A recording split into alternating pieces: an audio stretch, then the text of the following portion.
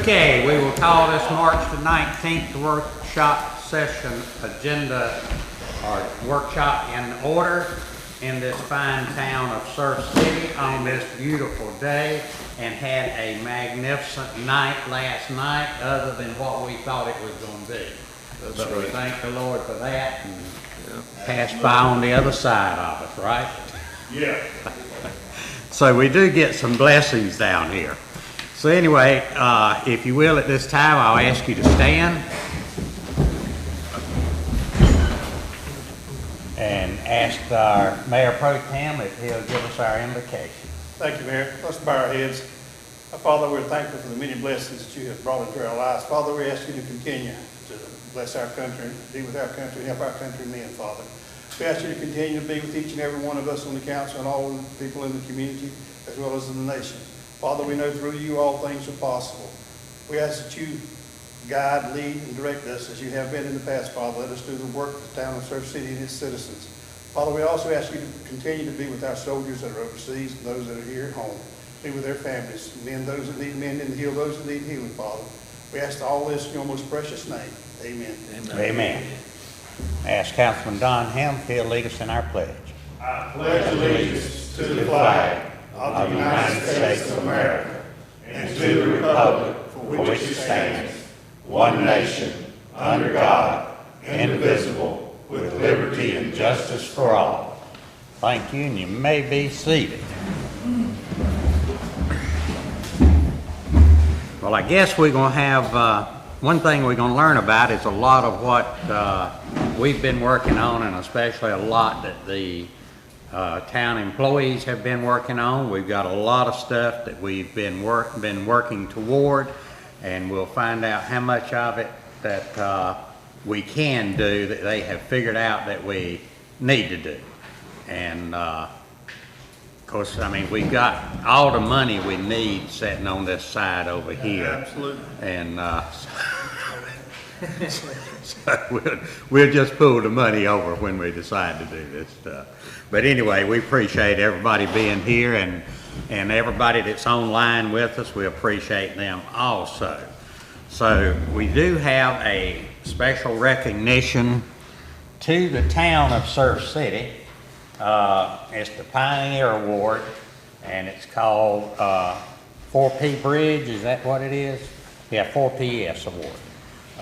And it's basically for our bridge and the advancement that the town has made. And it says for leadership and excellence in exploring new possibilities of public safety, mobile collaboration, and sharing those discoveries with the entire public safety committee. And this 220 Bridge 4 Public Safety Pioneer Award is hereby presented to the town of Surf City for achieving the most transformational local incident response. I think this was for the bridge, right? It is. And No, sir, Mr. Mayor. This was innovation in which our emergency management coordinator had utilized for our internal response to the COVID-19 pandemic. oh, so we need to have James up here. Yes. You need to have James up there. Yeah. Come on, James. So we utilized this platform for COVID-19 and have since been using it for other emergency management communications, and Mr. Horn will certainly be able to give you some more information about how we use this. You're going to fill us in on it, right? Sure. Okay. So the Bridge 4PS is a mobile application that you can use on your phone or on the computer. And what it does is it connects everyone together, so we all have an equal platform to share information on, text, pictures, videos, anything you can imagine. It's kind of like Teams on steroids. The program itself is federally funded. It costs us no money. It costs the taxpayers no money. So when they reached out to let us know how proud of us they were for utilizing in such a really pioneering way, they decided to give us the Pioneer Award. So it's a great asset to have and to keep using. That's good. That'll look good hanging in your office, right? Sure. in Town Hall. Yes, thank you. Okay, so when you go to observe the Town Hall, look for it in, I believe, James's office. Don't you think that's where it needs to be? I think so. It'll be on the wall. Okay. Thank you, All right, sir. Thank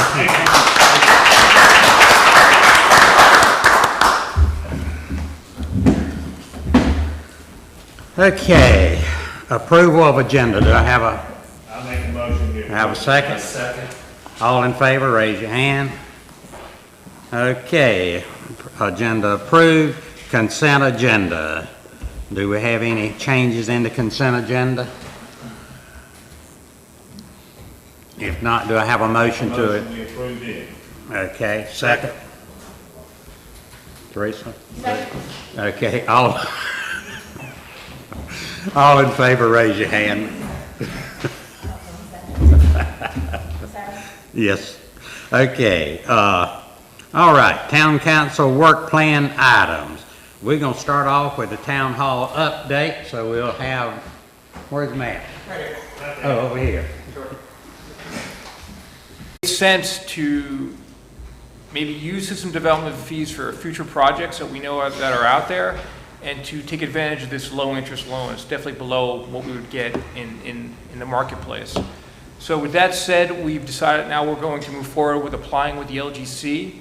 So within this agenda item, you have two resolutions, one being a preliminary resolution, and the other one being a reimbursement resolution. The preliminary resolution gives myself, the manager, and bond counsel the authority to apply to the LGC to borrow the funds. The local government commission regulates and has to give us approval to borrow any funds as a town or any government agency in the state of North Carolina. So it gives the authority to do that. It gives the authority to pursue the loan with the state, and it gives us a variety of authority to be able to move forward to secure the loan and to bring it to fruition. So that's the first part of the agenda item, and it also appoints Robertson Bradshaw as our bond counsel. They're doing the work on our AMI financing too, so they're going to be working on this project too. And within this agenda item, the other thing is it's called a reimbursement resolution.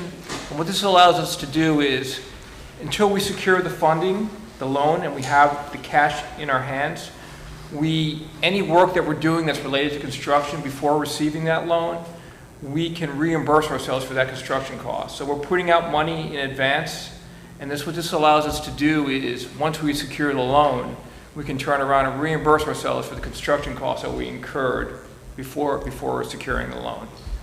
So with that said, I'll be more than happy to answer any questions you might have on this agenda item. Anybody got any questions? What are the, as far as like, the duties that are going on now that we could apply? Like the everyday, work or supplies that are needed that are gonna be applied to this? I'll let David speak to that.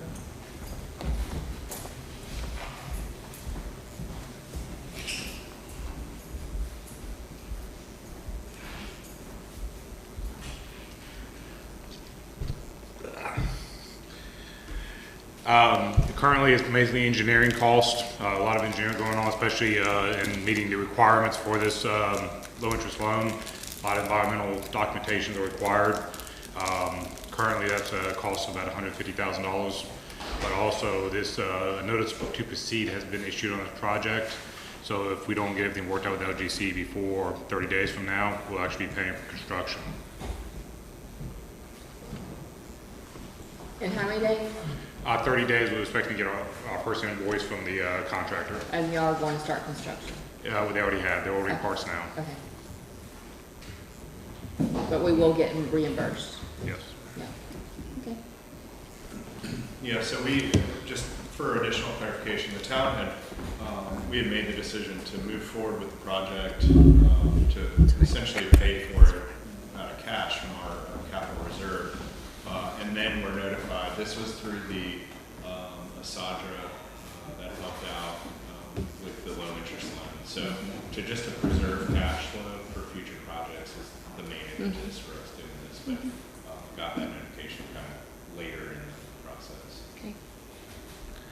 And just to clarify too, if you don't mind, the reimbursement resolution allows us, from the date this is approved, we can go back 2 months if we incurred any construction costs too, and then moving forward until we borrow the money. So just to clarify that, we can go back 2 months from the point of when we incurred the cost. Now, professional service costs, we can go back as far back as when we incurred them and reimburse ourselves. It's just a construction cost. There's a requirement that we only can go back 2 months from the date of the reimbursement resolution. Okay. Well, I think this follows along with our CPI, capital improvement plan we looked at before.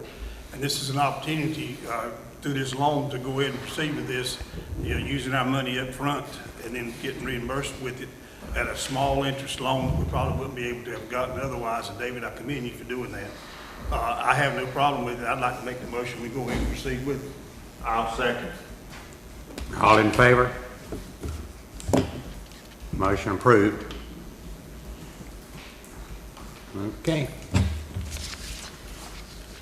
All right. Does that include number 8 too? It's Was separate. that both separate. resolutions? Okay. Okay. All right. Stephanie, you got the, Oh, no, we do need to do number 8 as a oh, separate. we do need to do Yes, number sir. separate. Yes, sir. They're 2 Okay. separate resolutions. And Okay, so that was number 7 that you made the motion for. All right, do I have a motion on number 8? I make a motion, we approve. Second. All in favor, raise your hand. Okay, 7 and 8 both approved. Okay, requisition for closure of right-of-way, Stephanie? Yes, sir. Yes, sir. We have Mr. Jeff Peterson with Peterson Properties. As you may previously remember, he brought forth and offered a purchase for the 2 most northern lots on North Shore Drive. Council did accept that offer, and we did put it out for public notice. We did not receive an upset bid, and we do still have a standing deposit on that offer. However, in the meantime, some other environmental factors came up that presented for what Mr. Peterson was proposing for those 2 lots. He does currently own the apartment complex, the 2 apartments on the other side, on the west side of North Shore. What he is requesting that with the sale of the most 2 northern lots, which I believe are 5 and 6, that we would close the right-of-way up between, this is kind of confusing, between those 2 lots and the apartments, which would allow him for the development that he is proposing in that area. Without the closure of the right-of-way due to the CAMA setback, the proposed development would not be a possibility. So for the offer, for the $40,000 that was accepted, he would then get the most 2 northern lots in Surf City for the purchase. The closure of the right-of-way would then give him half to the parcel to the west and the other half of the right-of-way to the 2 parcels to the east, therefore giving him the whole strip right there at the end from on North Shore. It does not, in fact, impact our parking or access in that area, and he has agreed that we would have a deed restriction or a deeded easement in that area. It's up to our attorney, which would be the best viable use for us for 4 parking spaces, just in case anything was to happen to the 4 that we have currently up in that area. So what we're asking for today is for a consensus. If council wishes to move forward with the closure of the right-of-way, as that does require a 2-month public hearing process through council. So it would allow staff to move forward with placing the right-of-way closure on the agenda for April the 6th. Does everybody understand where this piece of property is? It's at the end of Top Shore Drive, past 9th Street. The very end of the road there, just before Where you get North to the Topsail town and line. Surf City's line meets, where the very end of North Shore Drive backs up to the big house with the wooded boat and all that in North Topsail. So currently they're undevelopable lots. We actually have 6 lots in that area. That's where the old handicap ramp is that's no longer in use due to CAMA restrictions. We currently cannot rebuild that. And we're set, he has offered to buy. So if it's not upset, It was not upset. So It we was- went ahead and moved through the process to sell the 2 lots. And then that's when we found out that due to the first line of vegetation, when it was staked, that what he was proposing to develop there would not be possible without the right-of-way closure. Right. And then he owns the property on the other side of the street. So he would own the property on both sides of the street, so So. we don't really want to have to keep that street up anyway, because it's not going to anything. Yeah, and in the process of a right-of-way closure, whoever owns the lot on either side of the right-of-way would then take half ownership and half ownership, but in Mr. Peterson's case, he owns both sides, so he would obtain the whole right-of-way. I think, And we retain the parking spaces. We are going to leave that up to our attorney to either give us a deed of easement or a deed restriction. I'm not sure which would be best in our interest, but Mr. Peterson has relayed in his offer to purchase that he would move forward with deeding us those 4 parking spots if we needed that. At this time, we do not, but if a hurricane or something came through that moved the sand around in that area, as we know it's a very narrow beach through there, then we would still have that opportunity if need be. When we say close the right of way, aren't they already closed? I thought no parking allowed in the right of ways? Yeah, no, this would actually be the entire right-of-way that encompasses the actual road also. So Which is a dead end. there are 4 spaces up at the very north end that we are factoring in. And as Stephanie had mentioned, we would maintain that easement for public parking. And then also for any utilities that are out there, so that we have access to those utilities. But again, that'll be a legal instrument that we'll have to execute, or Mr. Peterson will have to prepare and our attorney review so that that gets recorded with the land. As long as the attorney does the work, I'm in agreement with that. yeah, I said, let Kyle and the attorney work on it with the easement and stuff, and let them work it out, and let's move on forward. Yeah, and I'll ask Mr. Peterson to initiate the efforts on that because it's ultimately his request for this, just in satisfactory of our legal counsel to review those instruments and then recording them. You need a motion, I make a motion with. I just need a consensus to place it on the Just a agenda consent, because yeah. state statutes, it's about a 2-month process for us to work through the notification and public hearings for a right-of-way closure. I'm good. Do I have any? It's just a consensus, right? This is just a consensus, yes, Okay. sir. So we have a consensus for you to approve, to move forward with that, okay? All right. Okay, Mr. Kyle, land lease, New River Drive.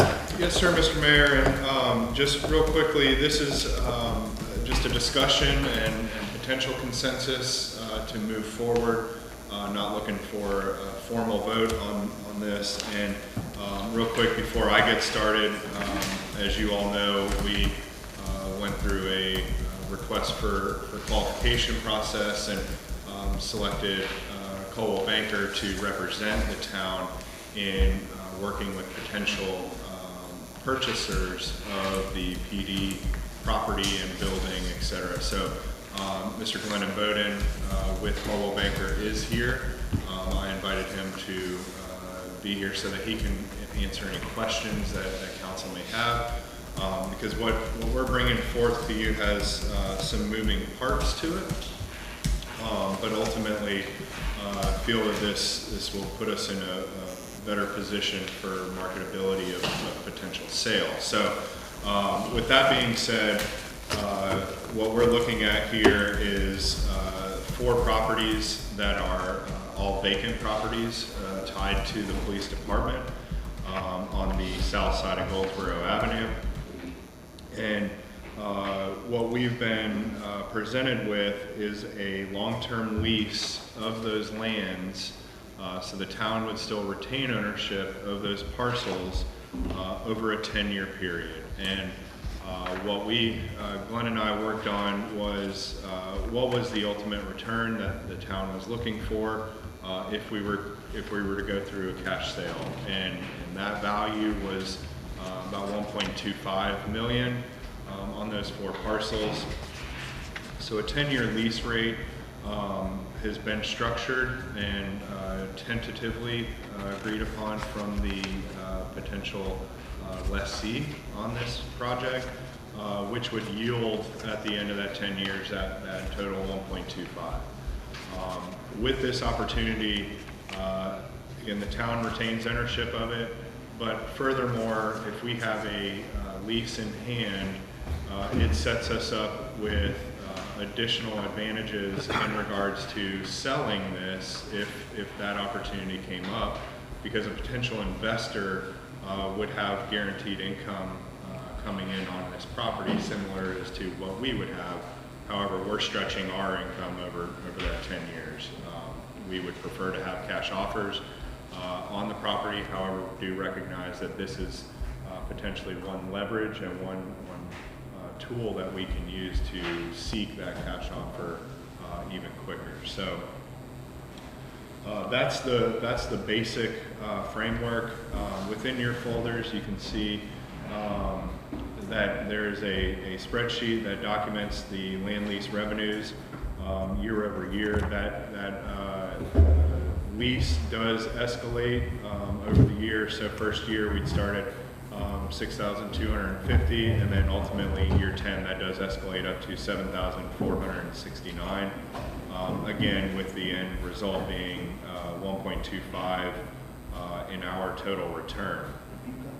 Also on top of this is that if the tenant makes any permanent improvements on the property, the town retains ownership of those improvements. So it is not something that would go away, further increasing the value of the property. I'm not going to get too much into the use in which they are proposing, as if this does move forward, it'll require additional council review and approval. So just through land use law, I don't want to get into the actual use too much with it, but did want to let you know it is a water-based use that would potentially be going in there. That's the basic framework of what we are proposing for council's consideration. This will require somewhat similar sort of public notices that we would have to advertise before council can make a final decision. So you wouldn't be able to really make that decision until May, but we want to know if council has consensus to be able to move forward in that process of advertising and having a resolution approved within that time period. Statutorily, it requires 30 days. Glenn, I'll invite you if you want to come up and discuss any details of it, or if council has any direct questions on the real estate side of it. But with this being a lease, it is a little bit different than just a direct sale. So I guess I'll just open it up for questions then, or if you have anything you want to add to it. Basically, we're creating a revenue stream which will allow the town to sell it a lot easier and sell it for more money than they would be able to sell it for otherwise. We're basically turning it into an investment property. 10-year initial term. There's opportunity for renewals. It's going to start off at a 6% cap rate. For land, that would be good. I mean, that's already, an investor could come in and have a 30-year revenue stream potentially. And they're starting off at 6% cap, whereas if you were buying a McDonald's land lease, you might be starting off at a 5% cap. So it's going to be very attractive to a buyer. It's going to help the town achieve their goals with the sale. And then it's also another residual benefit of it is it will then allow the price of the police department itself to come down to a more acceptable level that may better generate qualifying offers. That's really all I got to say. Okay, very good. All righty. Any other questions for him? Thank you.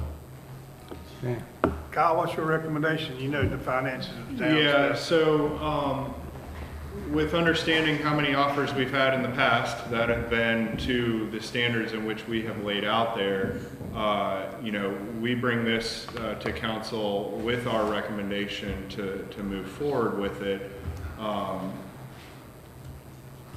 Again, like I had mentioned, we'd prefer that cash purchase as we had initially set out and our intent to sell this. But I think through Glenn's advisement, this puts us in a much better position to, you know, I don't know if the term flip is a good term, but it puts us in a much better marketing position for that investor at a higher price than what I think we were going to see just on raw land.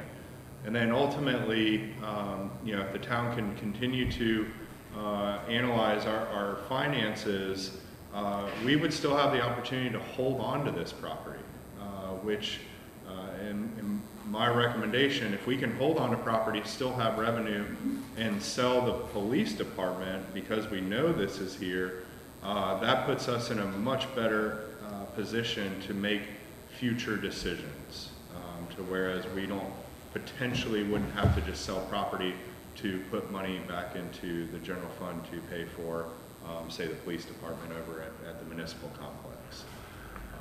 So we would have those options, the council would have those options, whereas if we got a straight offer for 1.25, it would go away, essentially. I understand the concept behind it and agree with it. One of the things that don't make anymore unless you live in Hawaii where they have volcanoes is land. And that would give us the still ownership of it. And it's going to increase in value as time goes along. It does produce a revenue sharing source. But we have somebody on the council that has a little bit of experience in this, and I'm concerned. I want to hear what her thoughts are on it. Teresa? I've talked about this with Kyle several times, and, you know, I would much rather see us keep the land, you know, lease it, keep it, be able to keep it, and just sell the police department separately. I think it would be a wise decision. Thank you. With that in mind, I'm for the leasing it with the rollover clause in it, and go from there, because that gives us ownership, and we retain ownership, and gives us some income coming in, which $600,000 will go a pretty good ways in some of our areas of our budget. Yeah, Well, I agree. this would come pretty close to paying the loan if we borrowed that much, the money on that, right? Which loan? If we borrowed money to pay for the police station, Yes, so it then would this be, would be pretty close to paying for the loan, right? we're taking a big chunk out of it, but the only thing about that is we've got, it's a 10-year return, so it's gonna come in slower. Ultimately, if, you know, I can get Glenn to sell that police department, the building, that would, if this puts us in a better position to sell that, and we get that cash injection, then I feel like I don't have to twist his arm as much in regards to getting our return back on the expenditure for the police department at the municipal complex. So it's not, it would certainly not cover the entire cost of what our police department cost, but it would put us in a better position than we're in now. I can confidently say that. Well, I'm for moving forward with it, but you working with Glenn and the attorney and seeing what can come up with. I'll second. If that's a motion, I'll second. I just need consensus Just a again. consent. Yeah, Glenn will need. Do we have a consent? Okay. Glenn will then go back to the potential lessee and talk to them and carry forward the sentiment of council through your consent action. So. And that'll have to go before our attorney too, for the legal. Yeah, our Brian will have to review that. As Glenn had mentioned, that's direct involvement of a lease agreement isn't a realtor action. And if I'm misspeaking, please let me know. But ultimately, it's going to be an agreement between the town and the potential tenant. And we would then have to make sure that that is in the legal sense of the town. So do we know now how much the lease would be? Yes, sir. Yeah, so it would start off year one, would be $6,250 per month. And then there's an escalating factor to where that goes up annually to where at year 10, that is gone up to $7,469.33. Annual revenue would start at $75,000 per year. And then by year 10, that escalates to almost $90,000 per year, excuse me, with an ultimate term limit. So if we had a tenant in there for 10 years, that is going to equate to the 1.25 million, in which if we sold it for cash. Okay, so how much would we have to borrow to pay for the police station? Well, we're not borrowing any money to pay for the police station. I mean, we're paying the bills. You know, that police station is done, essentially. So we're paying the bills on the police station.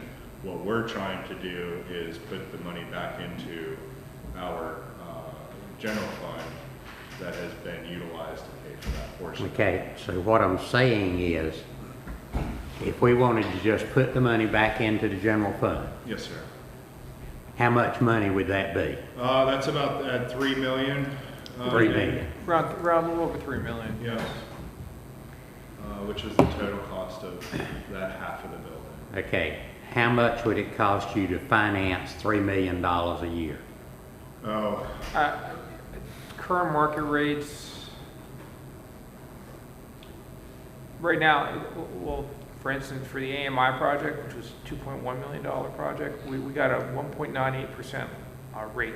Is how much? So 1.98%. So I would say make it would be 2% interest. We'd probably be paying on 2% on an annual basis on a $3 million loan, just to give you an idea. So that would give you, that's how much a year? I can plug it into an amortization schedule. About 60,000. Probably around, yeah, 60. Huh? 60,000. So what I'm saying is, you're getting 75,000 a year in. yes, sir. So 60,000 would pay the loan amount on the $3 million. And so to be sure, 15,000 would pay any other expenses for the land. Yeah. So it's not costing you really anything to hold on to the land. Oh yeah, absolutely. Yes. So that's, I mean, that's the way I look at something. Sure, If I can buy a house and the rent will make the payments and the insurance on the house, Yes. then that's a win-win for me. Absolutely. So this looks like this is a win-win for the Yeah. town to keep the property because the lease is paying for it. Yes, absolutely. And, you know, I think, you know, there is a little bit of debt left on the current police department. I'd have to pull that up on my debt. Yeah, but we're not even talking about the police No, department no, right no, now. no, We're just talking yeah. about the land next to it. That's right, yeah. So, yeah, and this is income we're not receiving today, absolutely. Yeah. Yeah, Of course, somebody might want to come by and lease the police department. we'll see. Hopefully they'll sell it. You've been getting any showing plans? No. But what I'll do is authorize Glenn to market at a lower price than what it's currently being marketed. Right. as. Okay. With this in place, I would feel confident doing that. All right. So we'll work through the process of this lease. And again, there's a resolution requirement for you to consider, but based on the term of the lease, it requires a 30-day wait period. So we do have to advertise all of that, and we would not be able to make the April meeting, so it would go back to May, and the potential tenant is aware of that. And they're currently doing their due diligence on what they're trying to do over there. All right.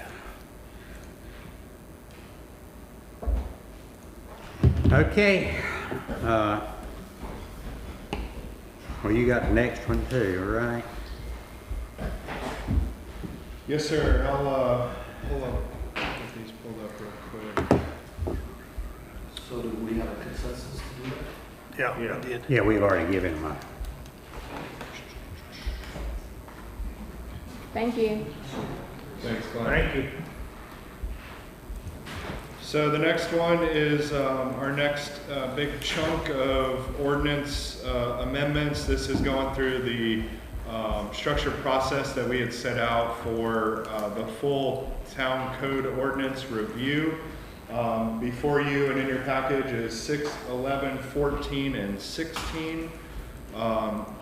Each one of those were in your packet with staff comments. As a reminder, this is the committee meets monthly to review these chapters, and representatives from our departments take a look at these and make those suggestions. So this is looking at antiquated ordinances, things that we can pull out, or things that may be conflicting with other sections that have been amended in the past years. So Chapter 6, Emergency Management. Emergency Management Director is the primary sort of key holder to this. Kind of scroll through here. Chapter 7, let's see, sorry, it's Article 2.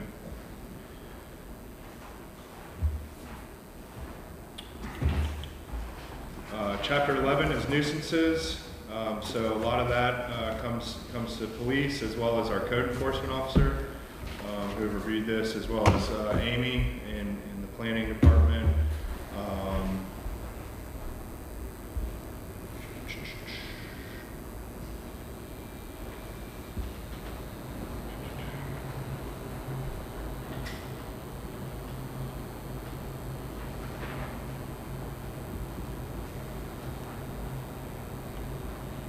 Busy one. Chapter 14 being police. So of course the chief and lieutenant were instrumental in reviewing that. In Chapter 16, streets and sidewalks, which we had done some amendments prior in regards to right-of-ways in the past. So Chad and his department, as well as Amy in planning, were instrumental in reviewing those.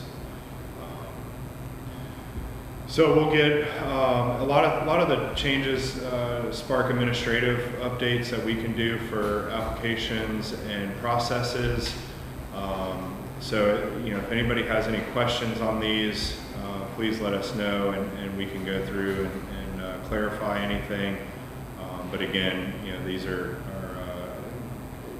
good work on staff to meet in this room with 10 or so people to really go line by line. And as you can see, we use track changes so that we can essentially ask each other questions in the middle of the process. So we'll be looking to move forward on these and can carry them over to April council meeting. okay. All right. Okay. So that brings us to Beach Nourishment Advisory Committee. And I think we had some suggestions on that.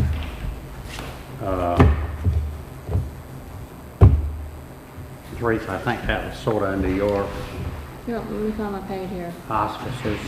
I'm not sure where it is on the computer. So we have, since we were approved for the Army Corps project, the actual standing beach nourishment committee that has been there for several years, they haven't really had to meet because of the Army Corps project. Before, we were all meeting on a regular basis, discussing the private project, or the sand push project. There was always something that we were meeting on. But since the Army Corps project came into play, that group has basically just has not met. Not saying that we want to, do away with by any means that group, but maybe put them as a subcommittee under another department, whether it be Parks and Rec, planning and zoning, wherever you think it may fit.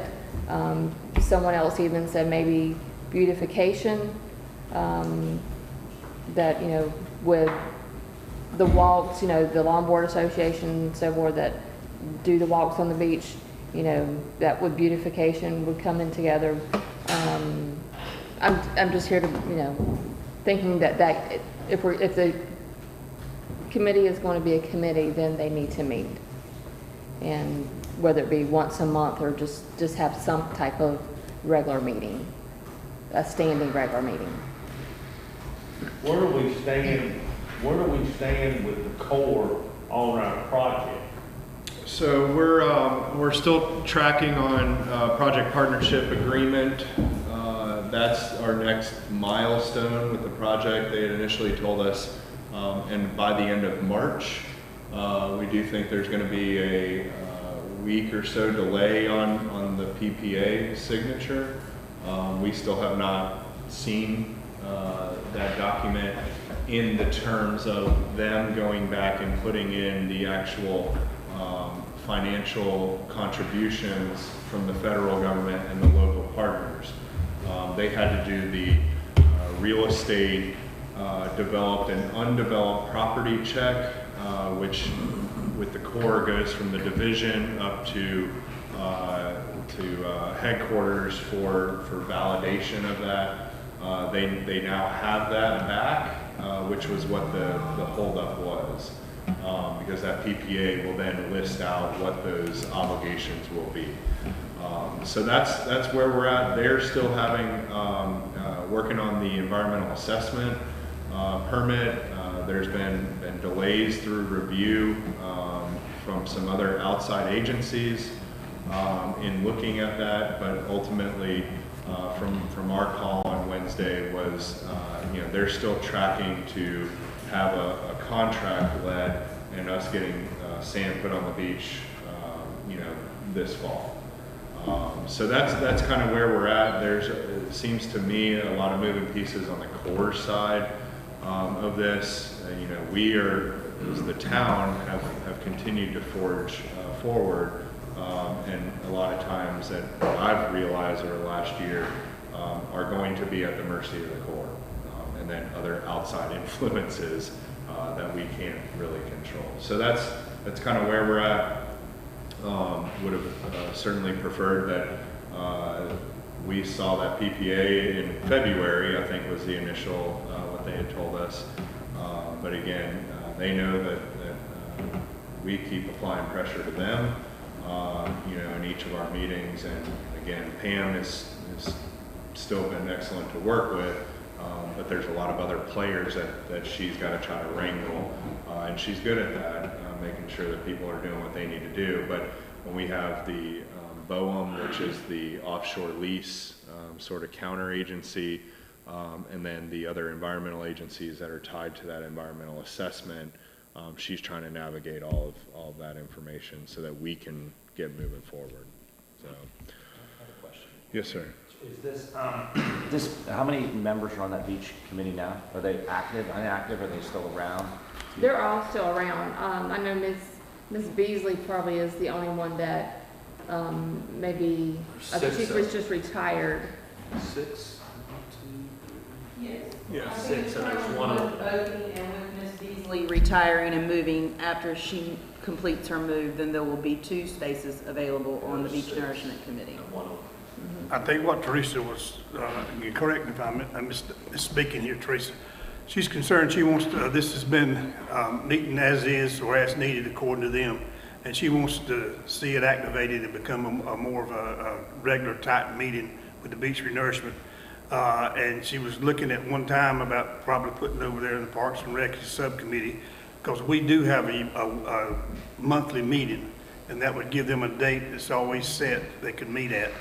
And right now they're a standalone committee that calls their own meetings, and she's wanting to see them activated in some way, or have some regular thing they can put out, and we can get some information on a monthly basis or a quarterly basis from our beach renourishment committee. Is that basically what you're saying? Yes. How many committees currently fall under Parks and Rec? There's several. That's what I mean. The beach accesses, that we don't have a committee, but Parks and Rec are responsible for the beach accesses. Most of the stuff that has to do with the beach. Tourism, that's something we'll discuss at a different date about tourism and all. But you can put in or take out whatever you want. It's just it's there, it's a tool, it's a means, it's a way for you to explore and do. It is available, but you can also keep it as a separate entity and just notify them that they need to start meeting and doing that. But she would like to see it where it has a set thing, some structure to it, basically. Just so it has some accountability. Yeah. Councilman Fowler, where would you like to see it fall into play? Do you have a suggestion for that? Well, I don't have a problem with it coming under Parks and Rec. They're still their own committee and they will do their own thing. It just sets a time for them to be able to meet and do. It can still stay a standalone committee, but it would, for transparency and for daily, well not daily, but monthly updates, it would be good to put it somewhere, I think, and Parks and Rec can absorb it. But it would be a subcommittee, which is listed now under Parks and Rec. Okay. I think that you should work on getting it activated and figure out with Teresa really, herself.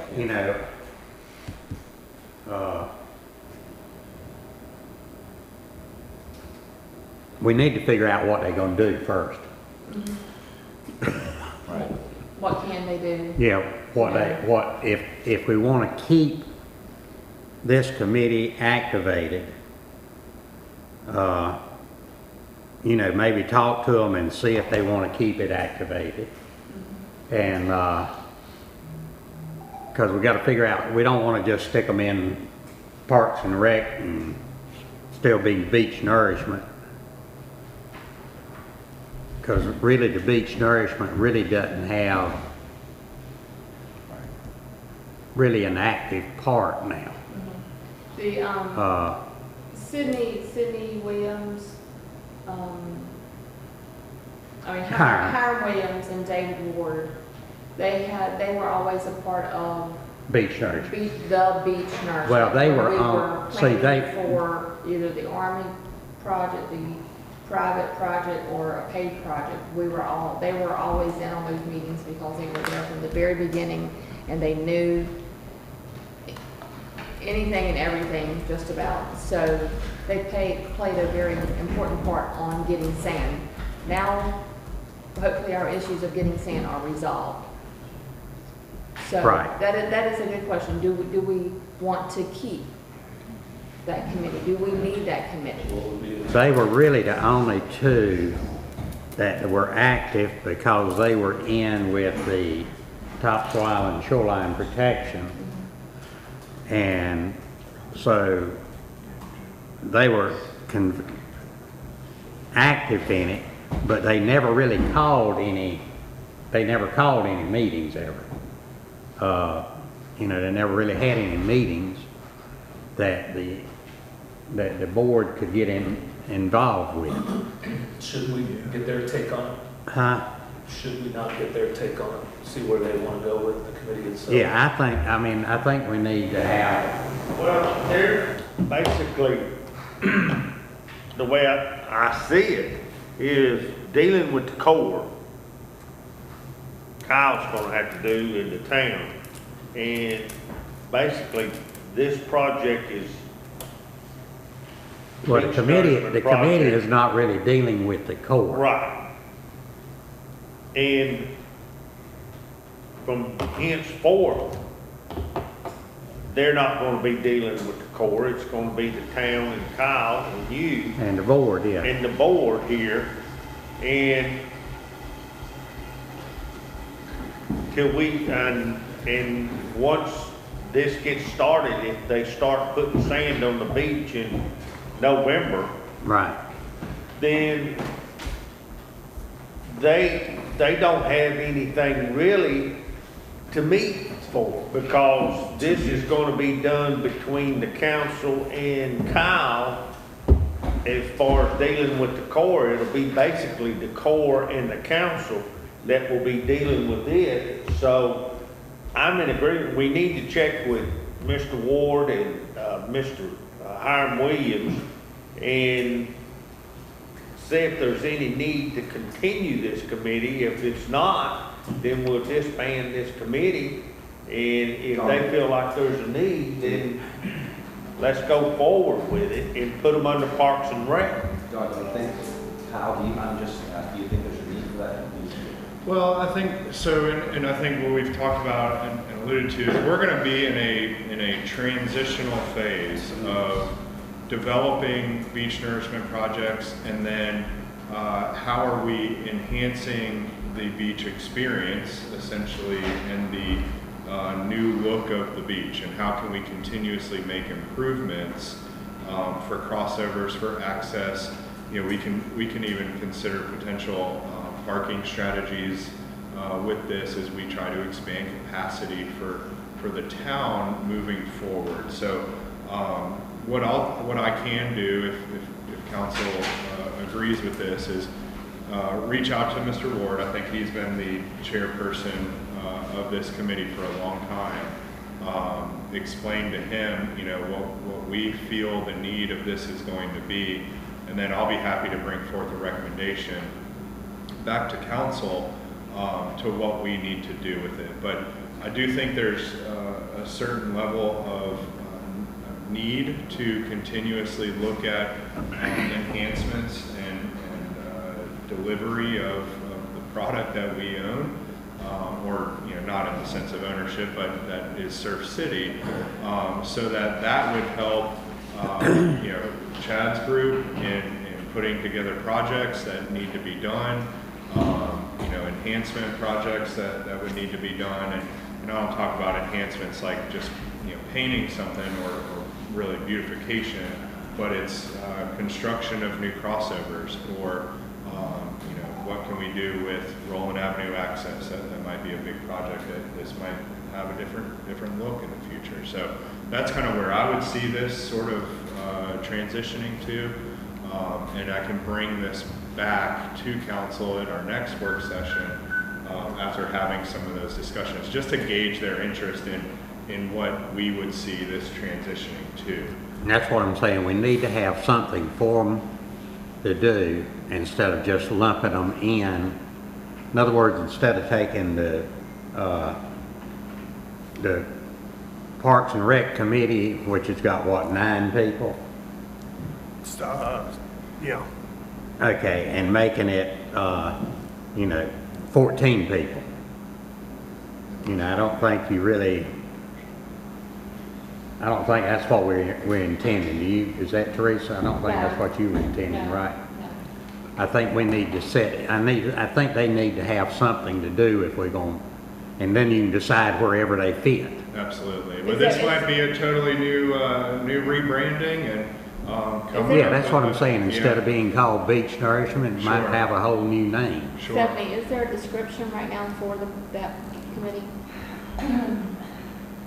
I would have to check back into that, but it has been around for so long that it's just a beach nourishment advisory committee. So their job was to oversee pretty much the placement of sand or sand projects that we've previously done in the past. That's correct. They were a very active committee. I don't know how long that committee's been established for, probably since, if I was to guess, the mid-90s after birth. Yeah, probably so, at least. Mr. Mayor, can I add something? So, to me, as I hear the conversation, to me it sounds like they're more of an interest group, and that's more of a committee, an interest group that speaks on behalf of beach nourishment, or condition of the beach, or whatnot. Yeah.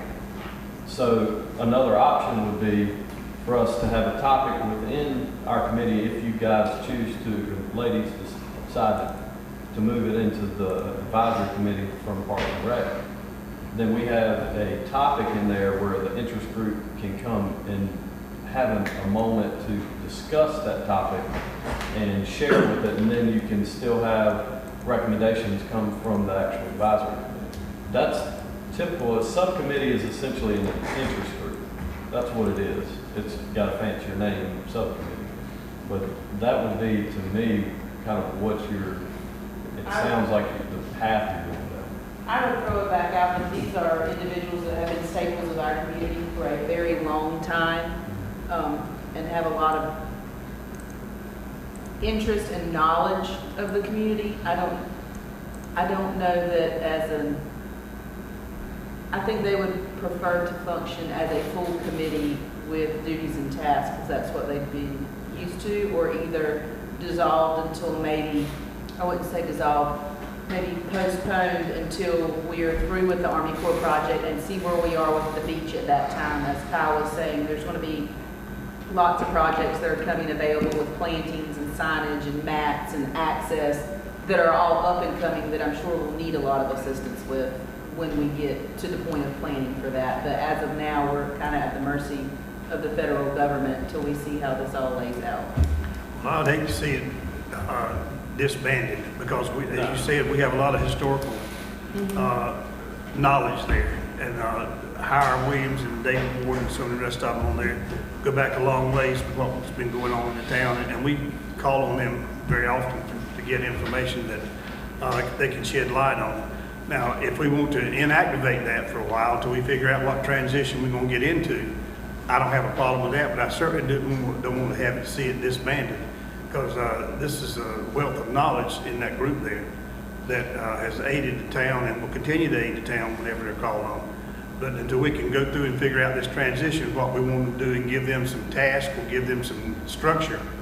I think at least we can do is inactivate it. But I do not want to disband it, because if you inactivate something, you can always go back and reactivate it and get it started once you figure out what that they're going to do, what structure you're going to have them to do. Well, let me clarify mine. I don't want to disband it, but I'm in agreement with you. Maybe we could inactivate it.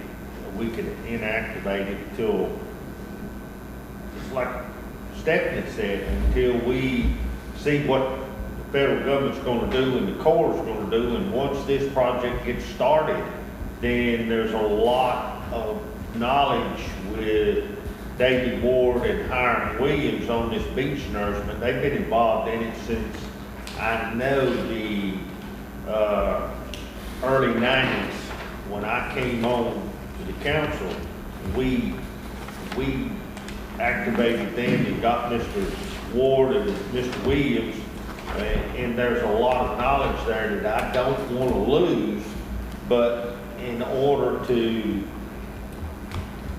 put this, I don't want this committee, there's not a whole lot they can do right now, because it's like you said, we're at the mercy of the federal government right now in the process of them, the Corps, getting through their stuff. And once this project is up and going, there's probably a lot of things that they could suggest that we do and help us out a whole lot on that. So I think it would behoove us to leave it as a committee. I'm in agreement with Buddy, just inactivate it right now until they start putting sand on the beach and the Corps decides what we're going to do and when we're going to do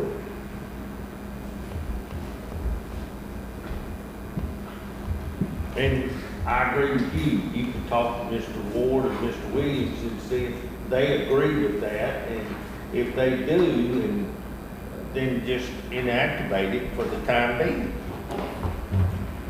Isn't it inactive now? They haven't met in over a year. Because of the federal project. I think once we get a start date, then we can start lining up and meeting again, because then we would know what our projection for when we would be needing these items would be. We're gathering ideas for input, but as of right now, we're just kind of... We got to figure out when we're going to get the project. Sure. Yeah, that's what I'm saying. We got to figure out when we're going to get the project, and this committee being activated is not able to do anything until we get the project. And once the project is established and we got a starting date, then we could reactivate this committee and go from there. I tell you what, we'll just talk with, get with, Mr. Williams and talk with him, see what he wants to do until, We'll put it back on your April work session after, and we'll formulate some additional information. Okay. And recommendation on because we're not just gonna where solve their it. scope We're not is. gonna solve it today without them being here. No. So, all right, so we'll move on right now to hurricane re-entry passes. Thank you, Mr. Mayor. And I'm going to go ahead and sort of roll that into the paid parking update. I have just Okay. one sort of general PowerPoint that I wanted to share with you. If I can find it here.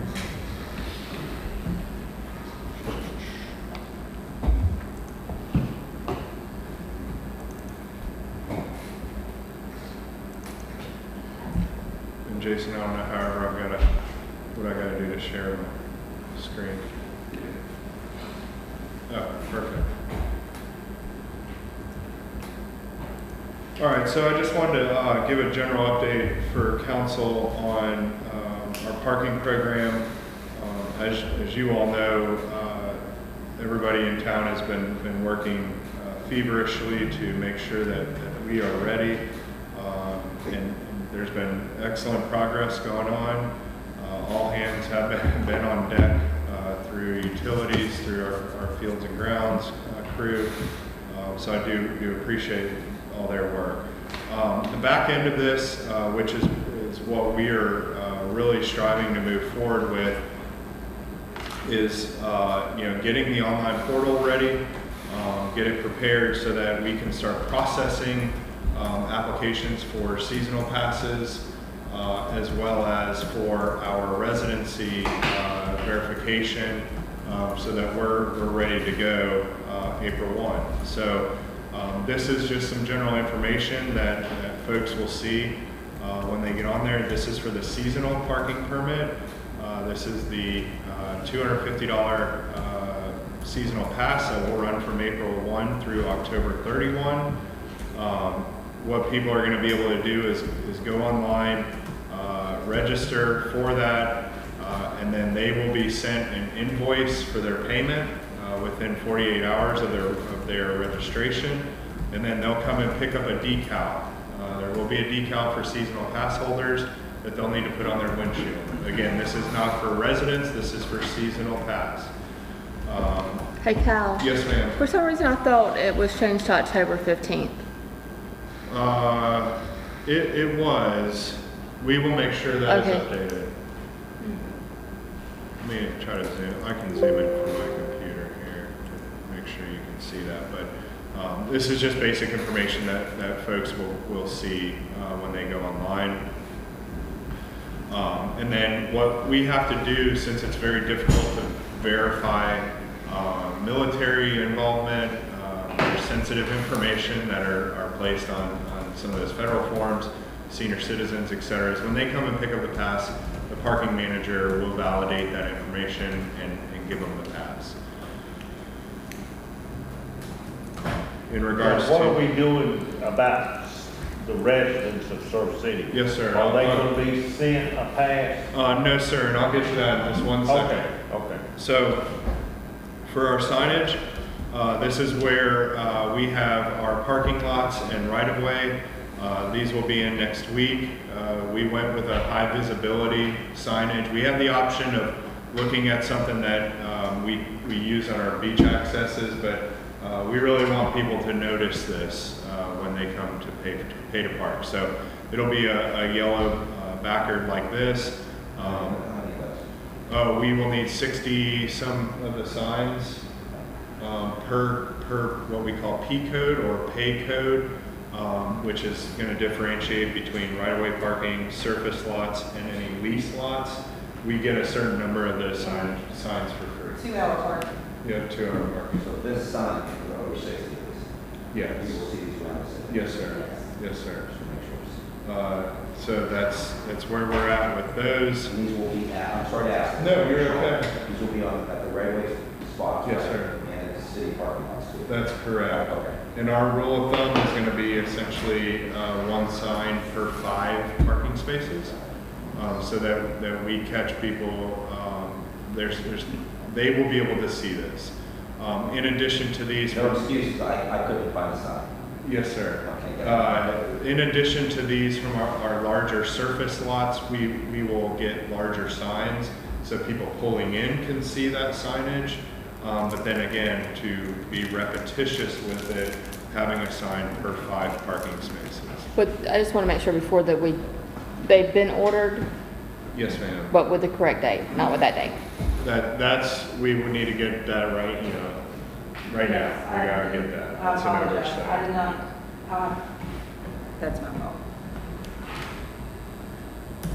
These are pretty quick to come in. As soon as we made this decisions on them, they were able to do that. So, I'm sorry. No, you're okay. So although we're starting at April 1st this time around, I thought it was March.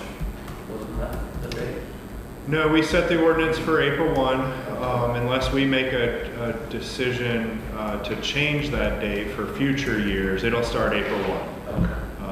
And then, of course, we will have a warning period so that we can help people learn the process, have interaction through our parking ambassadors with our visitors and residents as they visit the beach.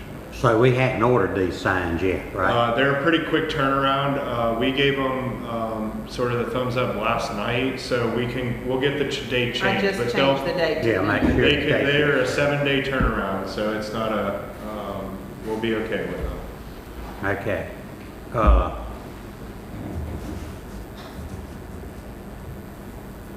right.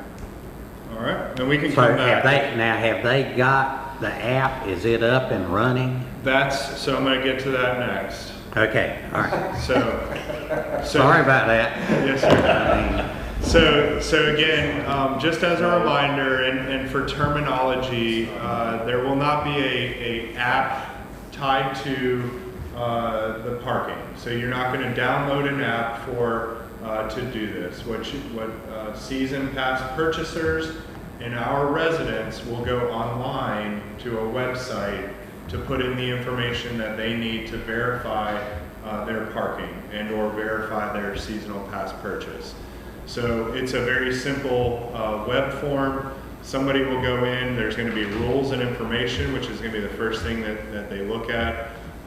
What the cost is going to be, who the purchaser's name is, what their address is, what their contact phone number will be, and then their email address. What they will do is click to see however many seasonal passes that they want to purchase. We don't have a maximum on that, so if somebody wants to buy 10 seasonal passes and pay $2,500 for that, they have that ability. Again, what they'll do is go through here, submit all their information, get a verification email, and then they can go to the parking office and pick up their decal for the seasonal pass. What the resident parking will look like is very similar. Oh, sorry, Kyle. Yes, sir. So once they fill this out, they're gonna pick up at City Hall. Pick it up at 214 North New River Drive. Okay, Yes, so sir. They pick it up themselves. That's correct, yep. So the first time they come to the beach as a seasonal pass holder, they can just visit that area and we will get them their decal. We're gonna be doing a transition very soon from town admin staff being the point of contact of delivery of information, etc., to the Pivot Parking and their parking manager. Again, they will have a parking manager or somebody representing them here 7 days a week. So that it's not going to be where you have to track somebody down somewhere. They can go to a certain location and get what they need. And we'll be able to facilitate. what time will they be there? They'll be there 8 That, a.m. I mean, that needs to be posted. Yes, sir. Make sure the time that they're gonna be there will be posted. Office hours. And then also on top of that, we'll have a 1-800 phone number that anybody can call to ask those questions. For our resident parking, yes, sir. That's old folks. Okay.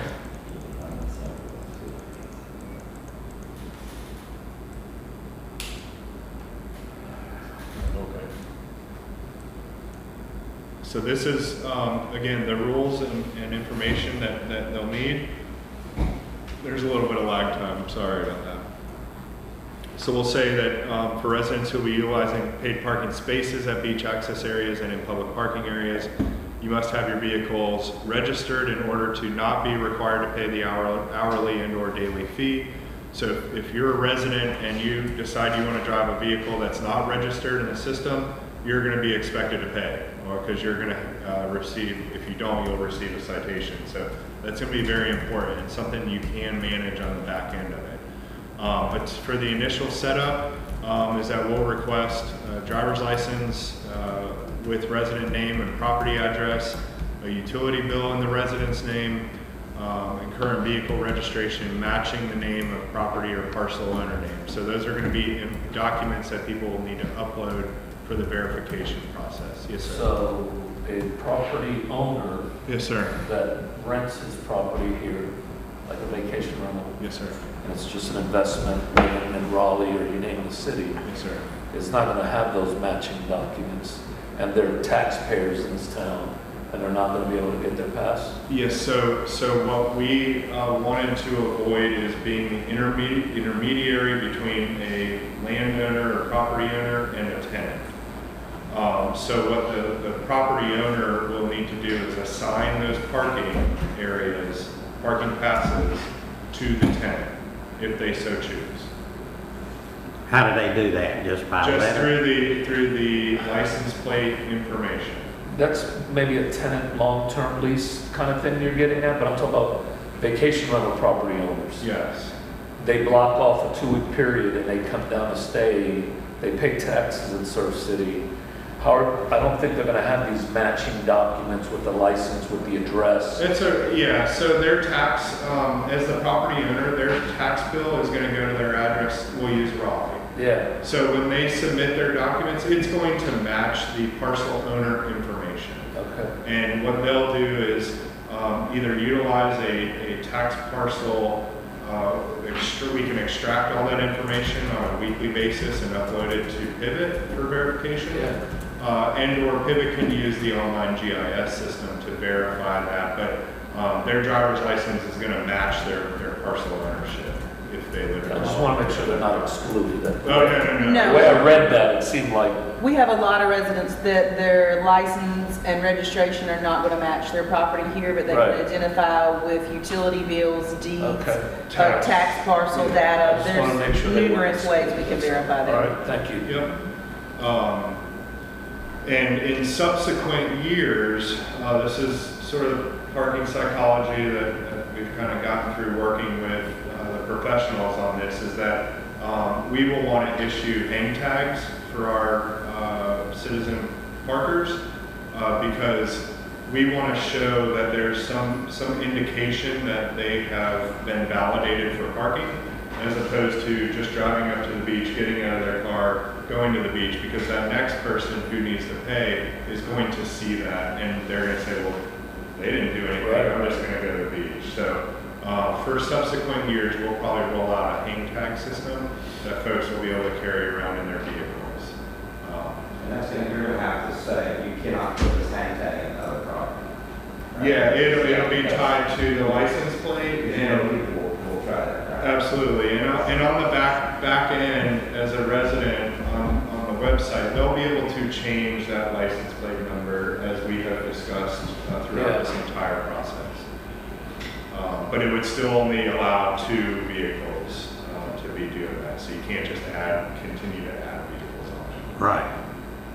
Okay. So the documents will be uploaded. And then if you're purchasing a 3rd or 4th, Resident pass, you'll need to do that through a invoiced email that they'll receive within 48 hours of their registration.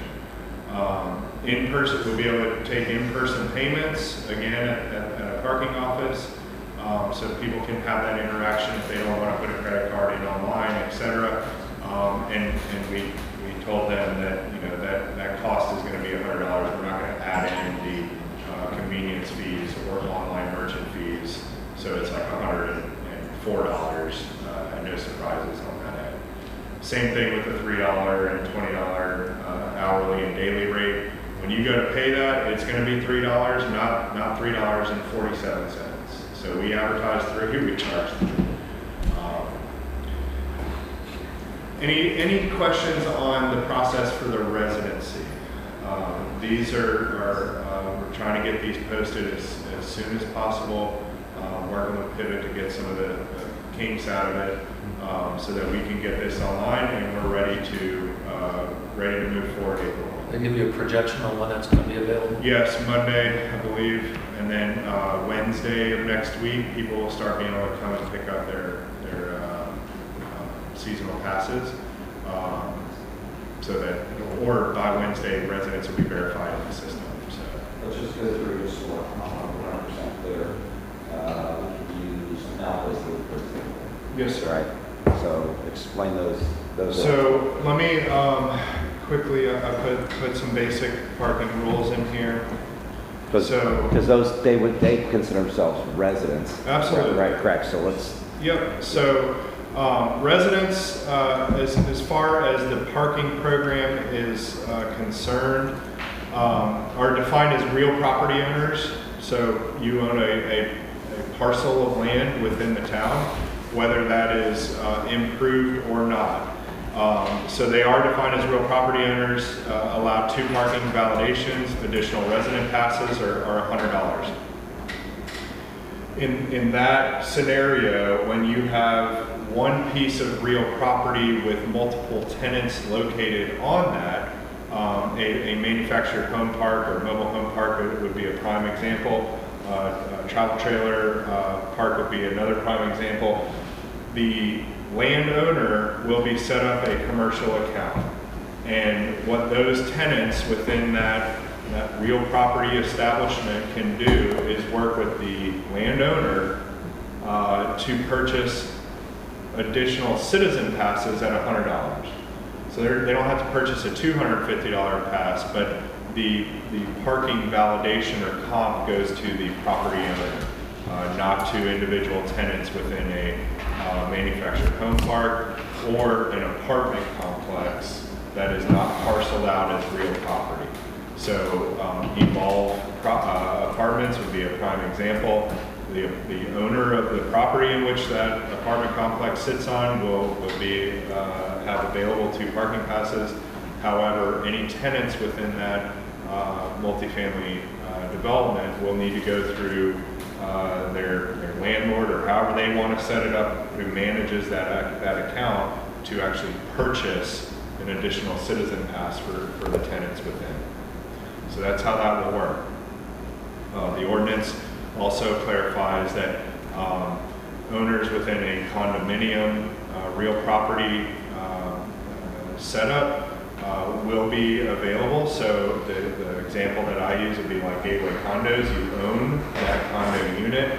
You have a parking validation because you are a real property owner. So the visual of a building might look similar, but there is ownership differences that go into play there. Furthermore, with that, a real property condominium setup, you have to have an improvement on that parcel. So again, you are actually habitation within that improvement, because we also have situations where you have parceled out dry stack boat storage. They will not qualify for a resident pass.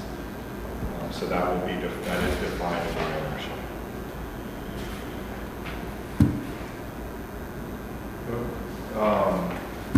I'll just continue on the basic rules on here.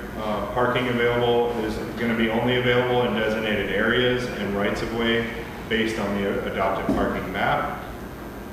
That parking map delineates all-day parking areas as well as 2-hour parking, as well as the free parking that has been built into that for people to utilize. As I just mentioned, the residents defined as real property owners. If you own multiple vacant properties, you're not going to qualify for 2 free passes for each parcel that you own. Where are the 2-hour parking? 2-hour parking is specified along Roland Avenue, going going down towards the boat ramp, and then a small portion of North Topsail Drive here in the center of town, as well as the surface lot adjacent to the Beach Bunny to allow for more transient type of visitors to town. Thanks. Let's see, businesses within the central business district will be provided up to 4 validated passes, and then they can purchase additional that are going to be charged on that sliding scale that we have already adopted. And then getting back into the season pass discounts available for ETJ residents, military, and senior citizens. Verification and qualification is going to be handled by the parking staff. Getting back to the business owner validation, that again is going to be defined within the central business district, because those are the employees that are going to require or rely upon parking within this area for their employment. This does not extend to businesses outside of that area. For example, Lowe's in Surf City is not going to get employee parking passes because it's not necessary that they park here for employment. So just want to make sure that that is clarified. One question that's probably going to come up. Yes, sir. All right, somebody comes down here in August after Labor Day. They're going to say, why should I pay $250 when I've only got, 2 more months or 3 more months to? Then I encourage you to pay the daily pass or buy or an hour pass. They can do a daily pass if they don't want to buy the 200. If they're only going to be here for a week or so. I don't think we can make exceptions for all that. Yeah, well, I'm just saying that we got to make sure that you got that in there, that if there is no prorated, pass, right, then it needs to be stated in there. That's a good point. So that we don't have to argue with them once they get here, right? Absolutely. Yes, sir. So that's, we'll get back real quick to the resident parking. Again, there's going to be a validation process. We have to have that validation process. So we will work with folks the best that we can. And again, somebody, if they're not comfortable with doing this online, can go to a physical location. I think that's going to be very instrumental of us establishing a permanent presence in regards to the season for people to go ask questions, or if they have concerns, to have somewhere to go, and to divert that burden from town administration. Is when we moved into this program, as I had stated, this is a key factor in moving forward, is having a day-to-day management coming from. I think that's going to be our biggest advantage right there, is having an office. I have so 2 things. Number one is I was told by someone that Wrightsville Beach in the mornings, on Monday mornings, they've got a line 100 deep every morning, every Monday morning, paying parking tickets to Pivot. And second thing is, I want to make sure that as we go through this process, like Buddy says, I don't want to keep making exceptions for people. Is the appellate board, is my question, are people going to be able to appeal a parking ticket? And does that go to the appellate board, or is it separate? Is it separate from this ordinance? You know what I'm saying? Yes. And does Pivot just handle that? Yeah, so they handle appeals internally. So they do, okay. And will render those decisions. However, I will still have authority to override any sort of appeal that may have extraordinary circumstances that they can capture. So the town does not lose its authority to be able to do that. However, I'll tell you that is very few and far between if that's going to be reviewed. I'm not any inkling trying to sit and go through a stack of appeals that have been passed down through Pivot. I will expect them to manage that. Got a question. This scenario. For an example, there's no use in me buying a parking pass for my 2 sons that don't come down here enough during the year. Now, if they're here and, for an example, we want to go to Max's and park and they want to drive their car, then when they park in that lot at Max's, then they're not subject No, sir. Private property is not subject to any paid parking. So you would, just as you would today, you would visit the merchant, utilize the parking that they've provided for, their customers. Right. And it's going to be ultimately the business owner's management of their land as they normally would do. All right. My next one, on July the 3rd, when we have the fireworks, are we gonna regulate the parking out there on Roland Avenue and in the park? Yes, sir. So July 3rd and any other special event, we will meet as we normally do prior to and put in what the town will need for parking. And that way we can communicate with Pivot to remove certain areas of town off of their enforcement beat. They won't need to go through there because certain areas will already be pre-identified, and we'll need to block off spaces like we would in the past for vendors, for the bounce house people or whoever it might be that is going to be tailored for that special event. And any event that would be beginning after 5 p.m., the parking would be free anyways. For July 3rd, everyone that comes in is going to be free parking anyways. Okay. Yeah. So I you just say did- event, that's like a town sponsored, like a town event. Yeah. And also too, if we've got a 5K and they need, 6 spaces, part of the special event process will be able to address that immediately. Okay. All right, so getting into, hurricane reentry, I think a long-standing priority of council to see how we can sort of streamline this process. We will roll out a reentry decal program that will look like this. This will go into the front windshield of vehicles. There's twofold here. One, we'll have a direct visual of reentry pass. This is less susceptible to losing a decal that's affixed to your vehicle. These decals are designed to essentially disintegrate or go in 100 pieces if you peel it off a windshield, so it is not going to be easily transferable. We will offer these to our residents through a verification process, which is going to be similar to what James has operated, that making sure that you are a resident of the island in order to qualify for that reentry decal. We've already moved forward on getting these in, and we'll be able to roll these out at the verification process at the same time as the parking. So somebody can do it two stops in one to get a hurricane reentry.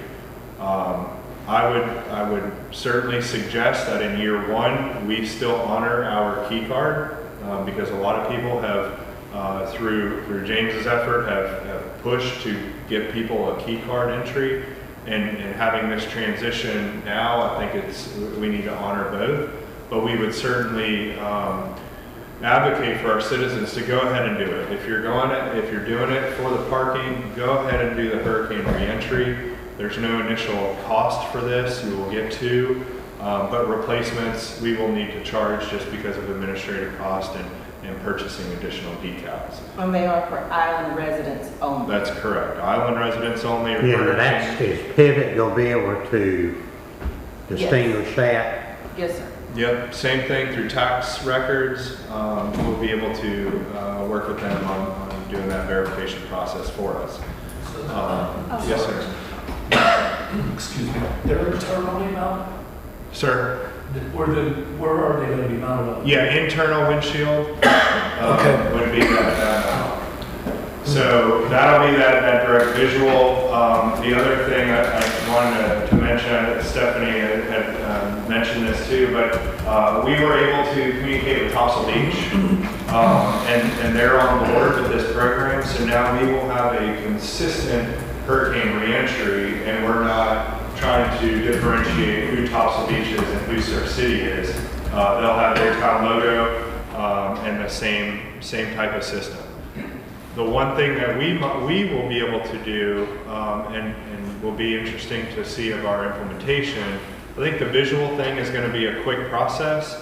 But if the same vehicle is registered for their parking and that license plate number, we'll be able to use our investment with the license plate recognition cameras mounted on that golf cart to quickly scan a whole line of people. If we needed to. That's our asset. We'll be able to utilize that however we need to. Right. Will business owners on the island also be able to get a decal? Yeah, so business owners, realtors, there's a certain amount of people that I'm going to work with Stephanie because she knows she's got that experience in going through this process to make sure we get on that validation list. And we'll communicate that back out. Those owning real property will be able to gain access, and then we'll work with James on vetting contractors and realtors that work under the broker in charge. Because those change throughout the year, so we want to make sure that we're not passing out mass quantities of passes to. Well, that's what I'm saying now. If we're giving contractors and all, if we're giving them those passes, no, they would have to be vetted through the event. So at the time of a hurricane or whatever the event may be, they would go get vetted through emergency management and gain access through a pass that would be specific to that storm event. Temporary in nature. Same with your realtors, your insurance adjusters, things of that nature. In the past, when we've given out mass passes to those that check others' properties in advance, we are coming off of a lot of our monetary funds for stickers that we are seeing the same, different people for the same company at the event. So it'll be important to us to make sure that we're getting those vetted for the storm and not giving them the seasonal passes. right. And also, because we usually just let the property owners on the island first, Correct. and then We've done it both ways, and that's something that we can work out internally as we move towards these new passes. But particularly those owning real property are the ones that would need to get first, as they're the ones holding the policy if there is a structure that would be standing that would need to be filed on at that time. and it's not somebody just coming in to see what they can get for free. Correct. So that'll be the reentry decal process. It's a 3-inch by 3-inch decal, so it's fairly substantial, and I think people are going to take pride in having that sticker. I think so. Is it required to be placed in a certain location, like? On the front windshield? Yeah, front windshield, we'll probably do bottom right, because you might have other things on the left side, but really without the registration stuff anymore in the state, the windshield should be pretty clear. Yeah, and the back windshield's where the parking decal will be posted, so there'll be one for front, one for back, if you were to be an island resident and have a seasonal pass. If for some reason. I like it. What's in the back? Yeah. All parking passes will go in the back windshield. If you buy a seasonal parking pass, they'll go in the back because you have to pull into park so they can read the plates. Oh, okay. Not back, you can't back in. This is what the uniforms of our parking ambassadors will look like. Again, high visibility, so that they're out and about. And again, I'll just kind of stress, the parking ambassador. You notice it's not parking enforcement, because their primary objective is to assist, not not enforce or lay the hammer on anybody. Some key things that we stress to pivot and something that they're familiar with is trying to identify somebody that's having a problem. If they're standing, sort of aimlessly, look frustrated as they're staring at that bright yellow sign. Or doing this. Yeah, that they go over, make contact, and approach that individual and help them in the process. The other side of it is if they recognize the same vehicle driving around and around and around, to be able to provide assistance in helping them find a parking space. The benefit of having our roaming enforcement and ambassadors is that they'll know where potential availability is, and they can direct somebody to a parking lot.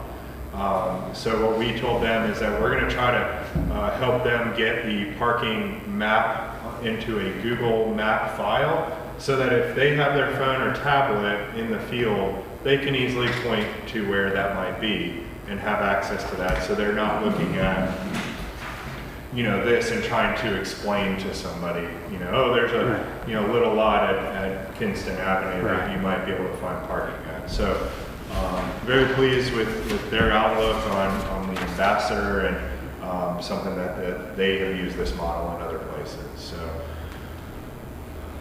the last thing I had was the basic rules that we kind of already had covered. I think council has done a fantastic job at asking the questions, making sure that we're looking at each little crack and crevice with this, because there's going to be some hiccups with it, but I think having somewhat of a grace period to ease into this transition will help everybody learn the program and learn the change. North Topsail Beach has been in this for a couple of weeks. I think they're going through some growing pains. I would anticipate seeing some similar things, but again, we'll have somebody dedicated on staff day to day that is going to be able to help people work through this process. So, any questions from anybody that has? Perfect. Thank you, Kyle. Oh yes, sir. Thank you. We've got a week and a half. Again, the town of Surf City staff has been working really hard to make sure we get these things in place. As you will see going through town, the areas that are completed, some pretty substantial completed areas, really does look good. I think it cleans up the right-of-ways a little bit with the rock and the bumpers. So we're happy with that. If for anything, cleaning up these right-of-ways and making them look really presentable for our visitors and residents moving forward. So continue to ask us questions, over the next few weeks, and again, we will continue to move forward. That's what I have, Mr. Mayor. Yeah, I think they have. I think they've done good on getting the parking put in. They've worked hard, all of them. So it has been. They've done a lot better than I thought they would. Hey, come on, you gonna doubt them? Yeah, they put. Yeah. What do you think, buddy? Yeah. I think they're coming along pretty good with it. Every time I get a new one, it's like my anxiety level goes up higher because we're getting closer and closer. Yeah, they have. I tell you what, the staff has worked hard. They have. They've done a good job. Sure have. I think I owe them a couple more lunches. I bought them pizza one day, so Right.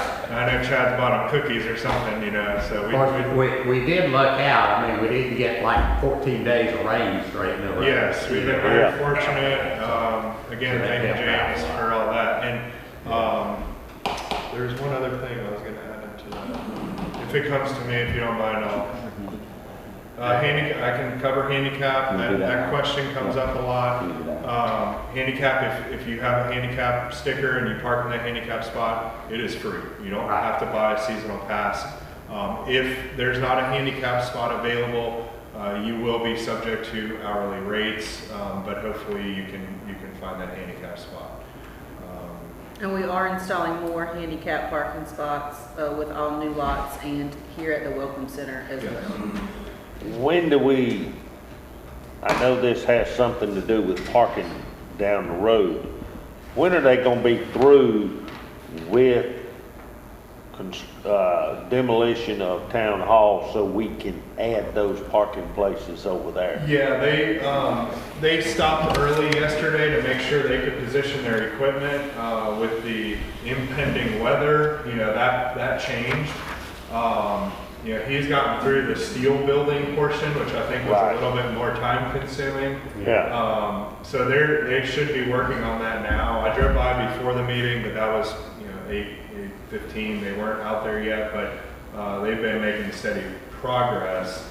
I would hope to see that completed early next week. But then they're gonna have to haul everything out and then bring rock in.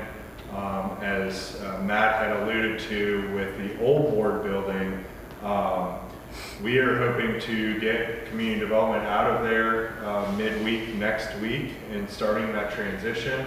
So Mr. Billett can come in and take care of that building and get rock down. So it's going to be very close. You know, my goal is still April 1. I'm not going to change that unless I have to. Once we get to March, 31st, I guess.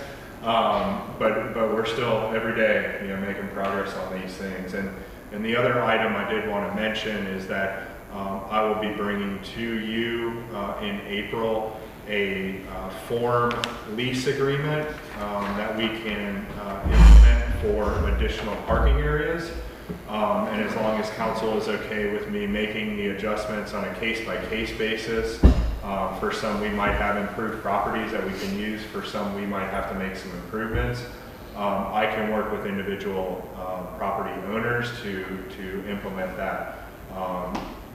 Legal counsel has already approved the form lease agreement.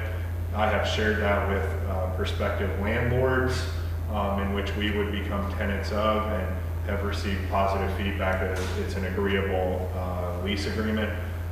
So that will implement additional parking areas that we will bring online for our parking management program. So I think we've got 2 that are ready to move forward, and 1 that I'm still working on. And as we get those lease agreements finalized up, I'll let everybody know. Okay, so are you just going to send it out to us and get a... No, I can bring it to you April 4th or April 6th is our council. I'll have it on the agenda as for council to approve the lease agreement and authorizing myself to administer that lease agreement on separate properties.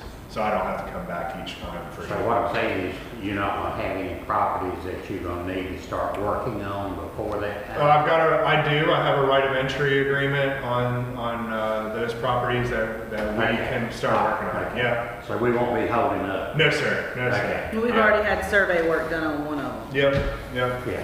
And I got a separate right of entry on Right. other Okay. properties. All right. Good. All right. So I guess she's been sitting over there mighty quiet. Your turn, gal. Can I request like a 2-minute break? Mr. Mayor? Doug, can we take a 2-minute? Can we take a 2-minute recess? Yeah, we'll take a recess. Okay. You can sit back down. I gotta go.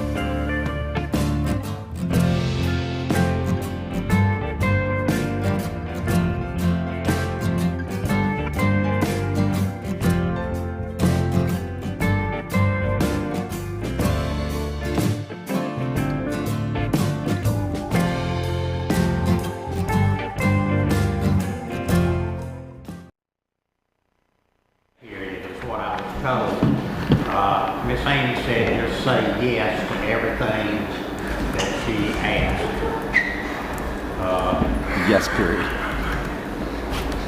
Don't question anything she wants. Okay, Miss Amy. All right, well, unfortunately, it's not budget time for me yet. I'm only asking for the pavement condition survey. I was kind of hoping to hold yes until the end. But last month at our work session, Chad alluded to the fact that we had gone through the pavement condition survey. We had 5 different people submit, and we had made a choice on who we thought was best. And we were working with that engineering firm to provide us a contract. So today in your packet is that contract from Volkert Engineering. We chose Volkert Engineering for a bunch of different reasons. Part of those being the staff experience. They have a lot of experience with North Carolina Department of Transportation and their roadway standards. They are currently working on the secondary route pavement condition survey for the whole state for North Carolina Department of Transportation, as well as having multiple city pavement condition surveys. And then one of the other big factors for us in choosing them was that the 2 people that will be working on this the most are actually out of the Wilmington office and are not somewhere else in the state. So they'll be here, they'll be able to get here quickly. And they also plan to present their findings at the end if council would like. We have an item in here for them to come in and present the findings of the report to help you better understand what is coming out of it. And as we've discussed over the past year in talking about this pavement condition survey, this survey will give us the grades and the recommendations for all the town-owned and maintained streets within the town of Surf City, and will help us to build our CIP program for the next 5 years and help us prioritize which roads we're going to pave first, what type of treatment they need, whether it's a full depth reclamation or just resurfacing, a sand seal mix, a regular mix, or whatnot. So all of this information will be in here. It also comes with a program going through here that we can continue to use at a small fee, that we could go in and change some things around and see some different outcomes and kind of play with some different things. So today I'm asking that this go on consent agenda for approval today. Your request? I'm asking that you approve this contract so that we can go ahead and execute it with Volkert and get this started. I make a motion, we approve it. Okay, do I have a second? I'll second. All in favor, raise your hand. Motion carried. Thank you, Yes, ladies and ma'am. gentlemen. Yes. Thank you. That's all you wanted, a yes, No, I want my yes this afternoon. Tell us how you really feel. No, I thought if that was all you wanted, we can, if all of them like that, we can move right through them. Man, not have to give them anything. Absolutely, I love it. This one was already budgeted for, All right, let's see. Next is ordinance, Stephanie, ordinance on parking, amendment on parking, is that yours? Yes, sir, mine are files. So the town went back in and reviewed the original parking proposal for paid parking that we had made. We added a few more sections to that ordinance. You'll see that we have added in the 2-hour parking, designated parking, right-of-way parking for temporary relief, the designation of the handicap privileges, landowner passes, and the condominium section under 5A. We also went back in this morning and added that the paid parking will run from April 1st of each calendar year through October the 15th of each calendar year. Does anyone have any questions or comments or that we would like to review? I'm good with it. Everyone is good with it, and then we'll just need to make a motion, and I'll need a second on that, so that way we can go ahead and get that forwarded over to our attorney and American Legal. I make that motion. Second. All in favor, raise your hand. You got it, lady. Anything else? No, sir. That's all you need, huh? Okay, Mr. Kyle. Yes, sir, Mr. Mayor and Council. At last work session, I presented manager's recommended priorities for the upcoming fiscal year. Some have budgetary indications of it. Some are developing programs, but essentially what I'm looking for is council's agreement with these priorities and or further discussion if these are not, because if council moves forward on these, this is essentially becomes my marching orders amongst other things that come up, but what I felt were bigger ticket items. The first thing is our continuation of our bike and ped improvements throughout town, central business district or the island, as well as moving to the mainland, incorporating or moving forward on our greenway plans, how that's going to be tied into the new park system, and then ultimately connecting over to the island. There's a lot of other key factors in that project. One being the Mountains to Sea Trail linkage, as well as the East Coast Greenway.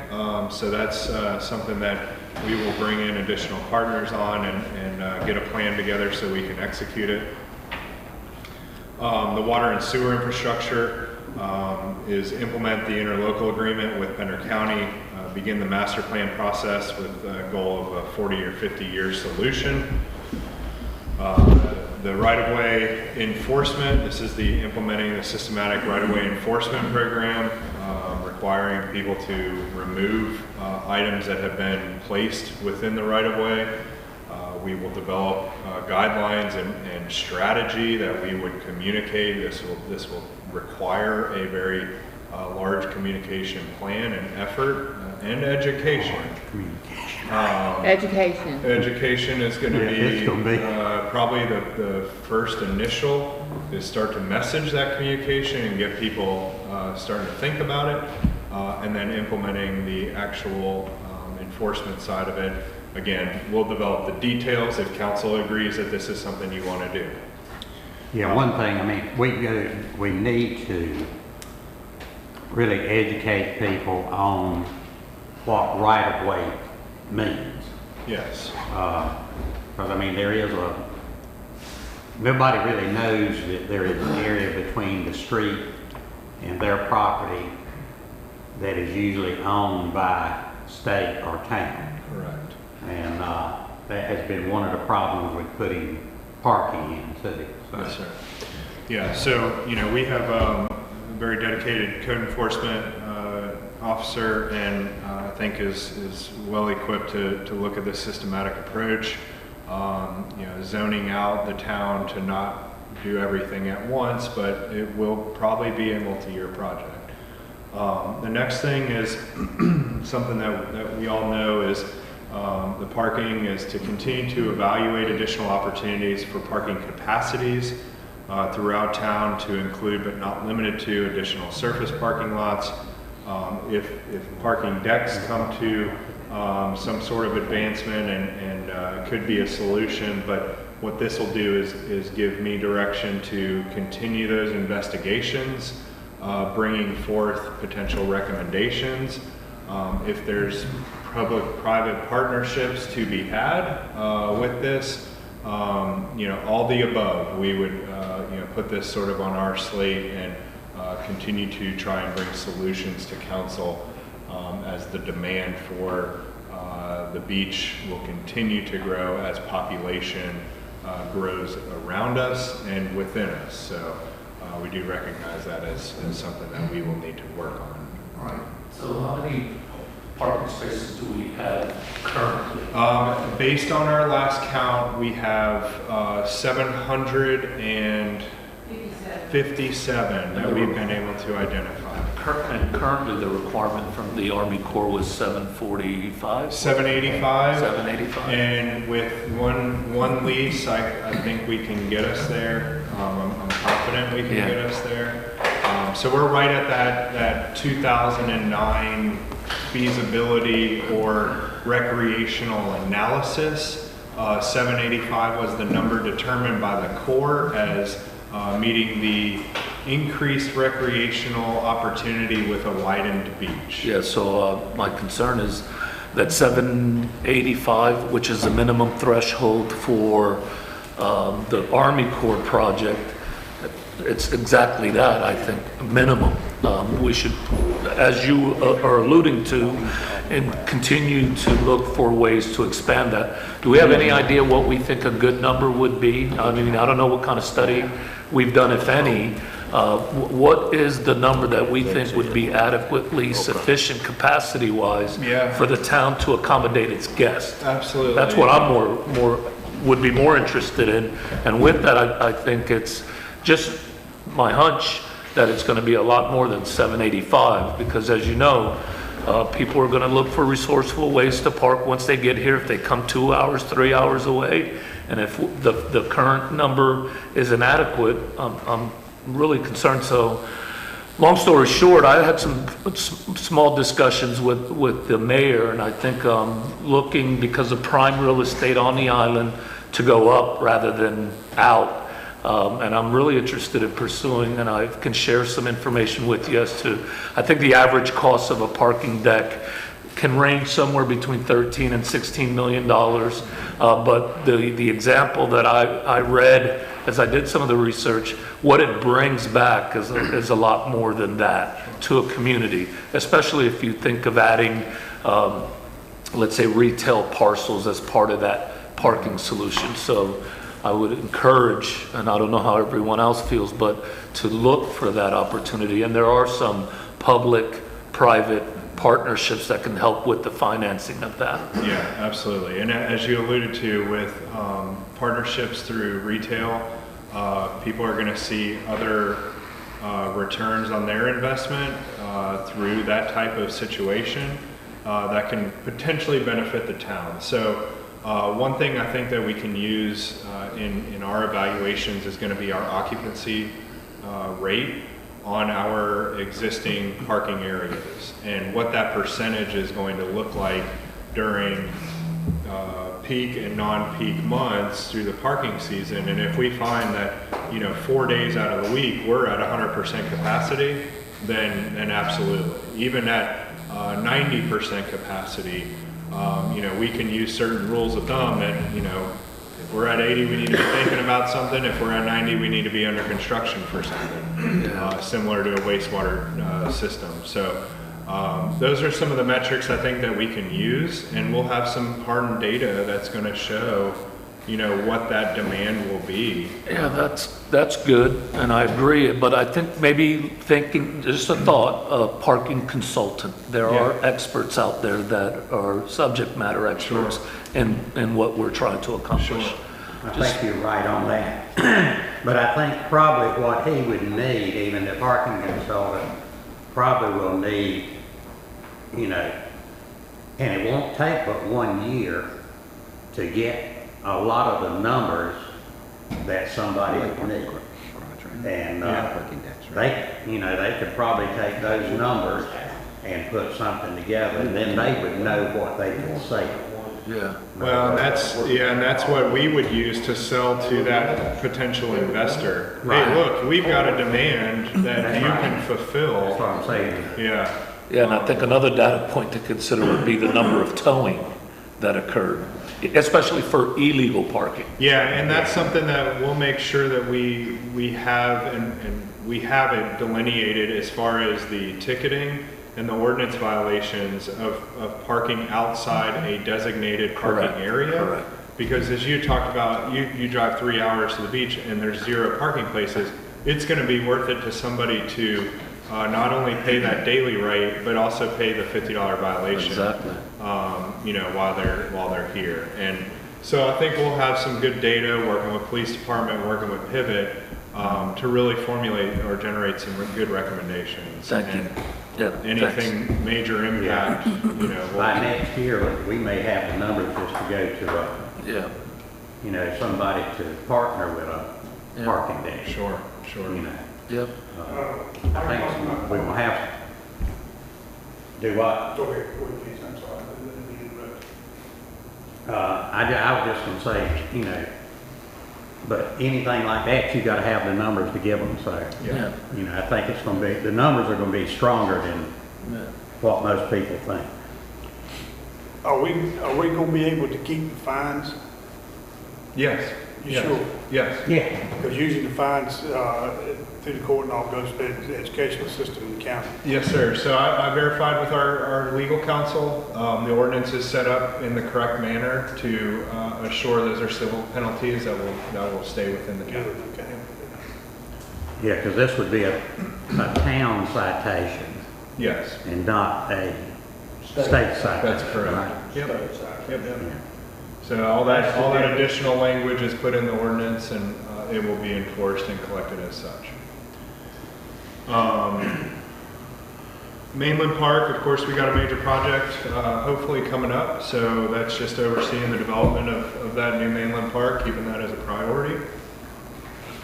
As you'll see in the budgetary requests, is the transition over to a quote-unquote in-house vegetative debris program. I think if this is agreeable by council, putting this out to the community as far as what their input would be, if they like twice a year, or if they would like to see that on more frequent intervals, and/or an on-demand type of system. We can kind of gauge some of that interest and implement that. But what we'll be able to do with the acquisition of a new dump truck and chipper is fulfill some of those needs from the town's service delivery standpoint, but also really get into utilizing the byproduct of vegetative debris for our parks, for other common areas, for mulch. I think that we'll have, we'll use that stuff up. It'll be good for the town. So that's sort of a priority to look at and try to move forward with. Yeah, and I think we'll be better off, and I think people will like it if we pick it up more often, and it wouldn't be such a tremendous job if you just do it twice a year. There's so much out there that it takes a long time to get through. Yeah, and another aspect that I've looked at is if we can provide the resources to our citizens to do additional landscaping maintenance, vegetation maintenance, that's a less of a burden when we do get that event. Right. Not saying we're promoting everybody to clear their lots by any means, but the routine maintenance that needs to occur, right. To provide additional resiliency in that manner, we would be able to promote that a little bit better. Because I found out people make trips, if they don't live here but own a property here, they make trips just to do their yard cleanup twice a year to get for the vegetative debris pickup. So we can potentially increase those intervals. On the personnel side, prepare a pay and classification study or update for all positions within town. We will utilize a third-party resource for this. And on top of that, we've gotten some estimates on what personnel needs would look like in regards to staffing quantity for certain departments or roles within town. Kyle, elaborate on that, please. Yes, sir. So, one thing, do we have, and I'll pick on price, do we have enough collections and distribution staff on board? We get the job done, but is it to the standard that we as a town should be at? Is that tied to lineal footage of water and sewer lines within town? Regardless of if somebody flushes their toilet 3 times a day or 30 times a day, we still have to maintain that line. So it probably is not going to be population based, it's probably going to be lineal foot based. We talked to fire department, about some of their staffing needs, and that's really area wide, not necessarily population in regards to apparatus and personnel needs for that. Police might be different. Police might be directly tied to population. So it's really trying to determine, do we have enough staff? Do we have more staff than we need in certain areas? That I highly doubt.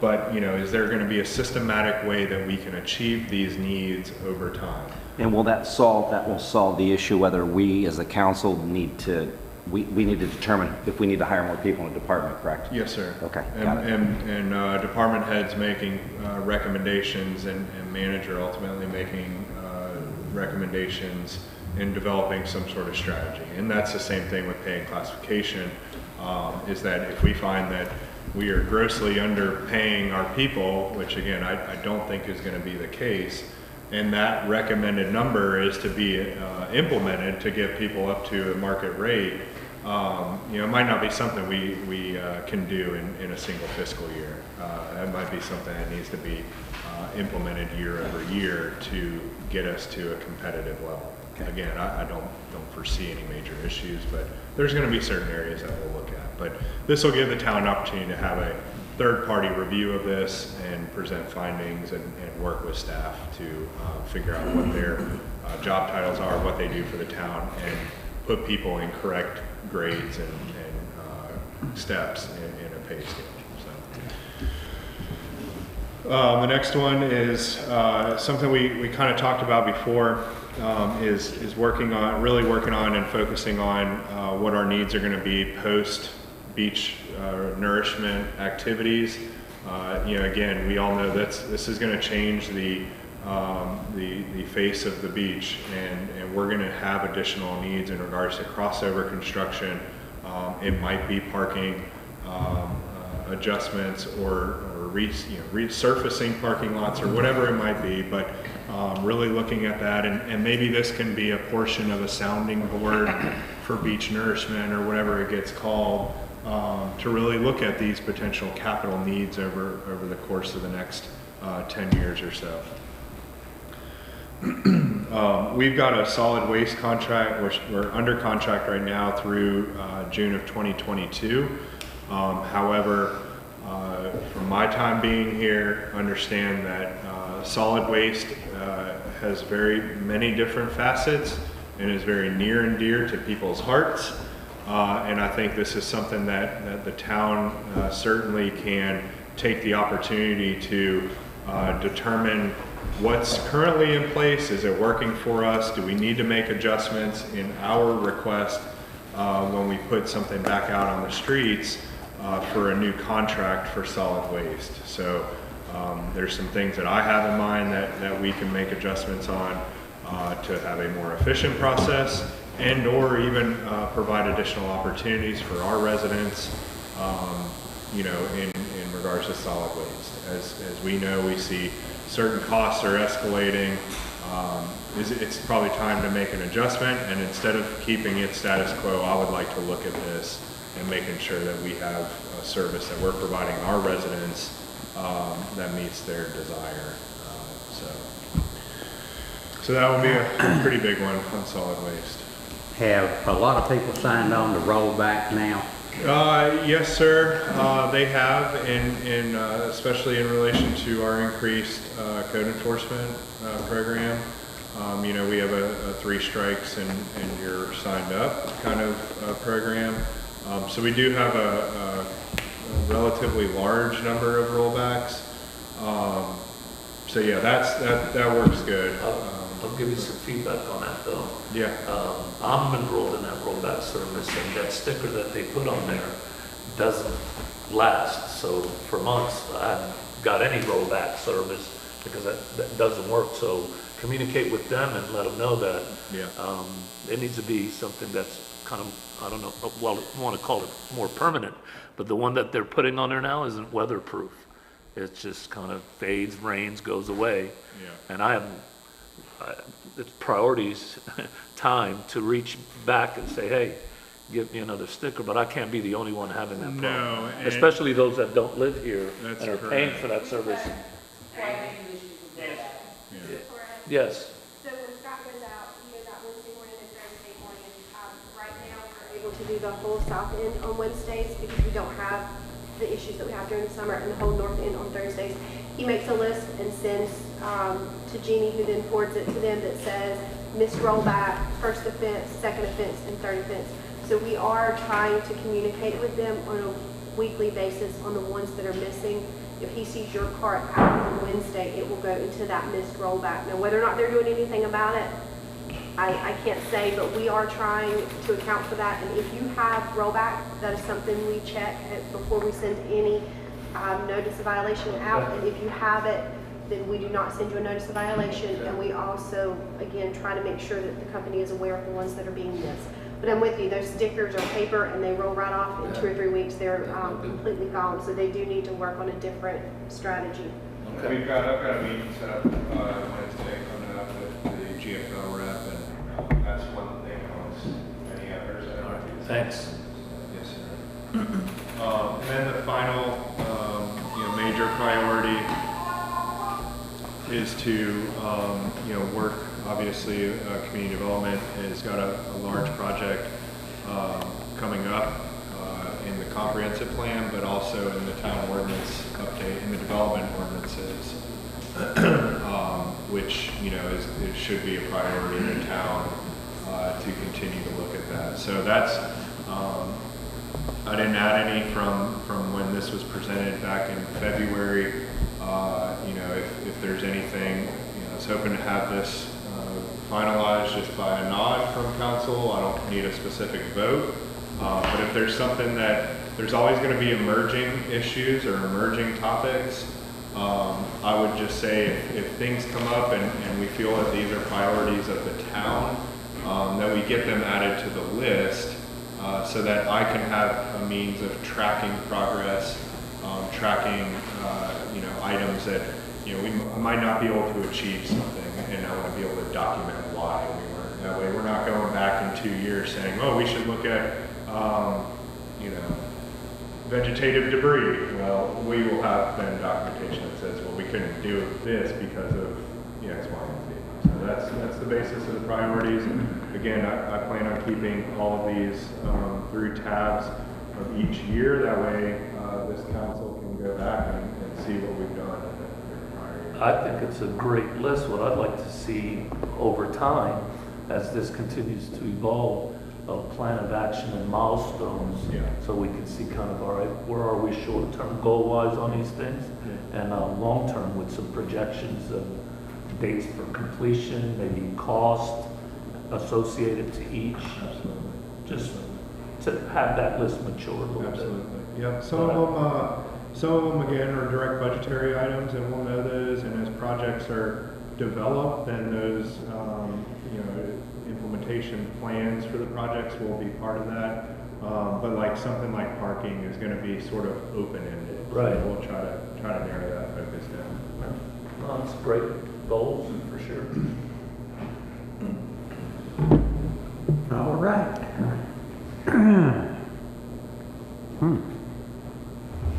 I guess have you got anything else? No, sir, Mr. Mayor. I'm always eager to work on things, but I think it's a pretty healthy list. And again, we've got major projects we're working on to complete the current fiscal year. So these, even though they're always in the back of our minds, and we're always probably doing something with this stuff, this is meant to be tied to a fiscal year, and we'll really start ramping up these and prioritizing these come July 1. Right, okay. All right, well, I guess we just will to get to the departmental budget presentations, and we'll call on Chief Shanahan first. I will ask that at 12 o'clock that we recess for about 10 minutes so that I can run next door and then come back. If that's okay with you guys. At 12 o'clock? Yes, sir. All right. Chief, you like to good morning? Stephanie, what do you have to drink? Thank you, sir. If it's not, I'm gonna go to my shop and grab some things. Thank you. That Thank you, is sir. the mayor's car. So, real quick, for councils, let me see if I can get access, Jason, to this. I don't know.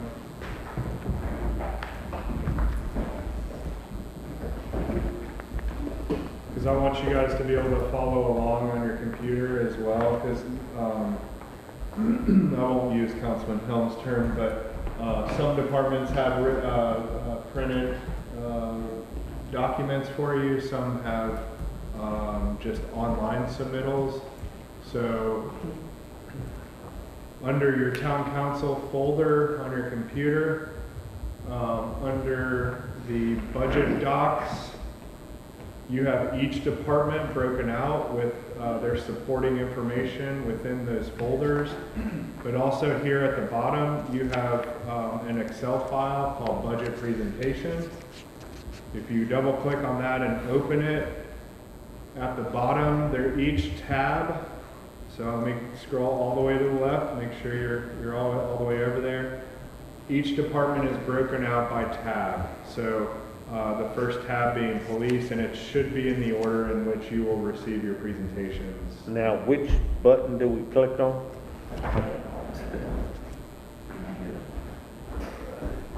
The budget doc, hit budget doc. There you go, down to police. There you go, you're in. And this gives you line item by line item of what each department deals with on a day-to-day basis in managing their budget and preparing a budget for next year. Get that 2021 section.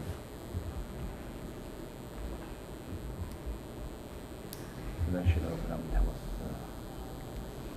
it's going to be that paperwork that he's going through there.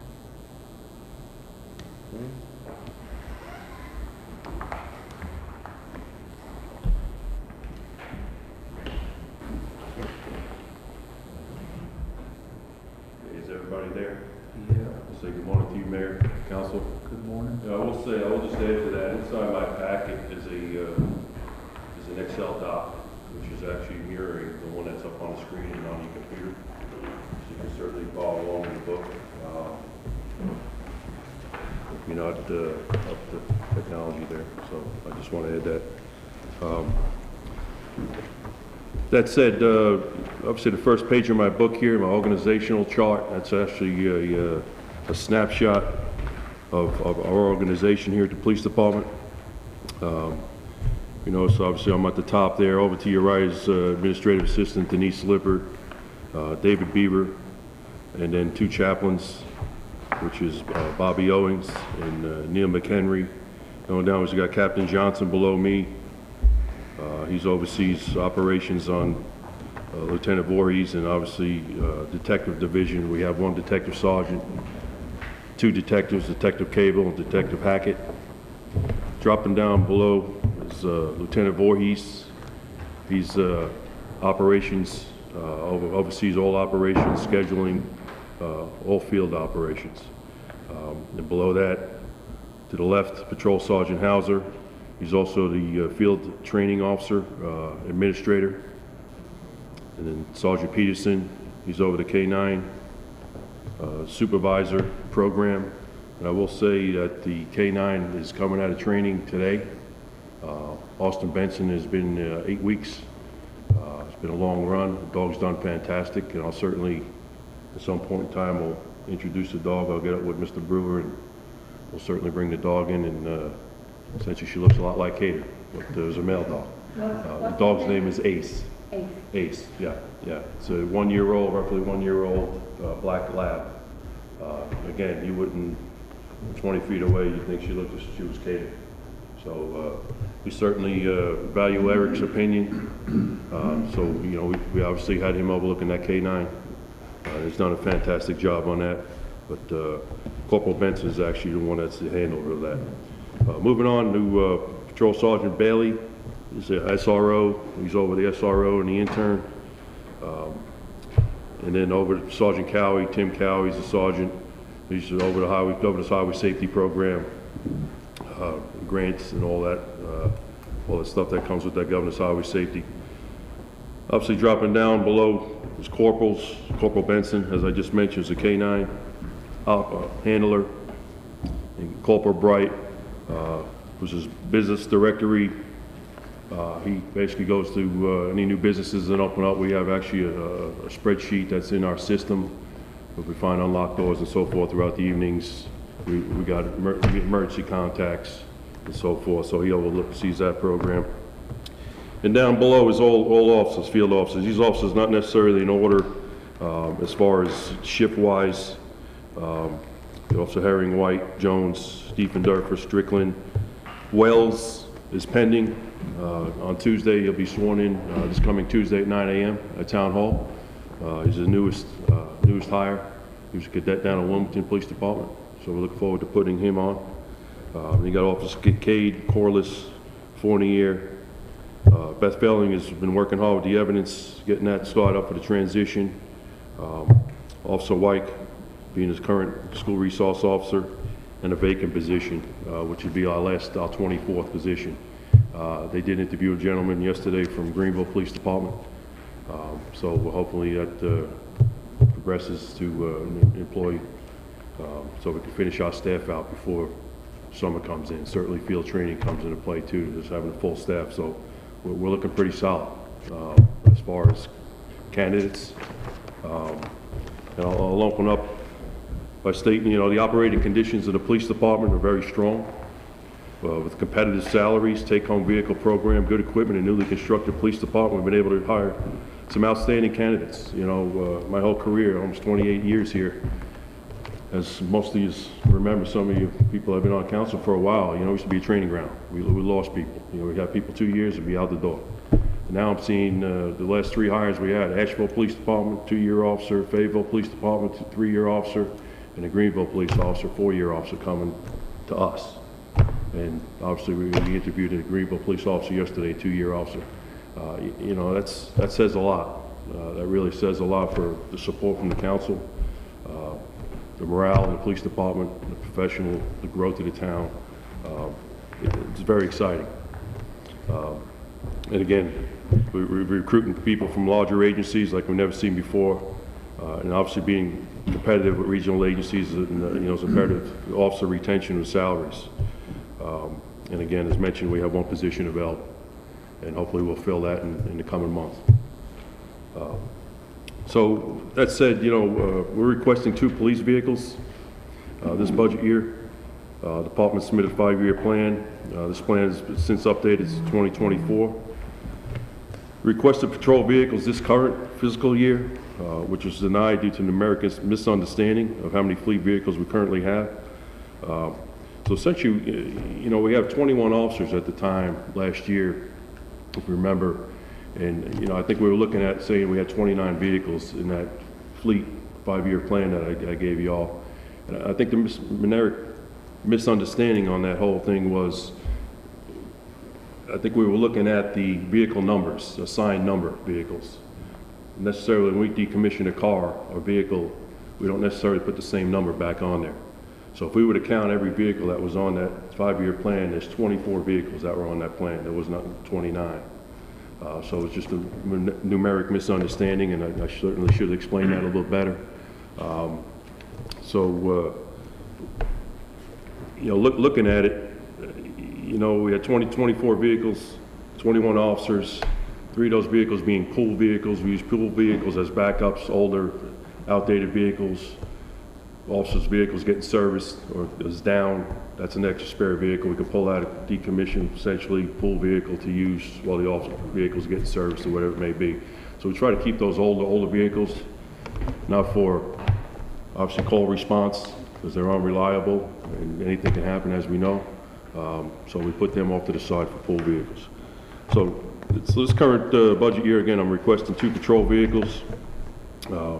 Moving down to firing range relocation. After much discussion, spoke to Mr. Brewer about this. I mentioned something to Price about it and his staff.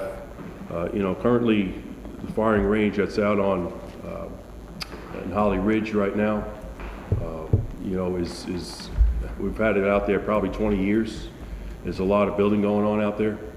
The residents are super cooperative with us. We good rapport with them. We go out there and let them know when we're going to go out and shoot and so forth. But it's getting close for comfort where, we go out there with the growth, the building, the homes building going out there. It's maybe time to take a look at and maybe do a move out to Juniper Swamp. I know Lieutenant Voorhees was out there this morning with Steve Smith, trying to identify an area. I know Mr. Fowler, I don't know if you had any, I know Mr. Brewer maybe spoke to Mr. Fowler about, I know there's a contract or whatever for the hunting clubs out there. Certainly we don't want to hinder them. But, you know, this is a rough estimate, $8,000 for a transitional move. You know, we'd certainly use the fencing and everything else that's out off of Bishop Road and Holly Ridge, where our current range is. We take that all down, we essentially just relocate that. We're probably gonna need some dirt and so forth to build a berm out there. So it's something, I think it's that time. And it's not gonna happen overnight, but it's certainly something that we're requesting. Hey, Chief. Yes, sir. Yes, sir. Question on Yeah. that. Where does the other towns train, firing range-wise? Yeah, so Holly Ridge has a range. Right. Over there by Summer House, across the street from Summer House, there's a range back there in their treatment plant. You know, all the other, like Topsail Beach, they usually piggyback us from time to time. They use Holly Ridges. Wilmington has offered for us to piggyback them in an indoor facility in Wilmington, but it's costly. You know, I believe it was $5,000 annually to utilize there, which, you know, it is nice to be able to shut the lights off during the day and be in and out of there within an hour or two instead of waiting for the sun to go down, because we've got a daytime qual and nighttime qualifications. You know, so certainly, you know, that was thought about about 2-3 years ago. It was proposed. Co-use.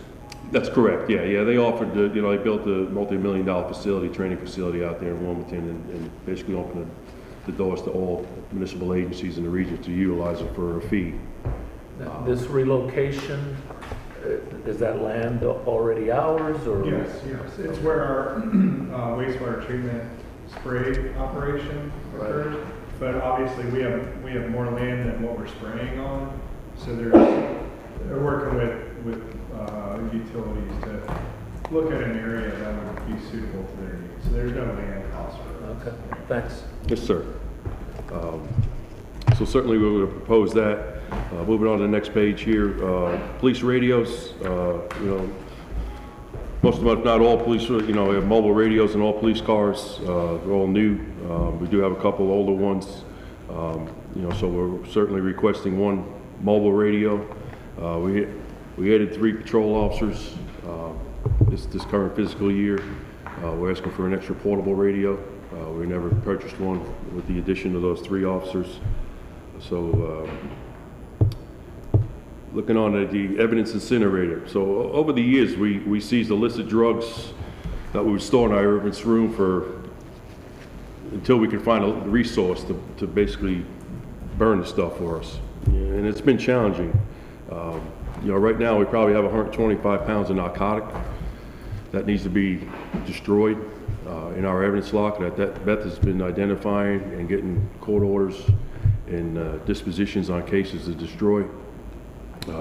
She plans on going to Raleigh. We did find a company in Raleigh that has an incinerator. It's a business that we're going to have to send up 2 officers up there, her and another officer with all this narcotic. They charge by weight, so we have to go in there and certainly pay a fee. What it is, you know, roughly $400 or $500. 2 officers, full day to go up there to destroy this evidence. You know, the thing is this. You know, as case dispositions, we bring in narcotics or make an arrest and take some drugs in. You know, we want to get a disposition of the case as soon as we can and get rid of that stuff. You know, we don't want that stuff hanging around the police department. It's just a liability. We need to get it gone. So we identified, you know, an evidence incinerator. Basically, what it is, it's a machine that hooks on a 55-gallon drum. It's almost like a dolly. It's got a flow vacuum system on it. We'd have 2 officers. The idea was to have 2 officers maybe go out to the range out there when any case dispositions go monthly and destroy this evidence the proper way for a small cost. Again, for us to drive up to Raleigh with 2 officers, you know, 3 or 4 times a year, maybe 5 times a year. You know, I think the time, the travel, the expense, I think it just certainly doesn't outweigh what it would cost for indefinite. Can we Similar to the setup you talked about with Wilmington and the firing range. Yeah. Could we offer that as a service and charge a fee for it? Yeah, we certainly could. You know, yeah, certainly could. You know, I can get up with Holly Ridge, I can get with Topsail Beach and all Topsail and the collective agencies and charge, you know, hey, listen, you want, you know, $100 or whatever monetary value. If they're driving to Raleigh and doing theirs just like you are, then you could probably do it a lot cheaper than. Exactly right. And then you're exactly right. It's a good point. You know, I know Jacksonville does it, but they got to coordinate with Jacksonville when, you know, when they do theirs. I know in the past we tried to get with Pender County. They have the euthanization facility over there that we've used that years ago. But, you know, to coordinating that whole thing, you know, I'm all about case disposition, get it out of here. I don't want nothing, get it gone.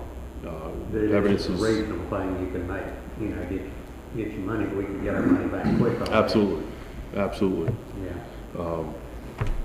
So it said, moving on to tsunami cameras. We had one tsunami camera in the community for the last 4 years. It's over here at the traffic circle. Basically, it's a portable unit that basically plug and play. We could take that down and basically move that anywhere in town. Looking at this, some of the cases, I did write some of the cases that we identified this past year. Identified a missing person in Wilmington. Identified an arrested individual this past summer who kidnapped and assaulted a female. We identified numerous armed robbery suspects over at the Catholic Church parking lot where a motorcycle was being purchased, and unfortunately it was an armed robbery that took place, and we were able to identify the individuals, that 4 individuals that were involved in that, by that tsunami camera. We also closed a bunch of Jacksonville cases of stolen guns. Where's our tsunami camera right now? So the tsunami camera, we got it right now, it's actually on the traffic circle. Yeah. You know, it's not something, we're not Big Brother, we're not watching people all day long. That's not our goal. You know, we've certainly solved a lot of cases for Topsail Beach, North Topsail Beach, you know, for break-ins, looking for a specific vehicle that was identified and wherever it identified. So we solved a lot of their cases also. This will give you 2 more cameras. 2 more cameras, correct, and it's a lease, you know, and I did speak to Jason and James Horn, you know, in the future we're coming up, I believe they're coming up with some type of service potentially to run some camera systems up and down 50. But my overall goal is to try to find, maybe put one up on the north end of the town, at the town line. Maybe Topsail Beach, I know, has one at their town line. And potentially maybe put one out on 50, 210 or 50, and excuse me, 210 and 17. And again, it's just accident reconstruction. You know, we've had a couple accident reconstructions that happened here at the traffic circle. This past year we had wrecks. We can visually see that. A big case that we solved was the Loggerhead Inn when it was going up, remodeling. A gentleman's trailer got stolen. $60,000 worth of tools were taken. A woman identified a truck and said, yeah, I think I seen a truck hook up to that trailer this last Saturday. So sure enough, we went on that computer system, the camera system, and my detectives were able to identify, get a tag off the vehicle. Turned out we covered all the property, $60,000 worth of tools in Lumberton. Wow. At the gentleman's house. Man, it's in Valley. Track them then. Exactly. We pulled the tag off, got the information, drove out to Robinson County, out in Lumberton, and there's the trailer sitting in the guy's driveway. Arrest made. Tools were back. It's in value. You know, certainly the gentleman that made this system, that made this camera, he had a story and sold it to us initially. You know, his friend's daughter had gotten kidnapped down in Myrtle Beach. She was never found. He used to work for the CIA. He dropped everything, quit his job, and built this camera system. He only sells to government agencies, and it's big with the federal government and military. So it only takes one incident to solve to pay itself. So certainly something we'd be interested in. You getting ready to go into personnel? Yeah, I want to move on. Yes. Well, I just, you know, if I could just touch on this new additional requests. You know, our current detective structure is an entry-level detective class. I tell you what, if you get ready to do that, yes, sir. Let's hold up. Yeah, sure. She's got to go get the food. Yeah. Can I have assistance from somebody? Absolutely. And that's what time you said? 2 o'clock, you did great. All right. I'm watching the time when she's talking about food. You want to put us on recess, Mr. We what? You want to put us on recess? Yeah, let's go to recess at this time.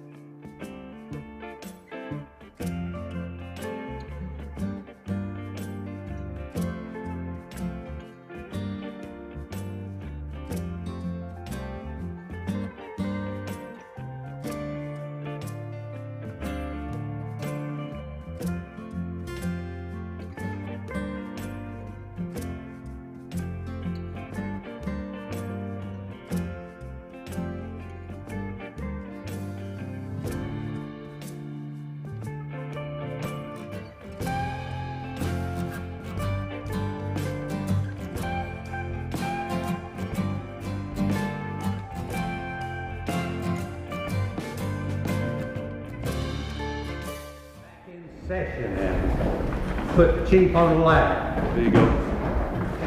Good afternoon, hopefully everybody joined their lunch. Just moving through here, new additions.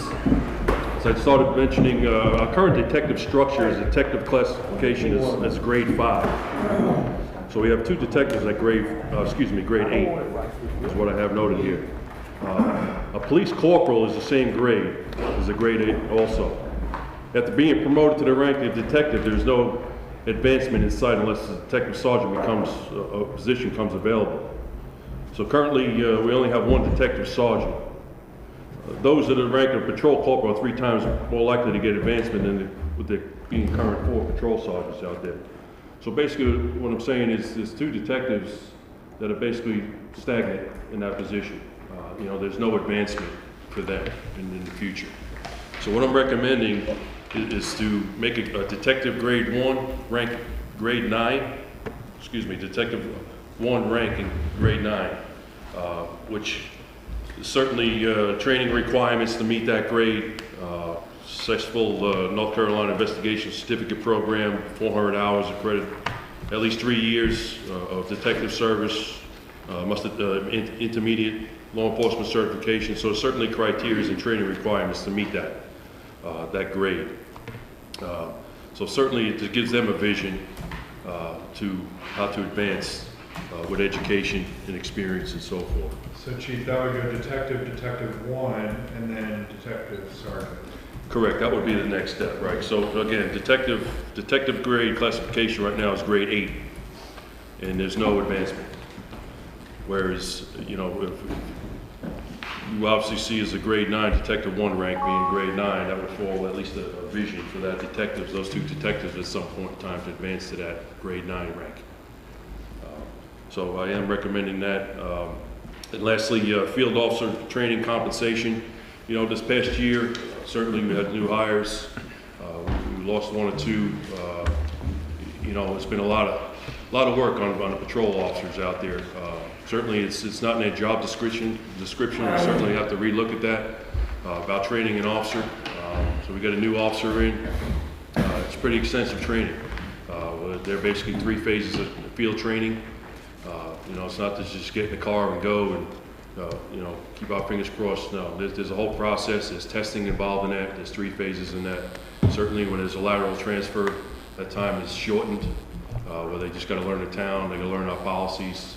A lot of obviously running calls for service and dealing with different crimes and so forth. It all comes to the same thing as other agencies. But certainly that takes time on the officers doing evaluations and so forth. I know Mr. Helms was a field training officer in the past, and certainly it's exhausting. You know, for an additional responsibility for the officer in terms of doing their own work, also running calls for service and dealing with everything else. It was a lot of work after hours that I had to do at home on my own time, doing the evaluations on these officers, and I mean, it was a lot of time. So looking at some of these agencies, agencies such as Wilmington Police Department gives a $300 bonus for each trainee. Jacksonville Police Department has a $500 bonus each trainee. Greenville Police Department, it's $2 per hour for each training an hour.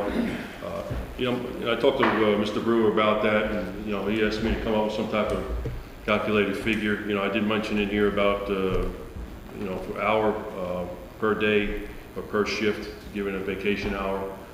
You know, we felt maybe something a little more monetary would give the officer build up a little more morale and just give it a little bit more. So I'll certainly meet with him if approved. I'll meet with him. We'll come up with a figure. Again, this doesn't happen very often. Hopefully we'll be fully staffed, and we'll remain fully staffed, so it's not something that happens every year or every day. Just this past year is certainly overwhelming with the 3 additional positions you had given us. It's just something to look forward to the future. I just, you know, I look at it from a perspective of, you know, it's good and all to have vacation time accrual, but a lot of times we find ourselves in a position where we don't have the time to take the vacation. Right. So I thought a small monetary value would probably be a little bit more effective than just the vacation hour. I do appreciate Chief's recommendation in trying to keep the cash liability down. But I think, as he had mentioned, as we are fully staffed or become fully staffed, it won't be a major expense for us. So you and the chief will work on that, right? Yeah, Okay. yeah. It won't be a budget breaker, that's for sure. All right. No. All right, just going into the budget, I don't know if it's up on the screen there, but if you've just contracted services, I'm just going to run through these right quick. $7,000 less than it was this current fiscal year. So I just want to note that. If you turn to the next page, number 29, it says training. We went up in training, $1,500 from this current fiscal year. Looking at 33, training K9 remains the same. 34, telephone postage has remained the same as this current fiscal year. Advertisement, we went up $300. The reason being is we got to advertise all this found property through general statute. We got to have a reputable loose paper such as Pender Post is what we recently put our found property in. It's got to be posted for 30 days. I'd like to do that a couple times a year instead of sitting on that stuff so we can get rid of it. Printing, we went down $1,000 from this fiscal year. Looking at 38 utilities, I went up $4,000 with utilities, and certainly as we transition into the new building, we'll have 3 buildings that are on this utility. Certainly the police department here on the island, we're going to shut it down and shut down essentially all heating and air services and try to just keep it that to a minimum. So really it's, I decided, speaking to Mr. Brewer, that we just go up a little bit because essentially it's 3 buildings. Looking at travel, we went up $2,000. And again, that's tied in with training. Certainly that's something that adding more officers on, travel, that's tied in with the training. So looking at maintenance, repair, and building, I'm going to keep that the same.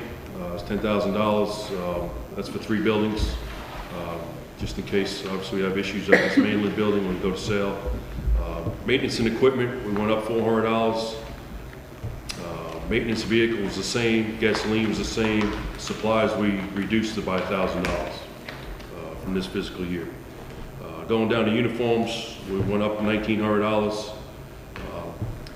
Obviously adding officers. Looking at dues and subscription, we went down $325. Turning last page, looking at 63 controlled substance, it's $2,000, it's the same as it is now. Looking at capital outlay firing range, it's normally $2,000, as I requested that $8,000 for that transfer back over to Juniper Swamp to change the range over, so that was plus $6,000. And looking at 67, capital outlay equipment is requesting $37,904. Certainly this current fiscal year, there was money's in there for the new police departments for equipment, filing systems and so forth. But looking back at 19-20 fiscal year budget, for example, was just a normal year, was $52,000 request in honor. So, we're down substantially. If you really look at a historical request on capital outlay equipment, we do have some good equipment. So again, we're requesting that $37,000. So with that said, just looking over, I did attach our total inventory to the police department that you all requested. Essentially, it's got total estimate value is $976,000 worth of equipment. It's got everything in there other than furnishings. I didn't put the furnishings in there. Certainly, as we go to transition, there'll be certainly stuff that will be decommissioning. And I'll update that as we do that transition into our new building, and it'll be added to this inventory right here. So that's the total inventory for the police department. And with that said, does anybody have any questions? Okay. Thank you, Chief. I appreciate it. Yeah, I appreciate the inventory. Yes, sir. That's the total inventory. Police department. The other one I have is that elevator maintenance. Yes, sir. Yeah, so it's an elevator contractor services. So with the elevator maintenance in the police department, we have 2 elevators in the Island Police Department, and they've been a thorn in our side. So in order to keep up with them, with state inspections, annual inspections, if it goes wrong on call, they have to come in and fix it. Hopefully, certainly it's going to be decommissioning that building. We're moving out of that building, but, you know, the recommendation of Mr. Brewer said maybe just keep it on there necessarily Until we're in case something completely out of got there. loose. If for some reason, even though nobody's using the building, it breaks down, Yeah. I'd rather it be working if we're showing that building, and same with the utilities. And, you know, we'll keep the AC way up in the summer and stuff like that, but hopefully it won't be around too much. Yeah, just having my mind, we're moving. Yeah, What else? We sell it, we're gonna, contract is gone, we're out. Okay. You know, we'll certainly put that money aside. Thanks, Chief. Yes, sir, thank you. Thank you, sir. Okay, Chief. You ready? Chief and Chief. All right, well, thank you again for the opportunity to come and speak to you. Just to kind of give you a little bit of an overview of the department, you know, we not only serve the town of Surf City in the fire service, but we also serve the Northeast Pender Fire District. So we cover just over 40 square miles of fire service territory. We do that out of two stations, obviously one here on the mainland, or one here on the island, one on the mainland, with 21 full-time personnel, 18 part-time personnel, and 16 volunteers. And we provide 24-hour coverage. And breaking that down a little bit more, the administrative division is obviously myself, Chief Hobbs is our deputy chief, and then Chief Burton is kind of a dual role guy. He helps with our OSHA compliance and safety, and as well as his duties as the fire marshal. And then we also have our training officer that helps as well, but he serves as our lieutenant on shift as part of a dual role as well. And then moving into the Fire Life Safety Division, which is pretty much the Fire Marshal Burton, Chief Burton, as well as a firefighter that works dual role as the Community Risk Reduction Coordinator, as well as a firefighter on shift. And then, of course, breaking our suppression division down, you know, we run 3 captains, 3 lieutenants, and 12 firefighters. The captains are the officers on the mainland, lieutenants are the officers here on the island, and they each have 2 firefighters assigned to them, giving us 6 personnel per shift, 24 hours a day. And then we supplement that when they're off and then during the ocean rescue time period with our part-timers and volunteers. So that's kind of how we are broken out into our staffing. Looking back, you know, last year we created this career ladder for a firefighter, much like Chief Shanahan spoke about. Being fully staffed is a big deal. I can say right now we've been fully staffed for just over a year, and we've never been fully staffed for more than 3 months in the 4 years I've been here. And I will attribute that to having competitive salaries now with our career ladder, also with the equipment and just the facilities that we can that we bring to the table. We have a desirable place to work. Again, with the police department, this past year we've been able to bring people from Wilmington Fire Department. We've been able to bring people from even Holly Springs Fire Department. We've been able to bring people from Jacksonville. We've been able to recruit people instead of being that stepping stone. And that's been a huge benefit for us, because not only can we get qualified and experienced firefighters, you know, we can get people that want to stay here. And we've had several people come here, and even though our salaries are competitive, they've taken a pay cut to come to work for us because we can provide them with some other things, right? We have a couple of different options for them as far as ocean rescue, you know, and suppression and things of that nature. So it's really benefited us a lot, and it's paid off with our retention numbers. So that's been a good thing for us over the past year, and I appreciate the board's willingness to help us with that as we saw a struggle over the past few years. Moving into just kind of an overview from last year, you know, COVID kind of really messed us up a lot in terms of fire response, but we still ended up with 779 actual emergency responses. That's a 10% decrease from last year, but to kind of put it in perspective, when we looked during the COVID shutdown time period, we were 30 to 70% less in call response during that time period, except for our fires. Our fires actually went up 30%. I know we talked a lot about this during that time period because, you know, people were home, so that risk of fire damage was a lot more because people were cooking and they were home and they didn't have anything else to do. So we actually had a lot more fire incidents during that time period. So when you look at the decrease in just that short period of time and then expanded throughout the whole year, minus the COVID time period, we still saw increases in every other month. So we were historically, over the past few years, seeing 20 to 30% increase every year. And I believe we would have seen that as well if it wasn't for the COVID shutdown time period. Going from emergency responses to looking at some of our training numbers from 2020, which is a big part of what we do every day. We logged over 6,750 hours of training. That's down 17% from last year, but there was a lot of time where we couldn't get our training done. We couldn't do conferences and things of that nature, so that number went down. But we still completed over 5,000 classes.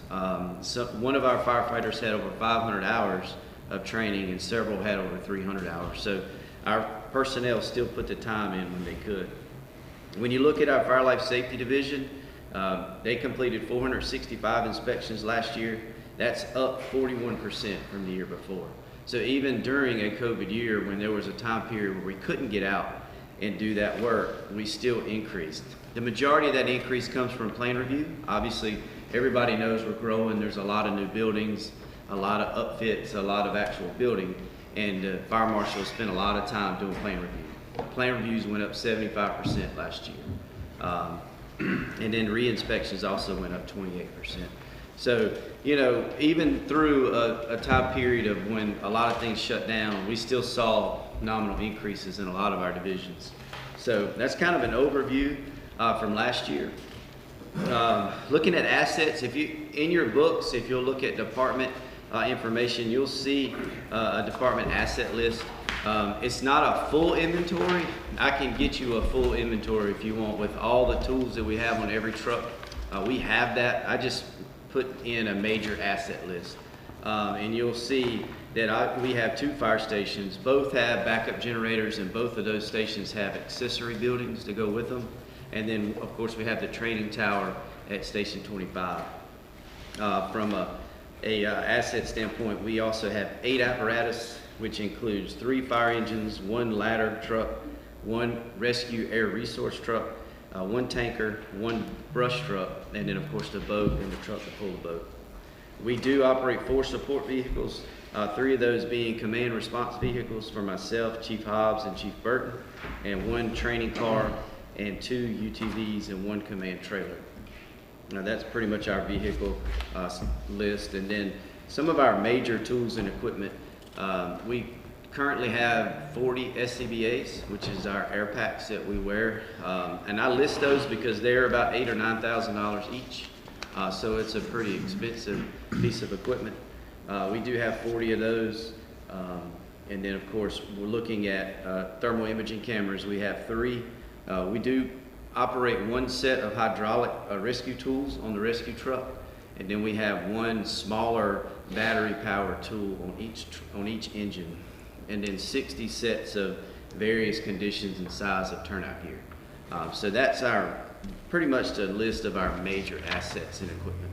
Obviously we have a lot of chainsaws and nozzles and hose and things of that nature, but we can develop that list if you want it. I just have to print it off. But that's the major asset list. Looking now more into the financial side of things, contracts, we do contract with Pender County to service the Northeast Pender Fire District, so there is some revenue there, and that contract right now is based on 10 cents per 100 tax valuation, which generates approximately $280,000 to $300,000 a year. I think this year's projection is $283,649. We do have 1 truck that's still financed, 3 more payments, is that right? Yep. 2. Yeah. 2 or 3 3 now. 2. Oh, After, it's 2 now. After maybe. Okay, we've already, after this year, it'll be 2 more years payments on it. We do have a John Deere UTV on order this year. We ordered it in July. Hopefully it'll get here this year for the beach, because we need to replace that old one that we have. And then the Motorola lease purchase, which should be up this year or next year. See, I still have to look into. Right. I think it might be next year. But it's a lease purchase, so once the payments are done, we own that equipment. And we don't have any other financial binding contracts other than software and program contracts such as our reporting software, our dispatch software, etc. Getting into the budget, what I've identified is a couple of key areas in personnel additions that we're requesting this year, as well as capital items, and then we'll talk about some major increases and decreases in some of the actual line items. So going to personnel, we've identified 2 areas where we are requesting additional personnel. One of those is an administrative position, a training captain and ocean rescue supervisor captain. Be one job, one person to do both of those tasks. Currently, our training officer is a dual role lieutenant. That's a shift lieutenant, and he handles our training. As noted earlier, we put in a lot of hours of training. Many of our certifications require specific training hours in specific categories, and those are job requirement certifications. So having somebody that can really put forth an effort to make sure that we're getting that training, and it's quality training too, is going to be very beneficial to us. Lieutenant Chappell, which is our B-shift lieutenant right now on the island, he does a really good job with that program, but he also has other tasks and duties to do as a shift lieutenant. So we're looking to separate those tasks. Just this past year, we also got awarded the North Carolina Direct Delivery Agency. So now we can teach North Carolina certified courses in-house. That's a pretty unique opportunity for us. There's not many fire departments in the state that can do that. And that's another area that this training captain could be able to utilize to actually get our personnel, especially our volunteers that can't go out and get these classes like some of our full-time folks can. We can certify our people in-house. In addition to that, hopefully this USLA ARC certification is going to come to fruition here in the next month or so, which is going to also increase our training requirements, as much as 40 hours each year. So that's one of the areas we're looking at, and this person would also kind of oversee wherever this ocean rescue program goes in the future. So that they would be kind of the point person supervisor for that program as well to help build that. Moving from that position request, it kind of moves us into a little larger item, which is going to be a multi-year personnel acquisition program that just can't happen in 1 year. But we, as a fire department, as we move forward and we become, as the town moves and we become progressive and being able to identify the current risk that we have and probabilities, we need to staff our ladder truck. Our ladder truck currently is not staffed. We rely on our volunteers and our off-duty personnel to get our ladder truck en route on call. There are several requirements within the state and within the ISO standards that do require that ladder truck to get en route to structure-related calls. And currently, we only have one volunteer that is qualified to drive the ladder truck. So really and truly, we're relying either on that one person or our off-duty personnel to bring the ladder truck. And he's getting old. He is getting old.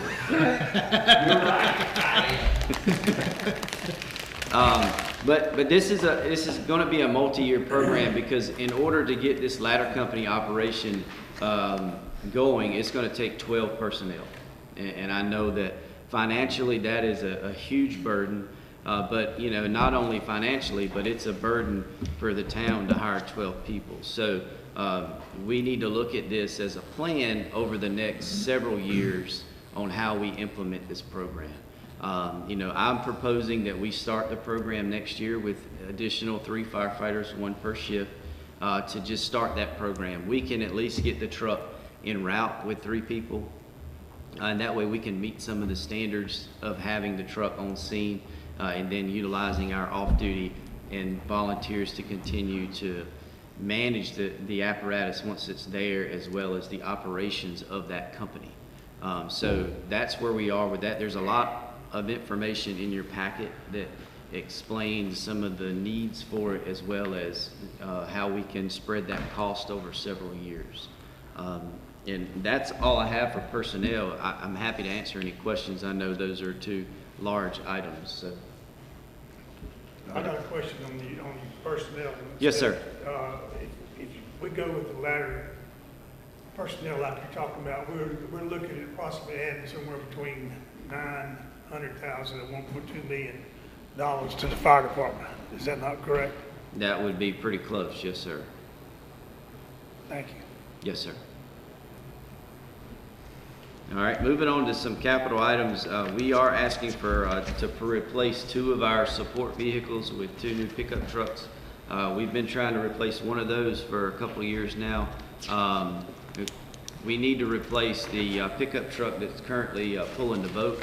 It is a Ford pickup that we've inherited from the county and then through another volunteer fire department. So it's been decommissioned by 2 other departments before we got it. It served us well, but it's becoming unreliable, and it's becoming a safety hazard as well. And it's a daily response vehicle, so it needs to be retired. The other vehicle we're looking to retire is an old Crown Vic that we got from the police department several years ago, and frankly, we've decided at the fire department level we're not putting any more money in it. We've already put way more in it than it's probably worth, so it's going to run until it breaks again, and then I'll get Ron to come back and take it. But it's as well served us for what it's used for, but right now it's kind of even unreliable for our people to take it to Wilmington for training. So those are the 2 vehicles that we're asking for. And then moving into 2 more capital items, are building functions. One is to remodel and expand the kitchen at the Island Fire Station. That station is 20 years old. When it was built, it was kind of built for a one-company station. A couple of people, 3 people at the most, where there's 7 people working out of that fire station now. With the addition of EMS over there a couple of years ago, it's just gotten very crowded, and it's run its course. We had a big training room at that fire station that we've been wanting to transition for a long time, but it's always been a voting place, a voting poll. So we weren't able to do anything with it, but now that it's not a voting place, we were able to transition that big training room. We split it in half, and part of it is now an exercise facility. The rest of it is the sitting room, taking the sitting room out of the kitchen, and that has allowed us to move the dining table from right beside the bar, where there was very little room there, to where the old sitting room was, and now we can expand the kitchen. That's one of the things that we would like to see at that Island Fire Station. And then the other capital item is the boathouse repair at Soundside Park. That boathouse and lift has been in disrepair for many years. I've tried to get some traction to get it repaired and replaced a few years ago, and was it was told basically it wasn't a priority, which is fine. But now with the increase in ocean rescue response and increase in that field, I feel like it's a good time to get this back on the drawing board, because what it would benefit us for is to be able to have the boat in the water whenever we need it for any type of waterway response. Quick question on Yes, sir. Kitchen, Chief, and Yes, sir. I should have asked this the other day, but would Pender EMS and Fire be willing to contribute to? They may be, and I'm willing to reach out to Chief Sullivan Okay. and see if they would be willing to put some of that bill. Cool. I'm happy to do that. Do they pay anything in? They do not. No, that was a deal that was worked out when it was before me, when we took over the building that the old volunteer department was in, where Station 25 is now, that we would house the EMS unit there on the island. That was for Chief, and that was put on by our mayor before does, that one of the deals we made was that we would provide, that Woody would provide EMS service for canal in the area that was in Onslow County. And we would put a EMS unit in Station 23, and they built a room, and it's got a full bath and a bathroom. It's got a full bath and two beds in there, and that way they would take on the EMS service for the canals in that area in Onslow County, that we weren't getting the service from Onslow County EMS, and we designated and come up, there was facts to back that up, that we needed to do that because we had several incidents that they were waiting I think on. most people know about that. Ambulances, so that's the reason we do it. Now, they contribute, they help us out on the water and stuff like that once in a while, but not a whole lot. Yeah, there's no reoccurring cost for them to be at the fire station. Right. Yeah, so. Thanks, sir. That's all I have on the capital items. Any more questions on capital items? No. All right, moving into some of the major increases and decreases.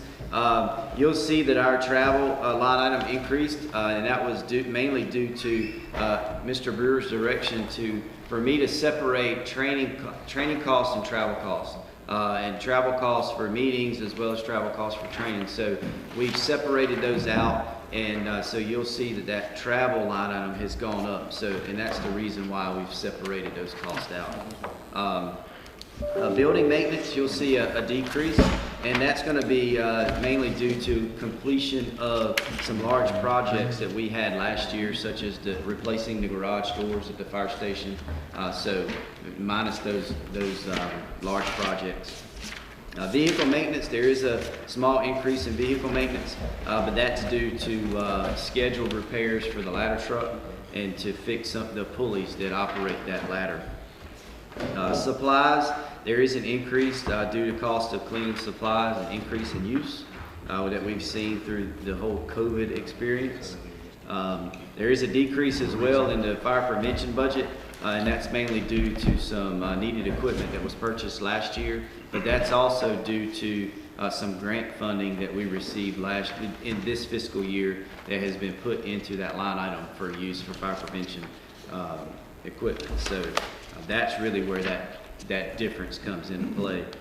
Dues and subscriptions, you'll see an increase there, and that's mainly due to the fire department not having an IT line item anymore.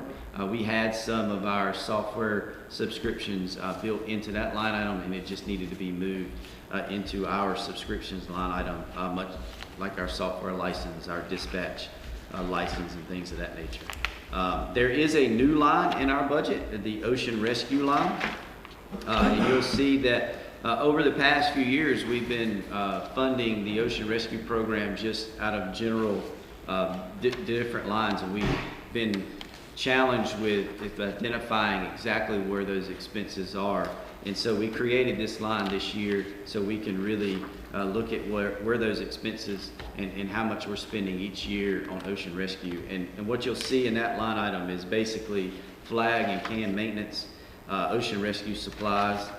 There is a section in there on expanding the beach flags and can program if this council desires to do so. We're really kind of hoping to get this strategic plan with ocean rescue finished up in the next month or so, kind of see where that goes and see where our revenues are and see what the strategic plan tells us we should do in terms of that. But we did calculate some of those costs just so we have them for a planning process. So that's really all I have. If you have any questions, I'm happy to answer them now, or if you have any questions as we continue through the budget process, by all means, don't hesitate to reach out. But you have all those documents in your books, and they're also in the online portal as well. Good job. Anything else? Anybody got any questions, Chief? Our response to fires right now without the ladder truck personnel, what is your estimate on that? As far as numbers? Efficiency. Efficiency? Yes. So in terms of response time or Safety. Personnel numbers? Safety. Okay. I'm just a little confused at exactly what you're asking for. My question is, with the ladder truck, if we're gonna add a ladder truck personnel or not add it, what is the effect that it will have or will not have on our response to fire and safety of the citizens here in town? Sure. So as we look at, having personnel on scene, right now we are guaranteeing 6 people from the Surf City Fire Department. We really don't know exactly what we're going to get from South Topsail. We're going to get 2 personnel from North Topsail. Depending on if it's on island or off island, will depend on whether we get Holly Ridge as a mutual aid agency or Pender EMS and Fire. But Surf City, we're going to get 6 personnel. 6 personnel allows us to initiate fire attack and allows us to command that scene, but it doesn't allow us to do multiple operations until we get an additional company in. So we can either do fire attack or we can do search, but we can't do both at one time. Ladder company operations is a little convoluted because you think of the ladder truck, right? You need the big aerial. Well, you don't always need the truck. We need the people more so than the truck a lot of times. But with having that additional company come in, then we will be able to do simultaneous operations and not be waiting for our mutual aid companies that are a little further out. As a large municipality, when you have fire stations within a mile or 2 miles of each other, you have multiple companies coming in and they're quick. They're there within 6-7 minutes a lot of times. Well, some of our mutual aid companies are not getting in there until 8-9 minutes a lot of times. So with having 3 companies within Surf City, we're able to do simultaneous operations very quickly. So what that tells us is not only can we initiate fire attack to limit the fire damage and limit exposures, but we can also effectively rescue if need be or provide medical assistance to victims a lot quicker than we would be able to if we were waiting for those mutual aid companies to come in. Additionally, when you look at the ladder truck as a rescue device, we're starting to see more and more apartment complexes, multi-family living, so our risk of that elevated rescue is increasing, as well as the risk of high casualty type fires are increasing because we're seeing more multi-family residents. So not only can we effectively do those operations quicker, but the probability of those operations needing to be done is also increasing as well with the additional building and of large multifamily residences on it in the city. Does that answer your question? Semi. Okay. I mean, I know I can't put numbers to it, but in terms of operations, we can do more until our mutual aid companies get to us if we had that company operating, if that makes sense. We can get those operations done quicker. It does. Yes, ma'am. So we have 3 people that are going to respond from the on island, 3 people that are going to respond from the off island. Correct. But if Don's nowhere around, no one's going to take the ladder truck. Unless there's an off-duty firefighter that happens to be available and comes in to get it. Yes, ma'am. That's qualified to drive that And truck. how many firefighters are qualified to All drive? of our full-time. They are qualified to drive Yeah, it? correct. Okay. Yep, we work, as soon as we get a new firefighter in, we start working on qualifications to drive the engines, and then we work on qualifications to drive the ladder. But currently, all of our personnel can operate the ladder, Okay. if need be. That's why don't take vacations, he said. Yeah. Well, I don't, but So, it's a priority. but that's all I have. Again, if you have any questions, by all means, reach out. You good? Thank you. Appreciate it. Thank you. Appreciate you Thank working, you. appreciate Thank all your men's work. Good job. Yay. Chad. No, my staff is ready to do the letter. No.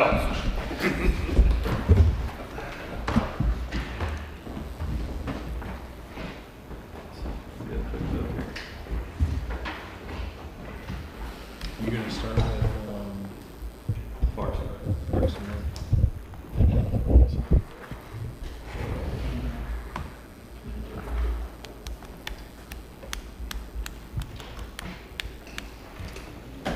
Okay, where do I go? At the bottom? Bottom where? Iron safety and he's just looking for personnel. Okay. Where you at? I don't know. Let me go out here.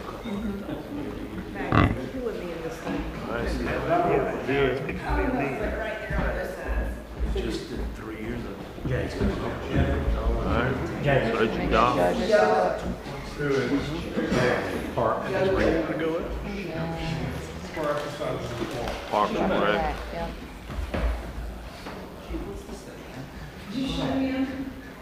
We recovered for a couple days on that one. Not doing anything. They're right there. Those 2 items in the Where do I go now? Yours doesn't look like mine. Under facilities background. James. wherever you're dropping your stuff, it'll be part-time. I tried to help you. It doesn't make sense. Yes, sir. I'm right here and I don't know where to go. Not the right page. That's why I took out. He is. Was looking at Have I got that? That is pretty much. Yes. Asking questions before we get it. We're gonna have to take a training. Oh my goodness, I had no idea. Yeah, like that, Don. Huh? Got my own seat. You need it. You need a high chair. You mean delete that? You want me to bring the bill next time? Huh? Bring the bill next time? I've got a couple of my notes. It said, one says moody until I get foodie or something like that. Last year, this year, this past year. You need a high chair. If they want to reference something, go to place to order this year. That's, Where are we waiting on? I know, they're killing you. That's why I don't set it up. yeah. He's doing everything up there. Okay, what's this? That's just all of his stuff that he's got covered here. All right, I don't need it. Not necessarily. Like these are all just capital projects. But he's gonna cover it up there. Now, where do I go? Go there and just leave it there? Budget doc. Well, go into budget doc. And then budget presentation. And then what you see at the bottom. Click that little left arrow. One more time. Where we at right now? Where we at? Where we need to go to? Good. All right, let's get at it. See, I ain't All right. one. So I'm gonna start with Parks, Recreation, and Tourism. Kind of an overview of the department. So we have the community center. Community center, everybody knows the assets, but we have the gym, 2 studios, fitness room, multi-use rooms, locker rooms, offices. It also encompasses a park, 2 tennis courts, disc golf course, and athletic fields, which are 2 softball/baseball fields and 5 multi-use areas. Moving on, we have Soundside Park. Soundside Park, the amenities are listed there with amphitheater, shelters, boat access, playground, boardwalk, pier, and the kayak and canoe dock, which is soon to come. Then we have Nelva Alberry Park, which has the playground, the gazebo. It actually has a new shelter, which is not in there, and a restroom facility as well as beach access. Fats Family Park has playground, shelter, boardwalk, and basketball courts. The newest park brought online that we're working on now is the project with what I will shorten it as Bats Recreation Complex which right now, phase 1 includes a skate park, 100% inclusive playground, 18-hole disc golf course, trails, sand volleyball courts, shelter, restrooms, and other facilities as we plan. Facilities that we also oversee are 40 public beach accesses, 4 public restrooms that are accompanied with those beach accesses, and we have athletic programs which include basketball, volleyball, coach pitch baseball, soccer, tennis, flag football, and then our adult programs include softball, basketball, volleyball, soccer, and pickleball. Some of the other programs we have are wellness classes. We have some art programs that have been brought online, and we have other youth programs, which is our summer camp, which is a very popular activity, and the newest after-school program, which we're going to be working on for this coming up school year, the Explorers Club, Tot Time, dance, and drum. Some of the special events that we hold, obviously 2020 was a very challenging year, and we were not able to do any special events, but our special event list include the Business Expo, Easter egg hunt, Arbor Day.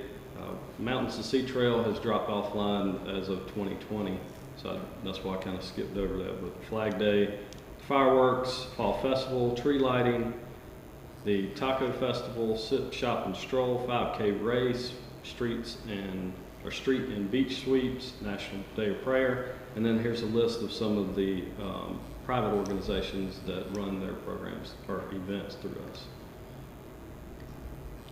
Our organizational structure, this is what I've proposed. Right now we have 8 full-time, 5 part-time, 16 seasonal. The 16 seasonal are composed of camp counselors. We moved to 16 in efforts to be able to do the satellite Holly Ridge location. Currently we've got contracted instructors which teach a lot of our wellness classes and some of our specialized instruction like tennis and so on. Those are contracted with a contracted agreement with a split where the town receives a percentage and the contracted instructor receives a percentage. There are no new positions currently being requested in this area. We do have the Parks, Recreation, Tourism Advisory Committee.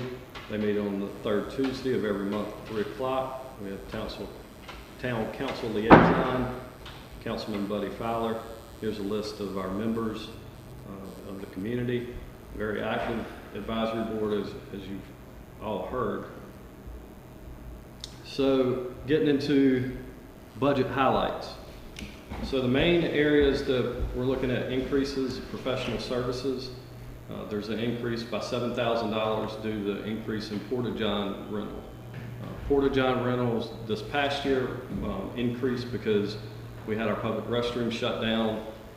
We had to provide facilities for people to use, so we did so.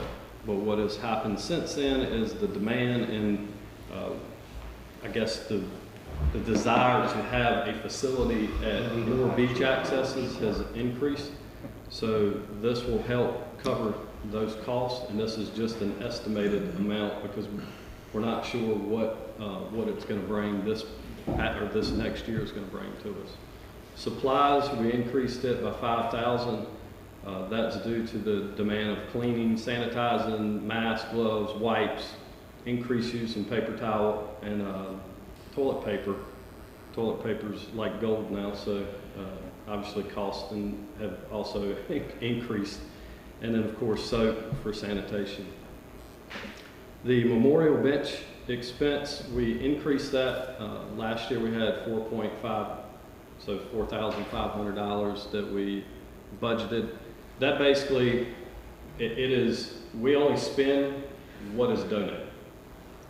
We have exceeded that. We've actually had to go back and do some adjustments. We've had more donated than what we budgeted. So we've got a lot of people. This program has been very successful. We've installed over 30 benches, I think, since its existence. That is a huge cost savings for the town, as well as a service that we can provide individuals that want to pay their respects or use it to memorialize some of their loved ones. So I'm asking for an increase on that so we can double that. That would actually put 10 benches in the park, so that would be someone donating those benches and then we install. Capital outlay facilities. This is, as I spoke before about the grants. So we have grant funding that is pending. If we're awarded those grants, then what we're on the hook for is our matching for the playground is $75,000. That's a $225,000 structure.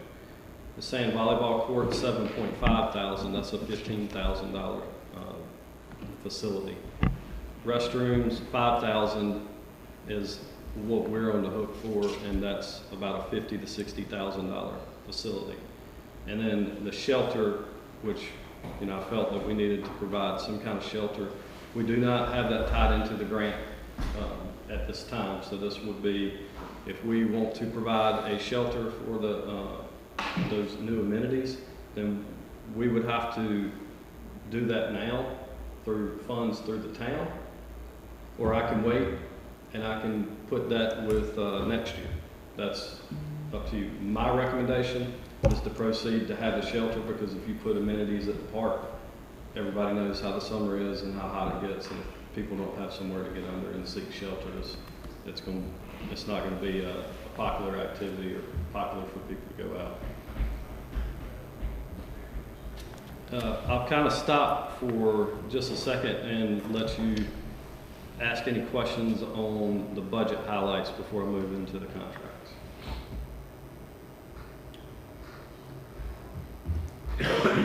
So all of these would be with matching grant funds?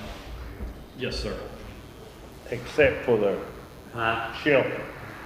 Yep, he's correct. The shelter is not tied into any grant funding, because the grant funding with the cost for the land acquisition and the development for the priority was obviously the skate park, the inclusive playground, and then the reason I had to do the sand volleyball courts and tie that in, because when we have more than 3 facilities that we're applying, or 3 new facilities that are included in a grant application, if we get more points.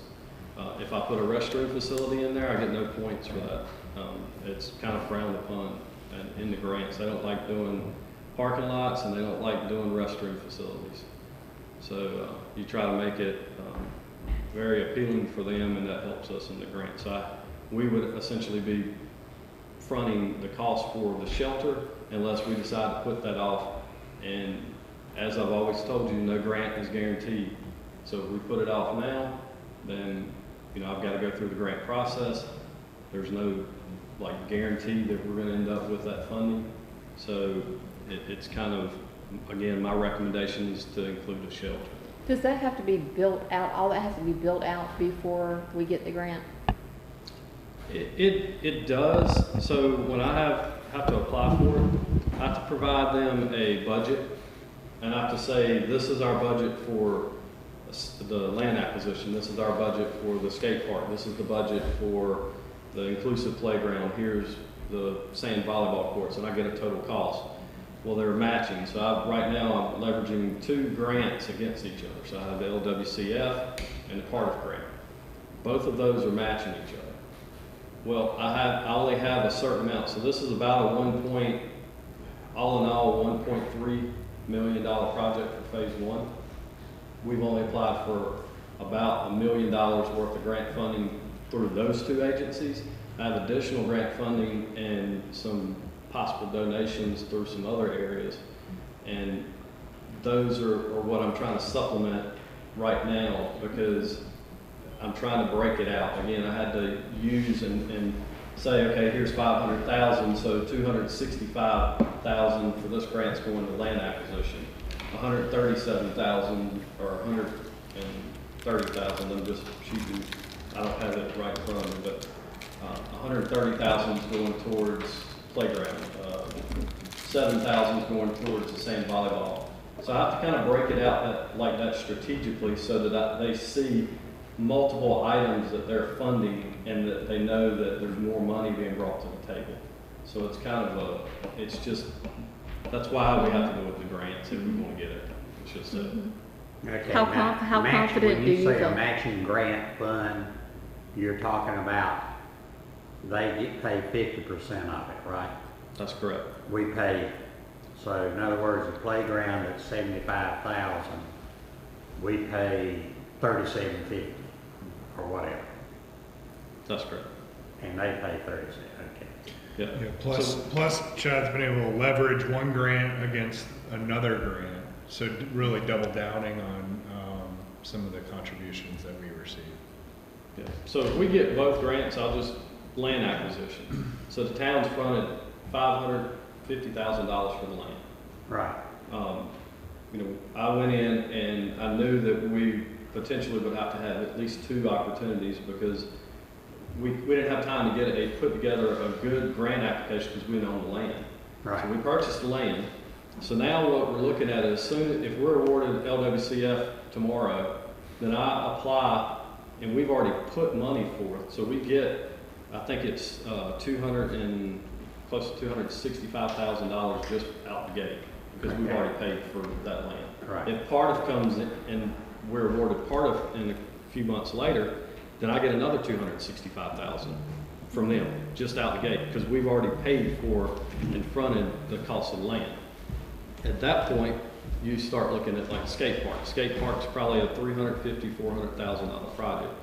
So instead of us saying we're going to pay $200,000 and this grant's going to pay $200,000, I've got one grant paying half and another grant paying half.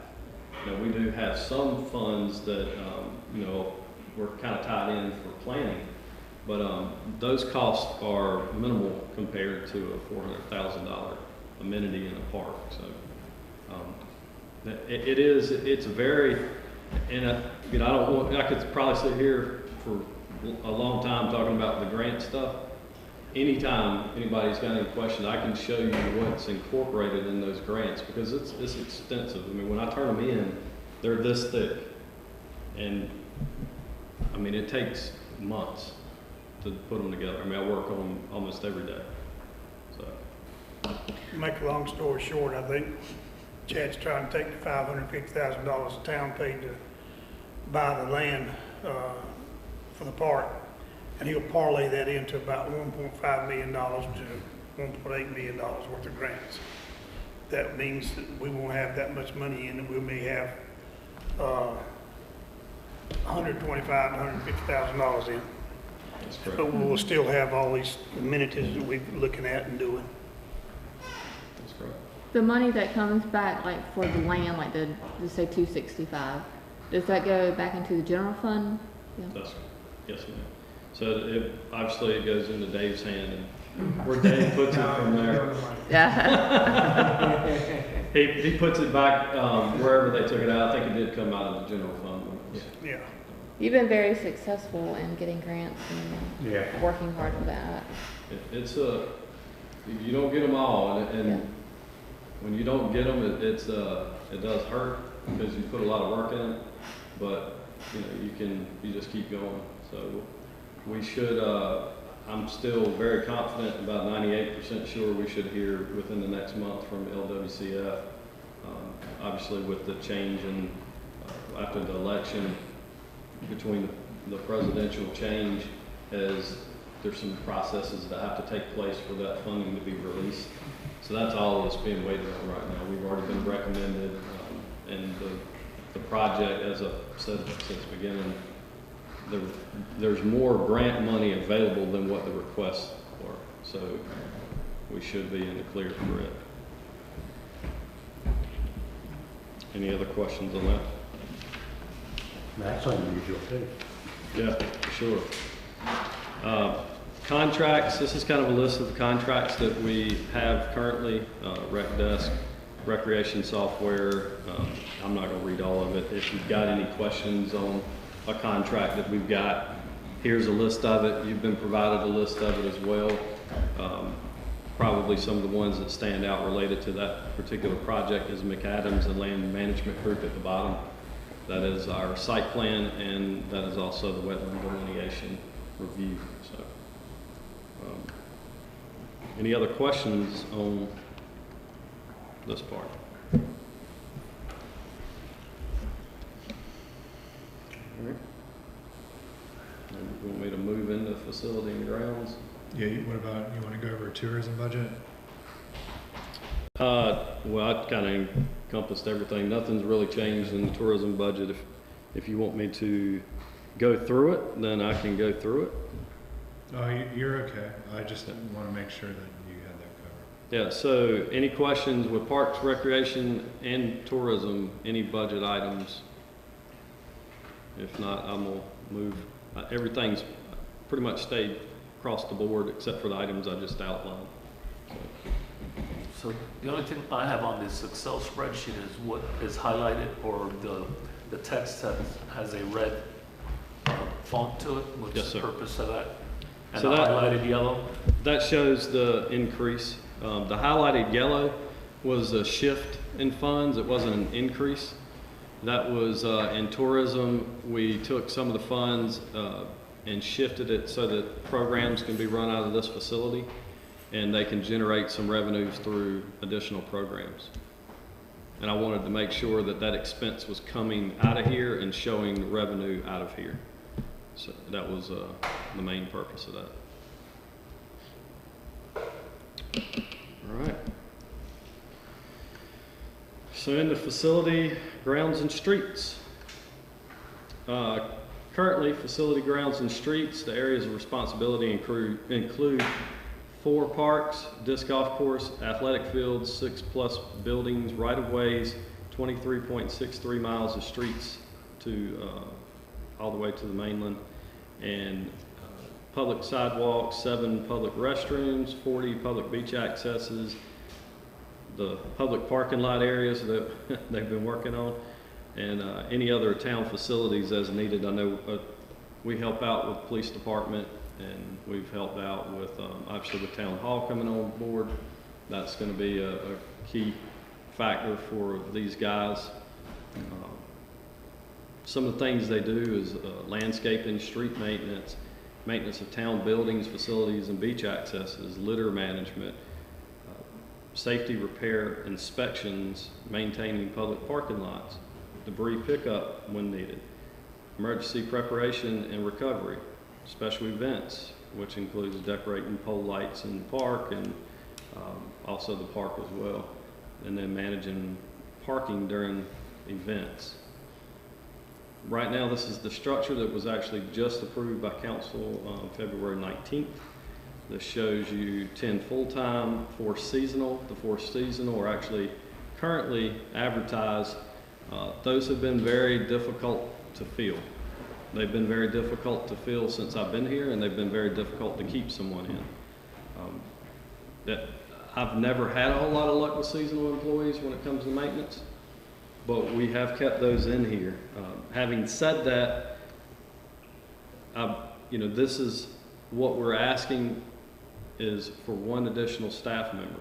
That's going to be a grounds and streets tech 1. This person is going to handle things like debris pickup, and if we move to that, as Mr. Brewer has talked earlier, they're also going to be assisting with the mowing. We have increased the amount that we mow.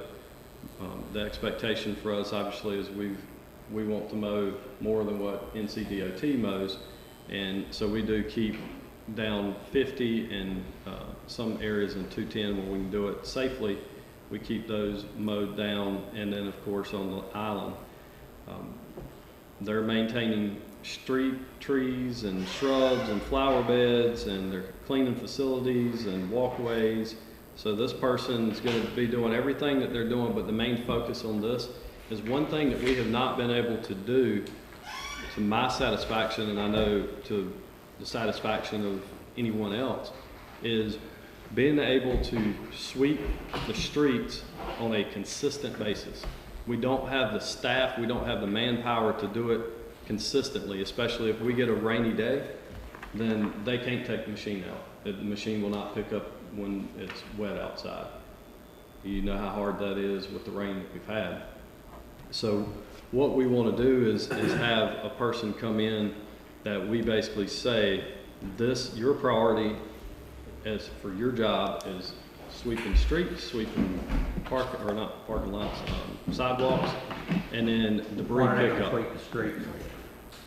So the street sweeper that we have right now has been a maintenance nightmare. I've had help from, water and sewer. Some of those guys have come over and looked at it. We've sent it to have some repairs done. We just replaced the tires on it, and the tires are flat. I started to Just say, like I that. don't think it's been doing much lately, but Yeah. the tires have been flat for Yeah. a while. So, and the crew is on parking lots, so they're not on anything else right now. We don't have enough staff to be able to do the parking lots and all the other tasks. So they have been shifted, so that's why you haven't seen it moving recently. But, that street sweeper, I'll say it like I've said it all along, and every time somebody sees it, especially when we had the guy that was sweeping the bridge, and he came and I met with him, the first thing he said is, "What do you do with that thing?" And I said, "Well, that's what we sweep the streets with." And he laughed. He said, "You mean a parking lot?" And I said, "Well," that's all we got right now. So we don't have anything that's really meant for heavy duty street sweeping.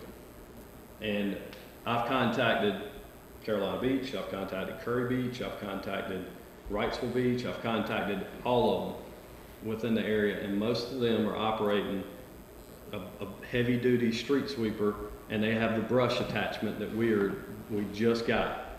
And that's how they maintain the sand, that's how they maintain the around the beach areas, is by those two items. And right now, the item that we've got is, it's not very good. I mean, when you gotta go, for us to sweep the bridge, they have to go over the bridge 3 times. Has anybody ever been caught behind that thing? Does that new attachment, does it suck it up or does it just throw it? Is it gonna throw it and is it gonna hit Sweeps hard? it. So that attachment you have to operate it very carefully. It will throw items. The main focus for that is mainly for the sand, although there's going to be rock within that. So when staff operate that one, it's going to have to be, they need to keep it at a slow level. My main focus is the areas where the dune, there's no vegetation on the dune and the sand keeps coming over there, because we can't keep going over there with the tractor, scooping it, putting it back up there, and then the next week it's blown back over there, and then we go back and scoop it and put it back up there. It takes them like all day just to do like 1 or 2 blocks, and then we just can't do it like that. So we have gotten that attachment. I'm looking forward to April to be able to use that attachment when they can. They actually used it today in an area, but we've just got to have the tools to be able to do it, and we have to have the staff to be able to do it.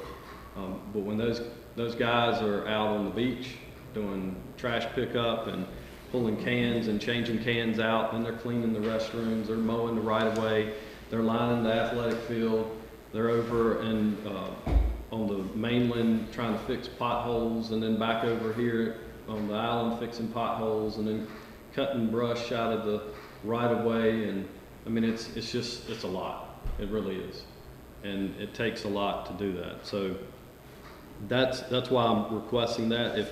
If I felt that we could keep a part-time employee in there, or 2 part-time employees in there, then I would have went that route, but there's no way. That if we have a full-time person that does, it's consistent, we can count on them to be here, and we know they're going to be here 40 hours a week. So this is my first request since I've been in the town for 4 years now for an additional employee. Some of the budget highlights, maintenance repair facilities is increased by $5,000 due to the new building coming online. That could increase. I'm not sure. I'm just guessing. I have no idea what that building's going to cost us in maintenance repair. I hope for the first several years nothing. So, but it's brand new. Yeah, absolutely. That building should have some type of warranty or something. Yeah, you'll still have stuff. I know we've got things that around, when I say maintenance repair facilities, you have to think if soap dispenser breaks or something like that, it's not going to be covered in warranty, or a paper towel holder, or the we decide that somebody from the public comes in and breaks a toilet or something. I mean, that type of stuff isn't going to be covered. We have maintenance repair equipment. I increased that by $5,000 due to the new equipment that's been acquired. We increased maintenance and repair needed, or which will increase maintenance and repair needed. We have just about utilized a majority of this, as well as our vehicle maintenance. And sorry, I didn't mean to do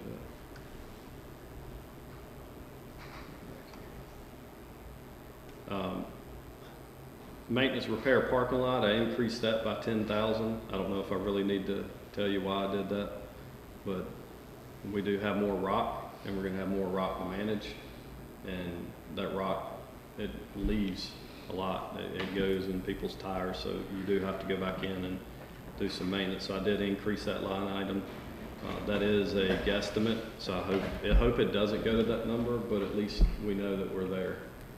Capital outlay increased $58,000. Last year, vehicle purchases were removed. The department was still needing to replace some vehicles that were requiring constant maintenance. This year, we've almost maxed out our vehicle repair funds with 4 months left. A transmission has been replaced on one of the trucks. It costs about $2,000. We've had air conditioning repair for $1,300. We have another one that's needing air conditioning repair, which is going to cost probably about the same. When I go through, and I'm welcome to share with you on this list, but this is multiple pages of vehicle repair stuff out of that line item for this year, and it ranges from $300 to $900 on average per ticket item. So, you know, us needing to do that is not a want. These vehicles are driven, when you got vehicles over 120,000 miles on short drives, that's like that vehicle having 400,000 miles. I feel like it's beat. So I've requested that. I do have $25,000 in there, which is our portion for a dump truck lease, which is Mr. Price is gonna have the other portion. He said he was gonna split it with us. So that's just our portion of that. That dump truck is a tandem dump truck. That's going to be what we use to try to do a lot of this debris pickup. We did ask for a chipper to be in there so that we can chip the items, and the person would be on the side putting that in, so it can be a kind of it has potential to be a one-man show. So any questions on this? So that 58,000, is that for an additional vehicle? Is that what you're saying? So the vehicle, yes, sir. So the vehicle is going to be right around 31, and then we've got the 25. I think it's 30, or I might have 34 in there. That price breakdown, but so that's both the vehicle and our lease for the dump truck. Okay. So, did the air conditioner repair cost $1.3 thousand? It did. $1,300 right here. And that list of repairs, that's total list of repairs for the fleet that you have there? Yes, sir. Is there a total on there? It is. It's $8,709. And that one vehicle, is it to replace another vehicle, or is it to add to the fleet? Just to replace. No, sir. We would send that one off to be, well, I guess they put it on Gov Deals. Gotcha. All right, thanks. It's an old Ranger, Ford Ranger, and an old, the other old one is the old Dodge Ram, single cab. They're 2007s. I got three 2007 vehicles and a 2010. The 2010 has more miles on it than the 2007s do. Thank you. Yes, sir. So contracts, we have Toro for our mowers, John Deere, we have a Gator, Gregory Pool, which is the most recent. We have a skid steer. We're currently under a contract with Onslow Paving and Grading Coastline for HVAC repair system here, and BFP International is our extinguisher service. So, any questions on facility and grounds budget? That's all I got. All right. Anybody got any questions for me? Thanks, Chad. You're welcome. Thank you. You don't have another department? No, that's it. That's pretty quick for 2 departments. Let them do finance, too. We're not through Now yet. tell them to do finance. Yeah, just do the finance. We're not through yet. Should we, Kyle,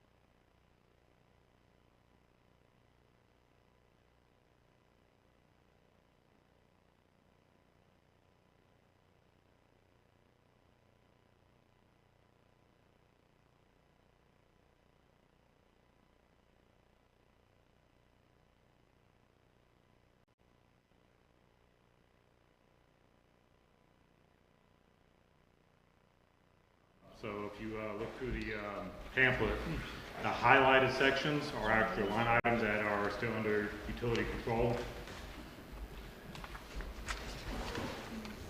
And also included in the pamphlet is a inventory list of equipment that we have and a suggested rate chain of command. That is with the additional personnel we will be asking for. But just for our overview, the utility department holds responsibility of the treatment and distribution of the potable water supply and the collection and treatment of the wastewater within Surf City.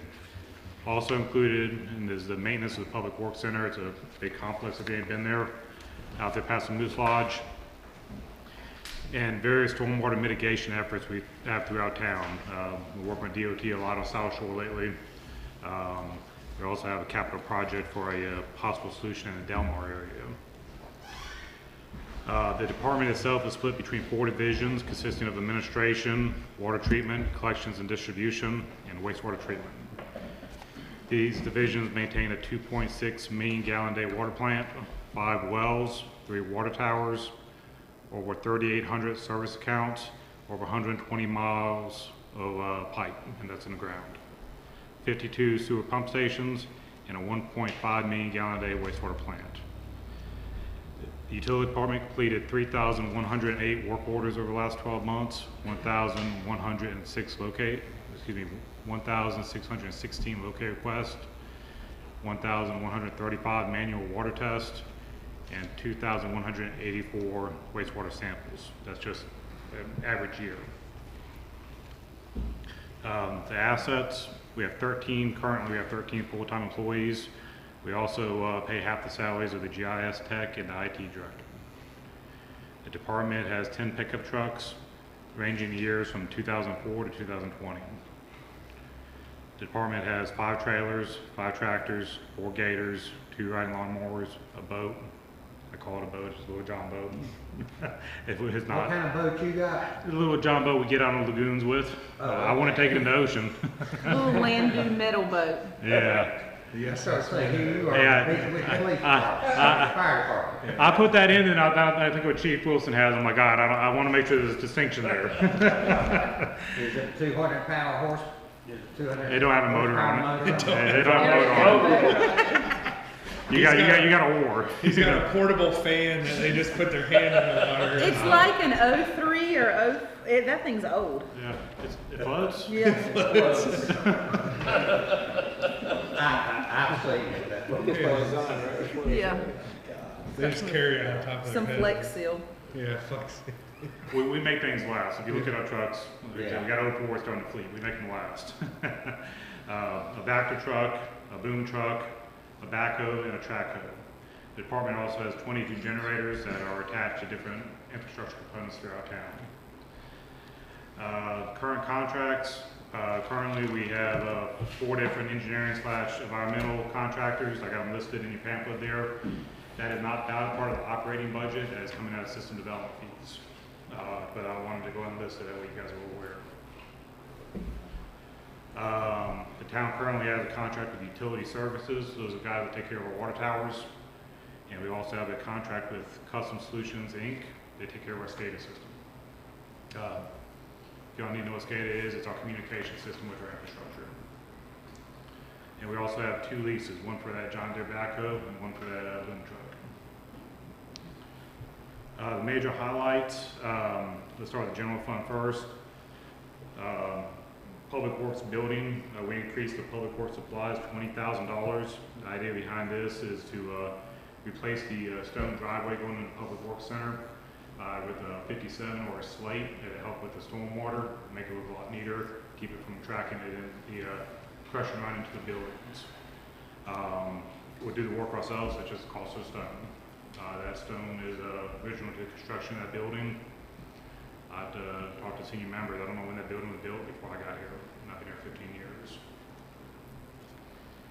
The second item is the PAL bill, stormwater drainage. This is a $200 increase. This is the stormwater solution to Delmar.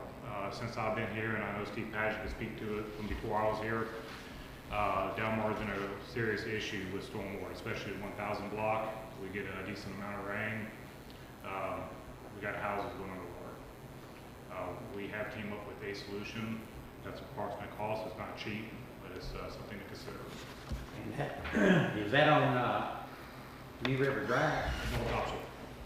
On the north side of Oh, Yeah, north side of the Surf condos. Huh.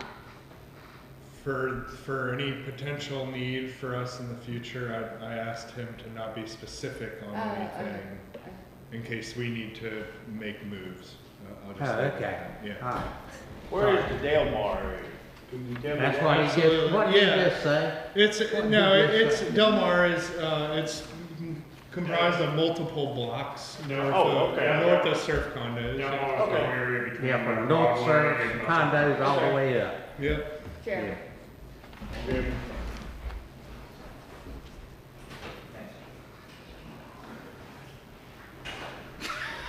On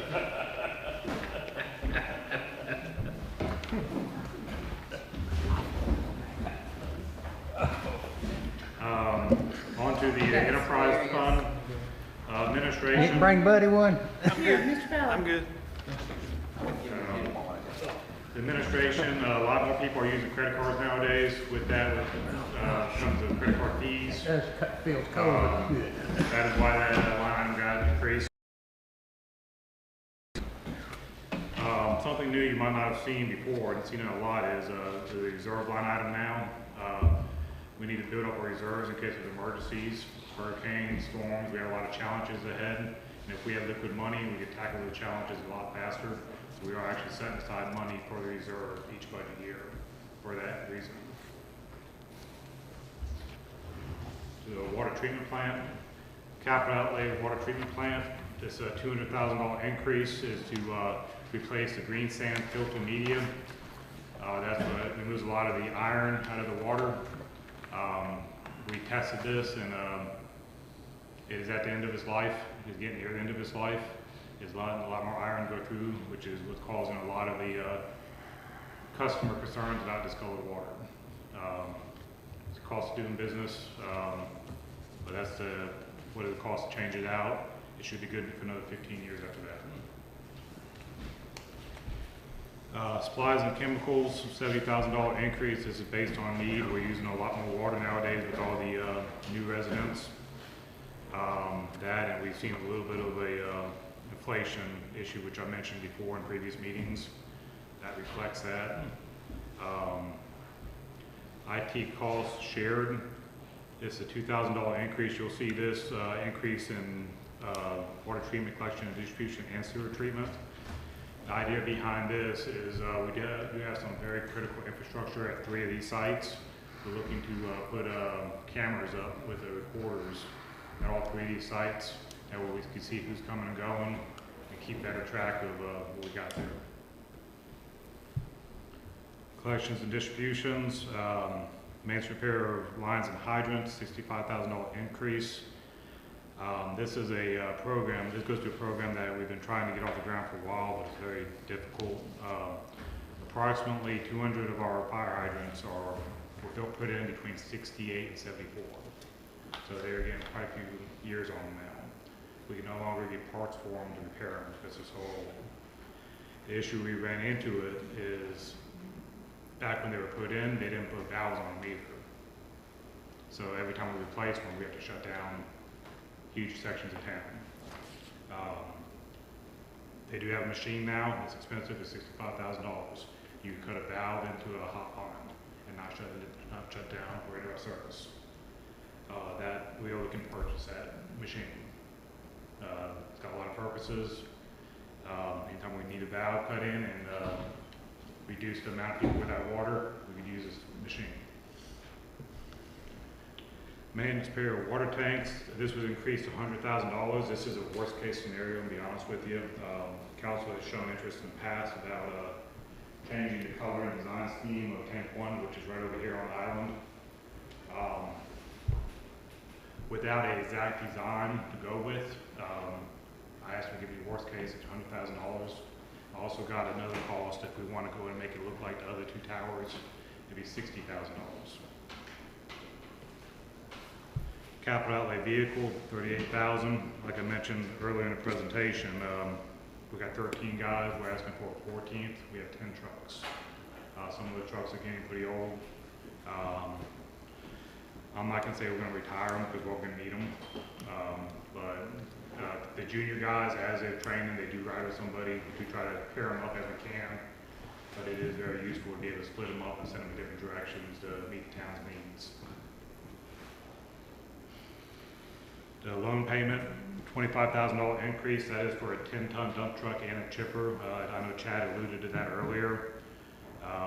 Between the 2 departments, it'd be $50,000 a year for the lease. That's also including a maintenance program on both pieces of equipment.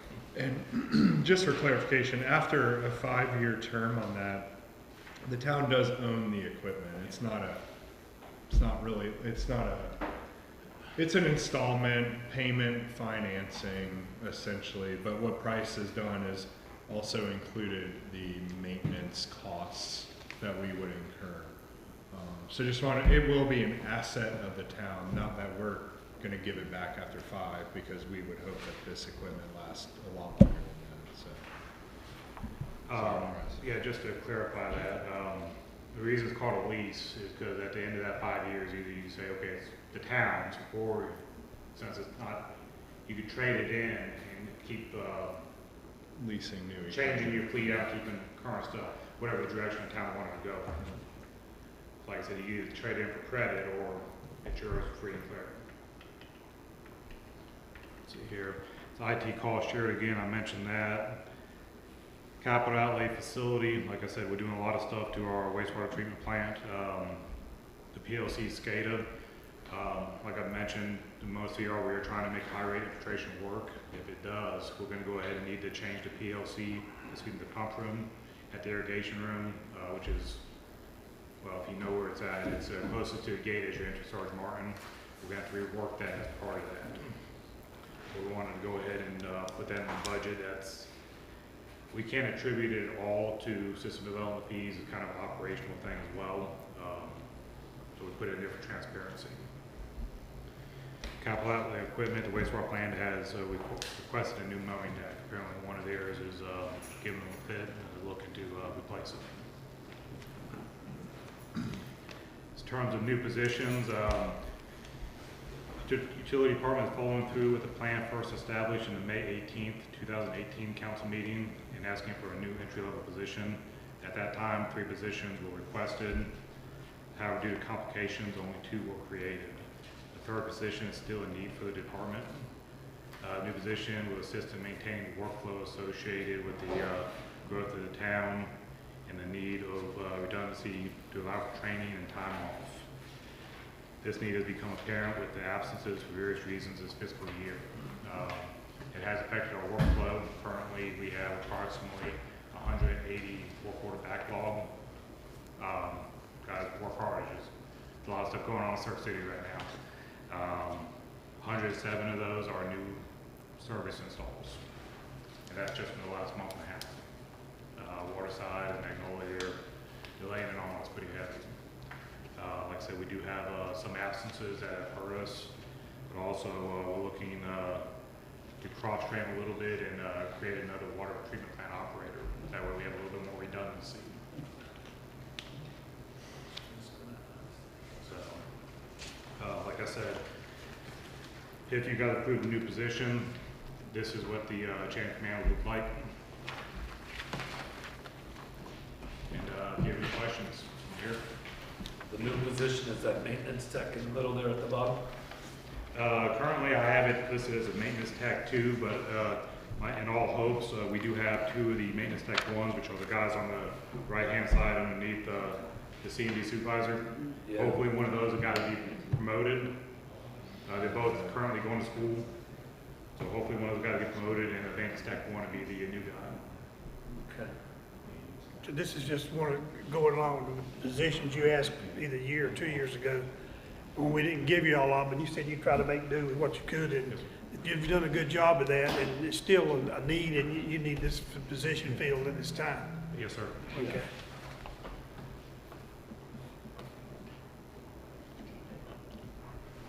Any questions?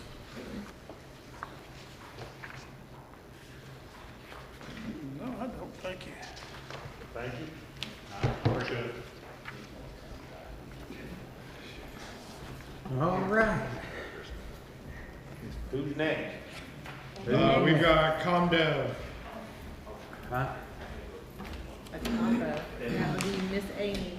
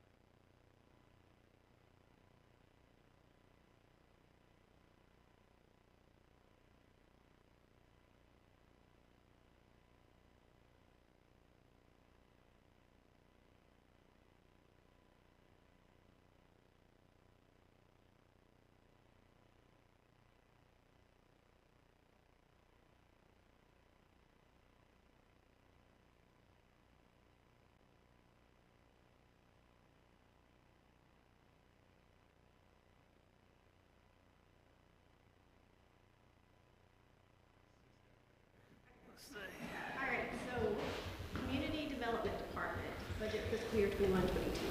So our department consists of the planning director, zoning administrator, the building inspector, floodplain administrator, an administrative assistant, the GIS technician, and the code enforcement officer. The GIS technician we share with Price. I can't find it on here. For the department overview, planning, we provide planning, zoning, minimum housing, floodplain administration, and building inspections to all properties within the town limits and the ETJ. We facilitate planning board, zoning board of adjustment, technical review committee, minimum housing board, and the citizen advisory committee. Our GIS position provides mapping services to include the parking map, town asset map, damage assessment map, which y'all have not seen yet, and other maps as needed. And we also work with other departments when we have the opportunity to. And then we provide code enforcement of both the municipal and the zoning codes. I'm sure someone has told you they've gotten a nice letter from Scott at some point over the past few months talking about our codes. So our department is so much smaller than what you've just gotten through talking about. We have 4 main assets: the 2019 Nissan Pathfinder, the 2006 Ford Explorer, the 2010 Ford Fusion that used to be a cop car, and the Trimble, which the current Trimble is being replaced because it no longer functions, with a much nicer Trimble that will provide the accuracy that we need to stay in compliance with our permitting for sewer and water. A Trimble is a handheld GPS unit. Yeah. Our current contracts consist of the comprehensive land use plan update. Y'all agreed to that last month. We're waiting for legal to complete review on that document, and as soon as he does, we will execute that document. You were nice enough on earlier today to approve the pavement condition survey from last year's budget. So as soon as we can get that back, we'll get it executed with Volkert, and they'll get on board with that. And then I put on here as a current contract the Viewpoint permitting software, and we'll go through that a little bit later, but it is a more expensive software service that we pay every year. It's not a one-time fee or whatnot. And then Orion damage assessment software for after hurricanes, which is only $750, but it is a yearly fee that we pay. Our budget highlights: our contracted services item went down $60,000, and that's because we funded the 2 contracts that we just talked about, the land use plan and the pavement condition survey. And then due to the timing on the land use plan, we will not be able to roll into the ordinance update. So I'm not requesting funding for the ordinance update this year, but we'll be asking for that in the following year. Our telephone postage / printing and advertising budgets will increase approximately $3,000. We have to send certified mail on a lot of our code enforcement issues. Each one of those is a little over $3, almost $4 for each letter that we send to someone telling them that they have done something against our code. Scott has been pretty active with that, so we have overrun our current budget, so we are requesting additional money for that. We are also hopeful that the floodplain maps might actually get adopted this year, and if they do, we will at a minimum need to let those people know, you know, what's going on. The people that are affected, we will have to at a minimum mail them, and then as we move forward with the right-of-way cleanup, as part of the educational portion of that, we will probably send some kind of mass mailing, similar to what we did with the beach numbers when we did that last spring. So that's that. Dues and subscriptions. Previously, all of our IT subscriptions were in dues and subscriptions. We are moving that to the IT cost shared, unshared, to better show that the technology fee. So in all of our permits, there's a technology fee for everything that goes through Viewpoint. It's a minimum of $5 or up to 4 or 5%, whichever is the greater number of your permit cost. So we're trying to put that in the actual IT cost shared, unshared, so that we can line that revenue item up with that expenditure item and better show that we are using all of that money for that, or it's costing more to do that. That is why your IT cost shared, unshared item has gone up $27,000. That increase is moving obviously dues and subscriptions. Also, our GIS software last year was not accounted for anywhere within the budget. So we were able to utilize some other funds to purchase a slightly scaled down version of what we currently had to get us through. We have been working with Duncan Parnell, who is going to be our supplier for our GPS equipment, to figure out the best use of GIS software. What we are looking at doing with this is, you know, Daphne's going to be able to make beautiful maps for y'all, like the parking map and all of that. But Price's guys are also going to be able to have collector in the field, and they're going to be able to take their tablet and just follow the directions turn by turn, literally, to walk and be within 6 foot of our asset. So it'll be really important after a hurricane, because we will be able to download these maps the day before the hurricane so that we have the most accurate and up-to-date information. And as long as we have cell phone service or spotty cell phone service, we can use the Trimble. But if we don't have cell phone service, as long as those are charged, they can zoom into that map and find it. So for relocating after hurricanes, having a few of these extra collector license so that these guys can get everything back up and running if it's buried under sand is incredibly important. So that is why we're increasing the GIS software line item from what it was historically. And then Viewpoint software, Viewpoint came online right before I got here. So I've only ever had this software permitting system. It was bought as a building permit software system.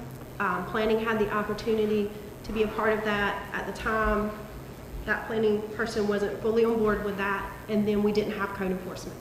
So since the purchase of Viewpoint, we have started incorporating all the planning documents and different fees and registrations on there, and we've also added code enforcement.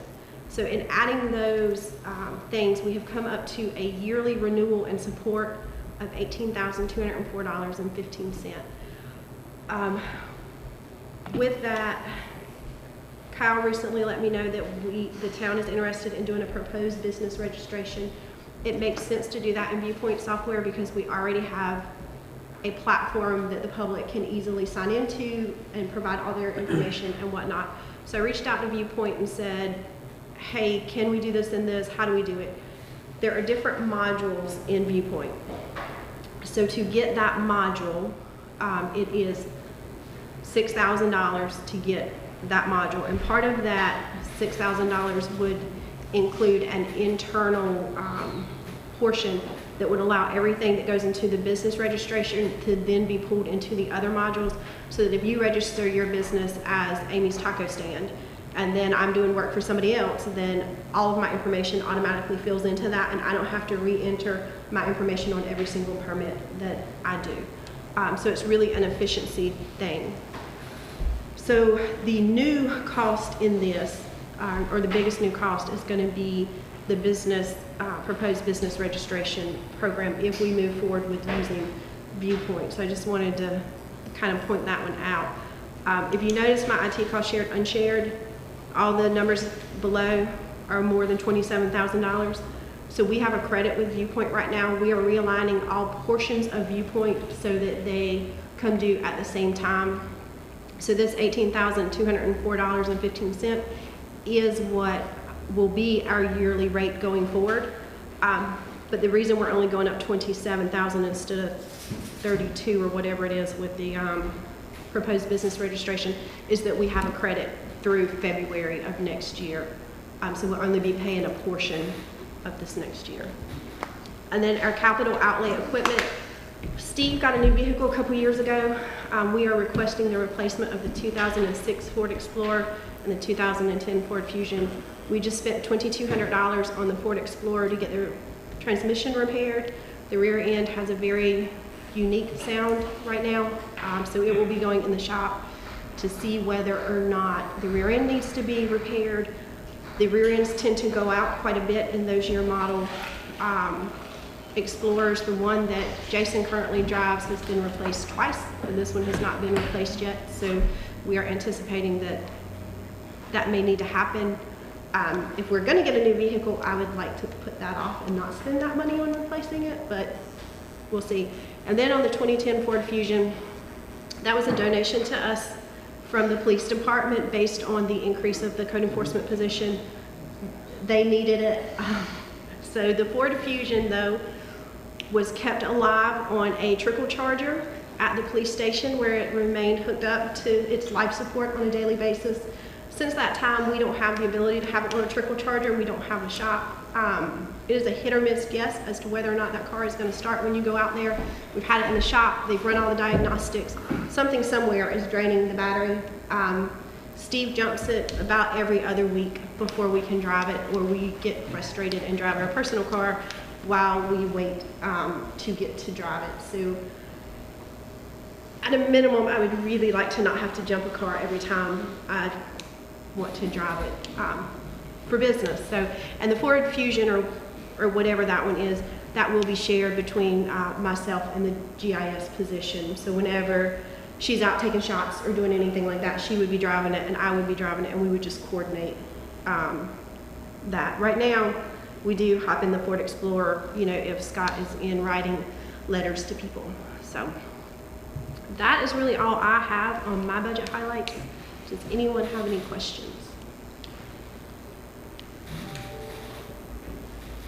So the GIS girl is driving the Fusion. Nobody, well, the Fusion's dead today, so nobody is driving it. I haven't gotten Steve to jump it yet this week. We used Scott's Ford Explorer when he is not out doing stuff. We're also getting the Trimble, so she hasn't been doing a lot of shots. She has been doing a lot of organizing our data, cleaning up our data, finding out what is good and what isn't. She is also utilizing Collector on her cell phone. So you will see her, she is not playing Pokemon Go. If y'all see her out walking around, she is looking to see how that's going. We're doing a lot of testing in the field of if we update it this way, how does it come back? If we give a Collector to Casey or Mike or Price or any of them, if they do X, Y, and Z in the field, how does it affect the original file? Is it only updating to the web? Is it updating that file? So we're doing a lot of playing right now to make sure that we're not playing, testing, to make sure that when we give them those tablets and they're out in the field, they're not breaking the original data, and anything is checked by her before it comes and is merged into our original maps and everything. Yeah. Cool. Anybody got any questions for it? Thank you, Amy. You must have done pretty good then.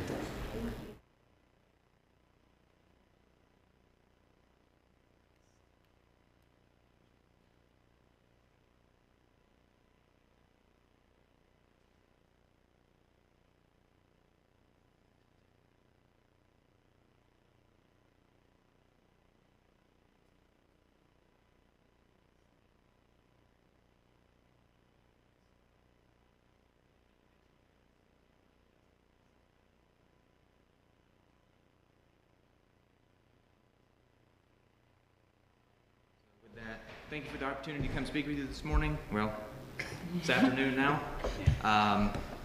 At a glance, emergency management, what do? We provide a comprehensive all-hazard approach to emergency management services to the town itself, its population, the board, employees, et cetera, et cetera. We base all of our operations around the 4 tenets of the discipline, being mitigation, preparedness, response, and recovery. In the sake of time, I'm going to bypass what all those are. In addition to those functions, as everyone in the room knows, I try to help Jason as much as possible on the IT stuff as time and workload allows. I assist other departments with policy creation and review, and tentatively we will be developing and administering the safety and risk management program for the town. That was a project that Mr. Brewer and I have discussed in the past. COVID kind of threw a kink in it, but we are still planning to push forward with that. So. As for assets, much like Ms. Kimes, we are very lean. We have a 2013 Ford Explorer. It's got 120,000 miles, not 118, my apologies. 2 portable handheld radios, a portable FM radio transmitter package, field package, a field networking package. All that is a cellular modem with a switch that allows us to bring internet to anywhere we need. And actually, as of 3 hours ago, we now have a fixed AM radio station actually in town. It's currently in a series of boxes in my office, but it is here, so we will hopefully be getting that online shortly. We are the custodian for a lot of loaner equipment. This is equipment that was provided by primarily by ITDRC, Information Technology Disaster Resource. I didn't list all of them on there because they're not technically our assets, but we are the custodian of them. So, contract-wise, we only have 2 contracts that we currently keep up with: the debris management contract and the debris monitoring contract. Both of those contracts were bid and awarded in October of 2019. They are both effective through 30 September 2024. Debris management is handled by Crowder Gulf, and monitoring is handled by FDC LLC. Any questions on those, like what they are or anything before we move forward? I think we're all pretty familiar with. Okay, cool. All right, much like everyone else, the big ticket items, right? What do we need? People and cars. So I am requesting to replace the 2013 Ford Explorer this year. It has a considerable amount of mechanical issues at this particular point. The transmission is either going to have to be fully rebuilt or repaired. The current shop, or our shop that we take it to, has done all they can do. Is now got to go to a specialist. A rebuild's about $2,000, a replacement's about $3,300. I have not arranged that yet.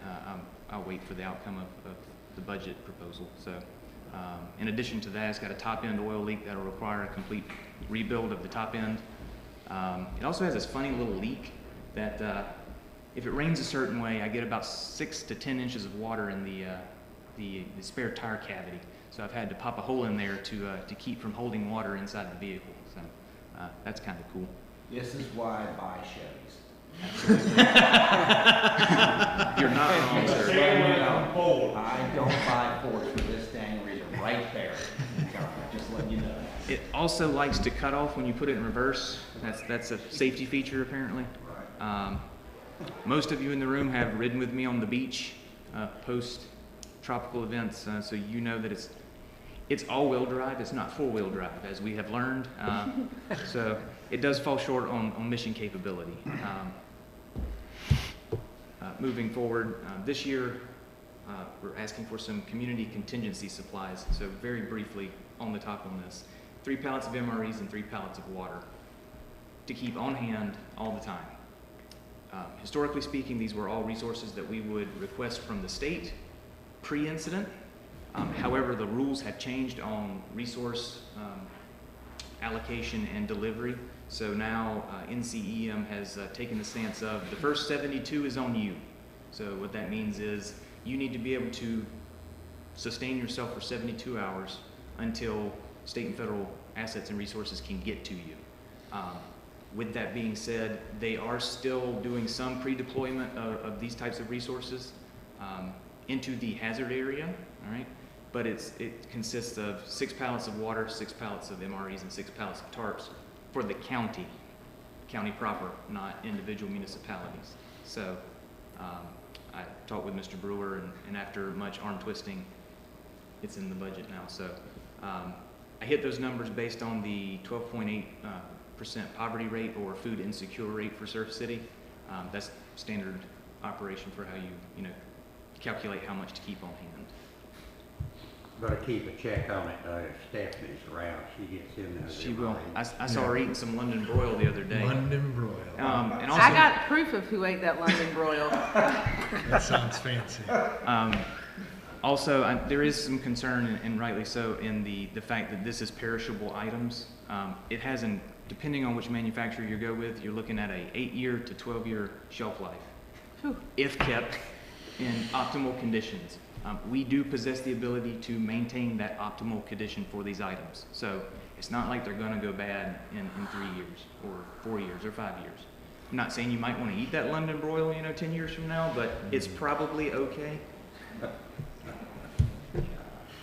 I'm also asking for an EM specialist position.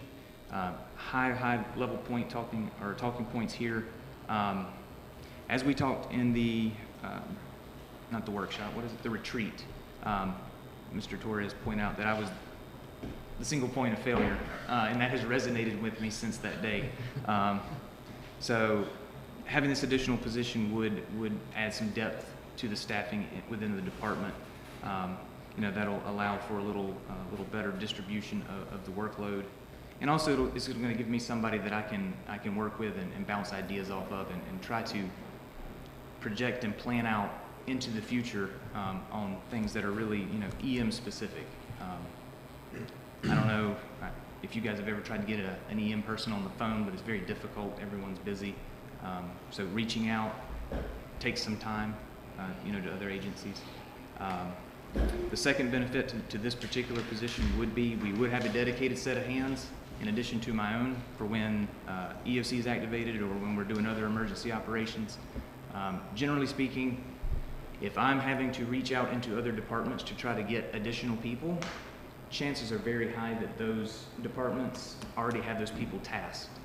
So what ends up happening is it's a priority or a hierarchy of need, and unfortunately it kind of always goes to the field, which is fine. The field is where the action happens, but there are still duties on the back end and that have to get done. And unfortunately what ends up happening is it's me that ends up doing them, in 20-hour, long periods of time. I'm not saying it can't be done. I'm not saying that I won't do it. I will certainly continue to do it. It's just that would be a benefit of having an additional person. And lastly, as many of you know, I try to help IT out as much as possible. I really do. I've been working with Jason a long time. Anytime I can help him out, I'll do it. With this particular position, running or doing more day-to-day stuff that I would otherwise be doing if another position was doing it, that would kind of afford me additional time to help Jason on additional tasks that he's kind of dealing with on any particular day. Not that he's backlogged or queued on request or anything. Right, Jason? Nah. All right. Moving into capital improvement project real quick. We've talked about this probably 100 times. Single site digital radio system, right? Every debrief since Hurricane Matthew, staff have complained and identified communication as a critical area for improvement, right? So what do I mean by that? Me, police, and fire, we can communicate 90% of the time in the field. However, if we have people coming from outside in, so if it's bad enough that we have outside resources coming in, like we saw during Florence, they don't have our, well, not even ours, they don't have Pender County's code plugs in them, so their radios are useless. We've got public utilities, streets, facilities and grounds, community development. We have all these other departments that are operating in that same environment that our public safety professionals are operating in. They're just not afforded the opportunity to be able to communicate back to us at the EOC, sans cell phone service. And let me tell you, make no mistake, what they are doing is just as important as anything else. So with this system, it's a 4-year, $80,000 project.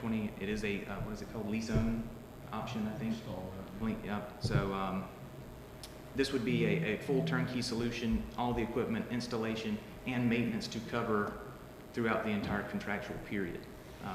So that would be 2 repeaters, 20 portable radios, and like I said, all the other stuff. This too is kind of twofold. Gives us a redundancy for emergency communication, as we saw during previous events and incidents. If the county system goes down, we can no longer communicate internally, right? Because it's a state system administered by the county, which is fine. That's the way the system was designed. However, and to that end, we have little to no ability to enhance or modify or ensure that that system is going to be operational. They have done their due diligence and they've updated things since Florence, for example. But the fact still remains, it's a system outside of our control that we're just allowed to use. this system would essentially, it would be our system. We would control our system. We would control who could talk on it, how many radios could be on it at any given time, and it would be there 24/7, right? We would never lose the ability to, we would never get kicked off of a talk group or off of a channel. That's happened in the past. There again, hierarchy of life priority, right? You got people drowning over on the west side. Our wastewater and drinking water operations over here goes to a much lower priority. Fair enough. This would address that.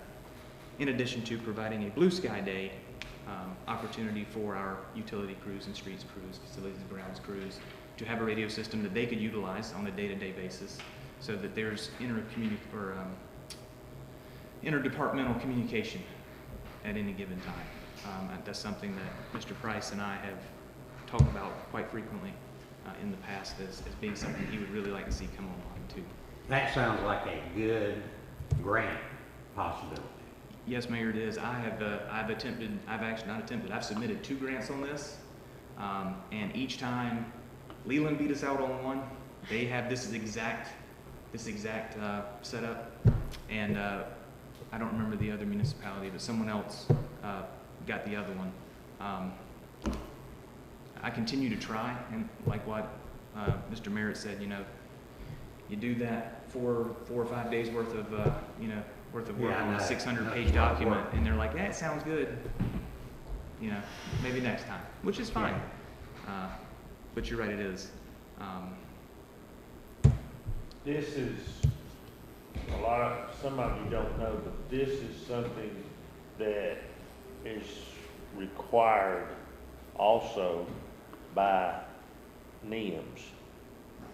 And the federal government, if they come in here, they require every employee, every department to be on a system that they can communicate. And it could come back to bite us if we don't implement something like this. If we have a hurricane and we don't have communications, it could hurt us as far as they could use that as a to turn us down on some money. And I've been through all the NIMS, and this is one of the main things that they stress for. And we run into that during Florence. We had a communication problem, and we need to solve this communication problem. We need to look after ourselves and not depend on, because all the county went down, the state went down, and everybody went down, and if we have this system, we're up. Well, that was the reason we got those radios out of Wilmington, right? Yes, sir. Yeah. Which is what I was we've been working around that requirement. That's what I'm saying. Yeah. But you're talking about now 20 portable radios. Yes. How many portable radios are you talking about if everybody's got to be on the system? Well, I'm not talking about every individual. I'm just talking about department heads. Every operational element that goes out, at the very minimum, the supervisor or team leader needs to have a communication platform on a shared channel with the command and control functions. And like you said, we've been to Wilmington, we've been to Brunswick County to get radios, pre-incident. And I'm glad you brought that up, because there's the caveat to that is that's a first come, first serve, right? It just so happens that both times we got those radios, I was first on the list because I was the first to ask. It's not a guarantee. We could go into this year and I could request it and be like, sorry, it's already gone. And that's the risk to it. In fact, immediately following Dorian, if you recall, I drove to Kinston to drop off that cache of radios, because obviously the impacts were farther north, and Duck, I believe it was the town of Duck, had no way to communicate. So I met their crews halfway in Kinston and dropped off that cache of radios. So there's benefits to having our own organic system for sure. Okay. The response group incident action plan software. There again, high level. This is designed to serve two purposes. One is it collects, captures, and archives all of the data associated with an incident, okay? When I say all the data, I really mean all the data. So it'll capture employee hours, times in and out, expenditures associated with the incident, everything you can imagine. If you think it can be tracked or followed, that system does just that, right? The beautiful thing is on the back end, when I have to go in and Mr. McCole has to go in, and as we're processing our public assistance grants, right, our FEMA reimbursement process, when you close out an incident inside of that software, you hit like 2 buttons and it prints out everything you need on the forms that FEMA requires with all of the totals that FEMA requires, right? The current way that we have to do it is literally form by form individually.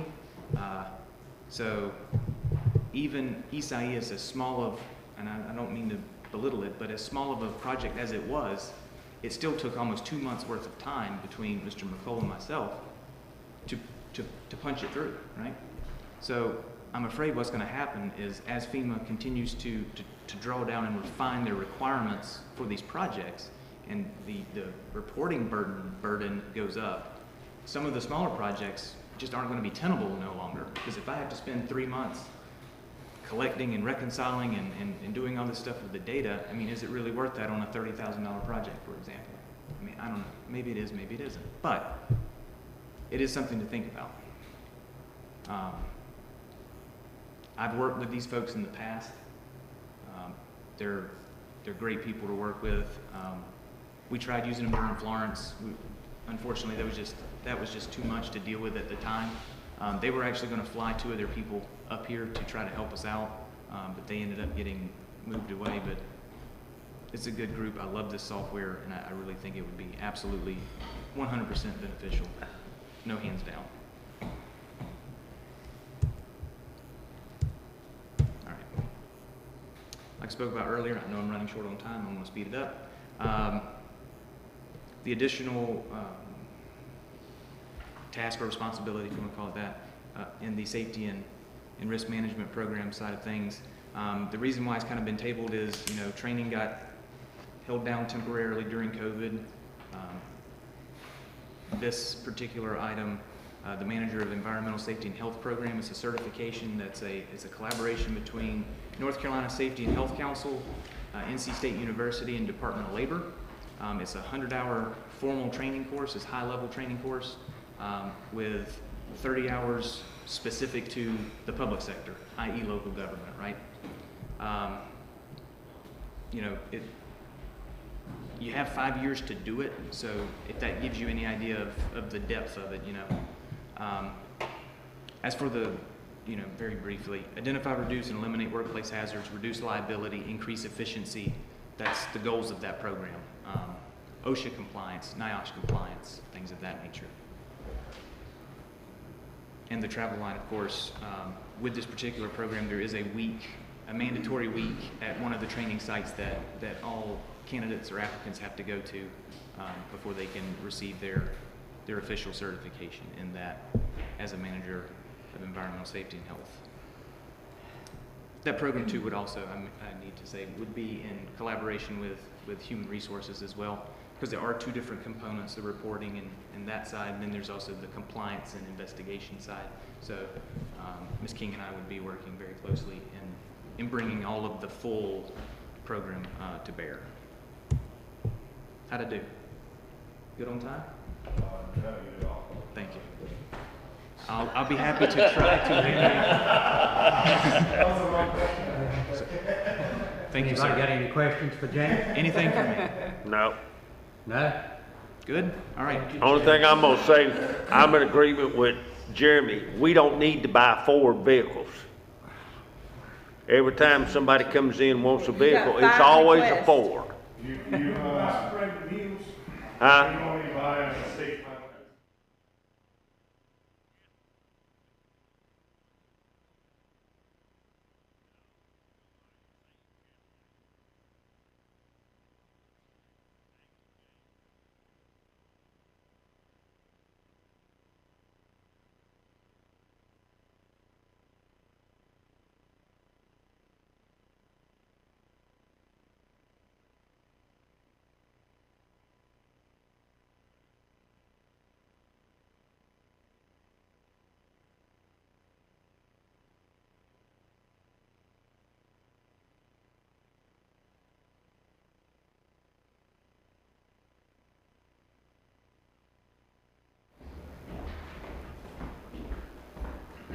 do we go to budget Excel file or department budget request? I don't know which one to go. Information technology. What? Information technology. I got that, but it says budget Excel file or department budget summary or SC printers. Come here, James. I do that. Which one do I go to? Hold on. Go back to that root, to your root town council folder, that budget presentation. All of them are down there. Right there. Boom. Yes, sir. Okay. Good? Go ahead, All Jason. right. Thank you for having me. Oh. Minus 20. All right. Thank you for having me today. Mayor and council, I appreciate it. I'll try to keep it quick. I know we're nearing the end of the day here. So I'll jump right into the overview on information technology. One of the things that I think is most important for what I do on a day-to-day basis is providing 24/7 technical support to all town employees. I provide guidance and assistance to GIS as required, monitor and maintain networks and systems, file backup and retention on-site and off-site, set up audio and video for meetings such as this one, research, purchase, and requisition of new technology, maintain all the licensing, assist with, well, that would be software mostly, Microsoft Office, email, software tools, assist with policies regarding technology, stay current with the latest technologies which might be beneficial to the town, and provide assistance in overhead website design when more complicated needs arise. I am a department of one. I didn't mention that on there. And I know we talked, Amy mentioned I drive the vehicles, a 2002 Ford Explorer. It is it's hanging in there. Just drive it easy. It's going to be okay. I think we can make it another year. This shows just sort of an overview of how the devices that I manage are all over the town, all the departments. Gives sort of an overview. It's 264 devices, includes cameras, computers, just across the board, any kind of technology. Over on the right-hand side, you can see the total devices and how it's split out between departments or locations. We also have 61 mobile devices, which I manage, but they're charged to each department respectively. We have 18 phones, 14 tablets, 24 cradle point routers. Mostly in police department, they use that in their vehicles to make sure that they can have the connectivity that they need to do their reports and anything they need to pull, license plates, that sort of thing. 3 computers and 2 jetpacks. What do you need the car for? Sorry? If you got jetpacks, why do you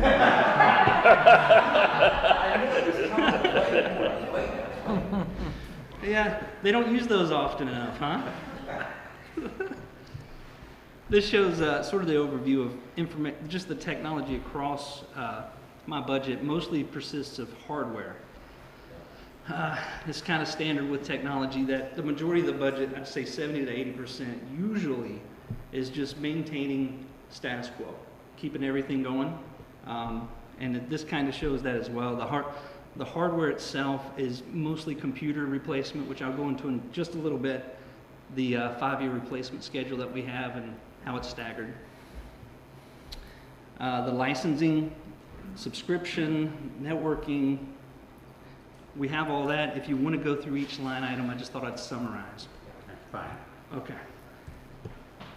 The 5-year computer refresh plan happens every 5 years to make sure that our systems don't become too much work or that we lose data. Eventually, they all have a lifespan. So the way that we've done it here, some places will do 3-year, we do 5-year, and it's been working pretty well for us. So I don't see any need to change that. And I've sort of staggered it so that we don't get hit with a huge sum every 5 years. So they're pretty evenly spaced and we stay about level. The active contracts have 6. Cradle points have come up several times. Rather than doing one huge payout, we were able to get a 0% financing. This happens often, and basically that just lets us spread it over 3 years. And we just started a new refresh for the police department, and that should be that's ongoing for $8,600 a year. The Spectrum fiber optic, it went in multiple phases. I'm happy to have all of that in place, but it's sort of a complex project. We do have sort of a network center, and then all of the different departments tie into that. And so it's ranging from some ending in 2023 to 2024. Unitrends is our backup solution, which protects us against data loss, makes sure everything's backed up on the servers. We also have a copier contract. It's 1 copier and 1 plotter. It's 39 months remaining on that. We're currently looking at replacing, someone's calling. We're currently looking at replacing or into having a lease that would handle all of our printers for everything and hopefully bring some costs down.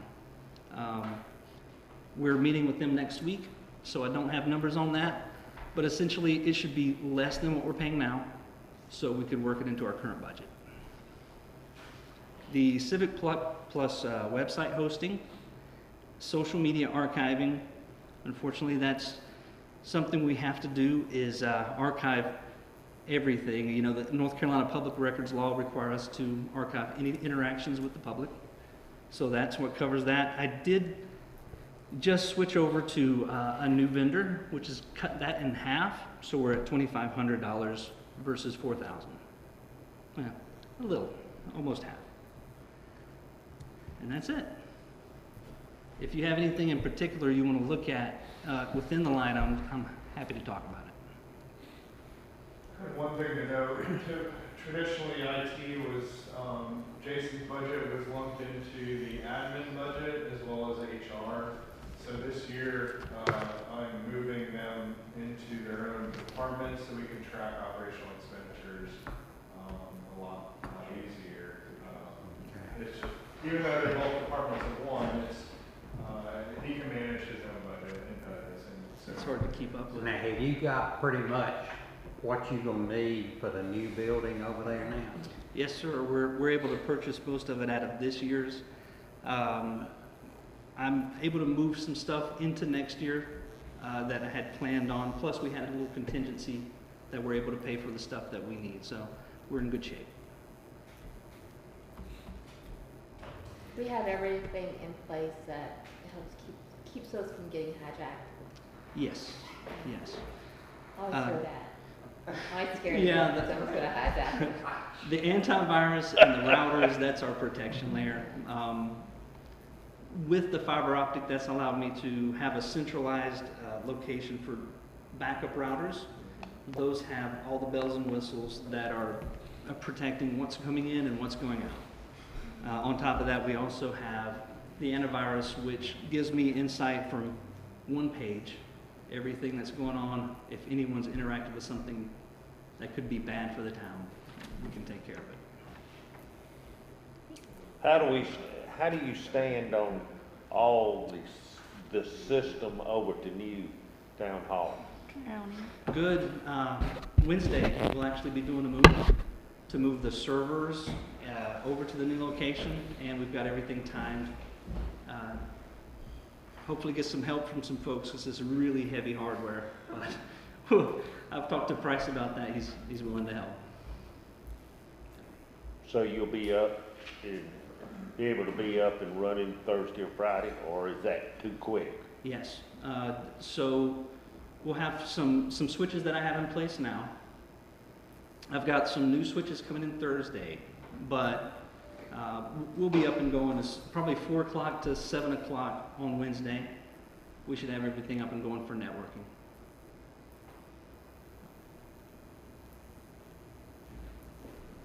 I'd just like to say you do an amazing job. He does Thank you. an outstanding job. Come on. I appreciate it. You thought you were going to ask for 5 people. If anybody should be asking for personnel, it should be him. It should be He him. was going to be asking for people. I told He him. needs somebody to help him. I appreciate does. James a lot. He's going to get us through one more year. Right, James? I try not to tax him too much, but on the larger projects, he is very helpful to me. You call it a tight space. Yeah. He's that, absolutely. Upstairs. Yeah. That's it. Good job. Good job. Thank Thank you, you. Jason. Thank you, Jason, All right. for everything you do. Appreciate it. All right, Mr. D.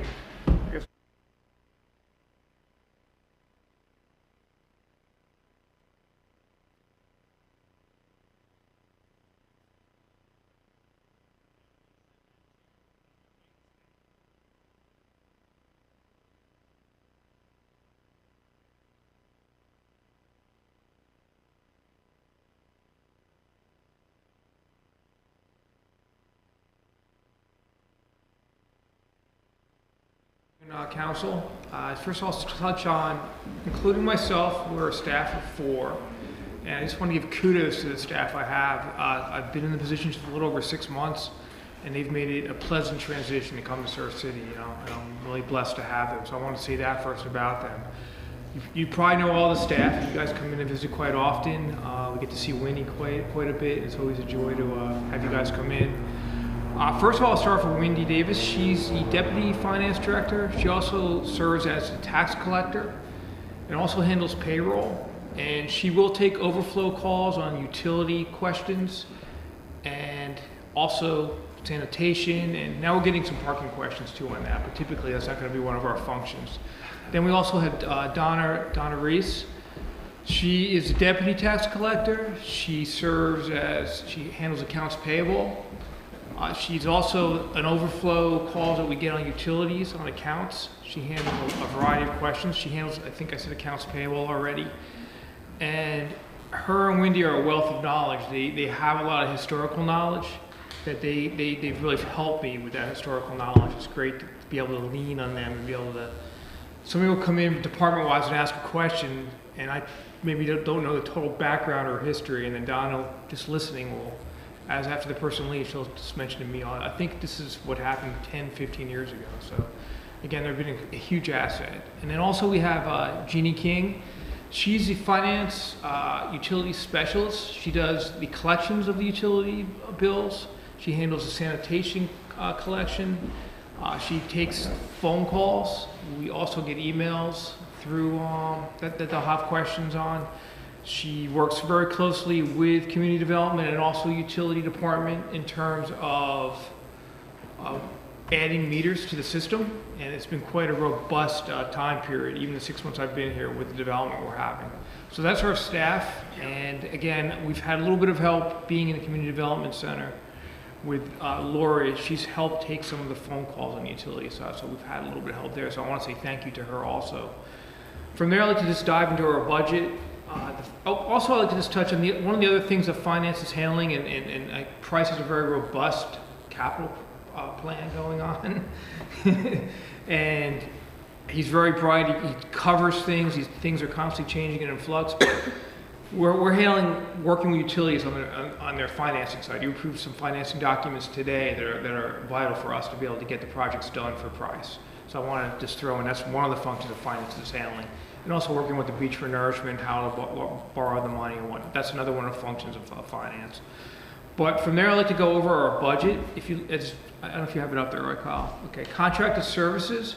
We're down a little bit 5,000 less than last year over year. What's in that system is we have, it's called MCSJ, is our financial software. We use them for computer support and maintenance. So anytime we have a question or issue with our software, we can always lean on MCSJ by calling them. So we're paying them for the technical support. Any upgrades we have to do to the system, they coordinate with Jason, and we will get the upgrades because there's certain patches they put in throughout the year to make the system better. So they'll coordinate with Jason since we're not in the cloud. We have a server on site. So that's what that is. Also, we switched from I'm guessing probably more of a a timekeeping system that was probably more, I guess, was it paper before Kronos came in here? I'm not even sure I can answer that part of it. But what was that? Combination, okay. Well, we implemented, or not we, before I got here, Kronos was implemented, I believe, in this fiscal year, and the cost of that implementation was around $5,000. So the reason why you see the decrease year over year in contractor services is because of that one-time fee we had to pay to help us implement and setting up the Kronos timekeeping system. We also have to pay, of course, a yearly maintenance and support fee, which is a little over $1,000. So that's where we're paying in that contract line. Professional services, the bulk of that is the audit. I just got the contract for the auditors for the next coming fiscal year. It's going to be $20,000. That's what we paid this past fiscal year. I'd like to keep them and maybe do an RFP next year just to keep them, see what type of price we can get out there. But I think it's important to keep that continuity right now, being that I'm new too, that we'll keep them definitely for another year. But the price to that would be $20,000. And just a caveat, if any single audit testing might come up where we might have to do some test work because of grant money that we received, it might require us to pay a little bit more on top of that fee. But hopefully if we can keep them where we keep the audit paperless, maybe they don't have to come again this year, we may be able to keep that cost at the $20,000. It also includes they had in professional services, we could maybe move this down to contractor services, but we also have tax bills and postage that we pay out of this line. That postage is helping getting the tax bills out and mailed out. We have a company that handles the printing of the bills, and then also the postage helps cover mailing out the tax bills on a yearly basis. We went up a little bit in training. 2 years ago, our fiscal year 1920, it was $4,500. Again, this is pre-COVID. If we're still in the COVID state of affairs where we're going to have virtual classes at the school of government or conferences, then that could definitely come down. But right now, that's factoring in if we're all back to normal and we can go back to our typical training and conferences. I think it's good for people to meet their peers and mix. Again, we went down a little bit down on telephone and postage. I definitely think we can have savings there. And then going down to utilities, it's something I'll probably get up with Jason later on. We had a spectrum bill and additional cost for fiber in our budget over the last few years. That's something where we can maybe knock down to zero or fiddle around with that number and maybe roll it into whatever our utilities costs are going to be in the new building. The other area is that we actually, where we went up, and Price alluded to this, cost of doing business, is we get more efficiency when people pay their bills online and they use credit card and whatnot, but with that comes a fee, and the fee are those credit card fees. So last year we budgeted $12,000. We're definitely going to go over that budgeted number this fiscal year.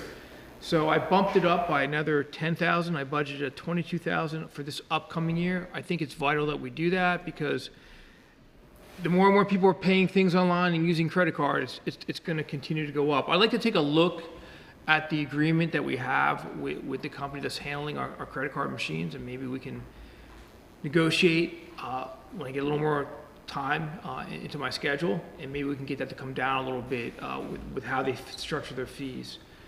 The next section I'd like to cover is I did ask for an additional position.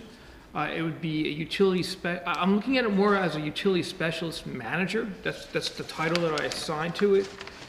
And I'm just seeing, for example, this past week we had Jeannie took some vacation time.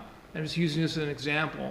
But she did. It's one thing I like to discourage my staff to do. I think when they go away on vacation, of course, if it's something that big has to be handled when you go away, you can't control those things.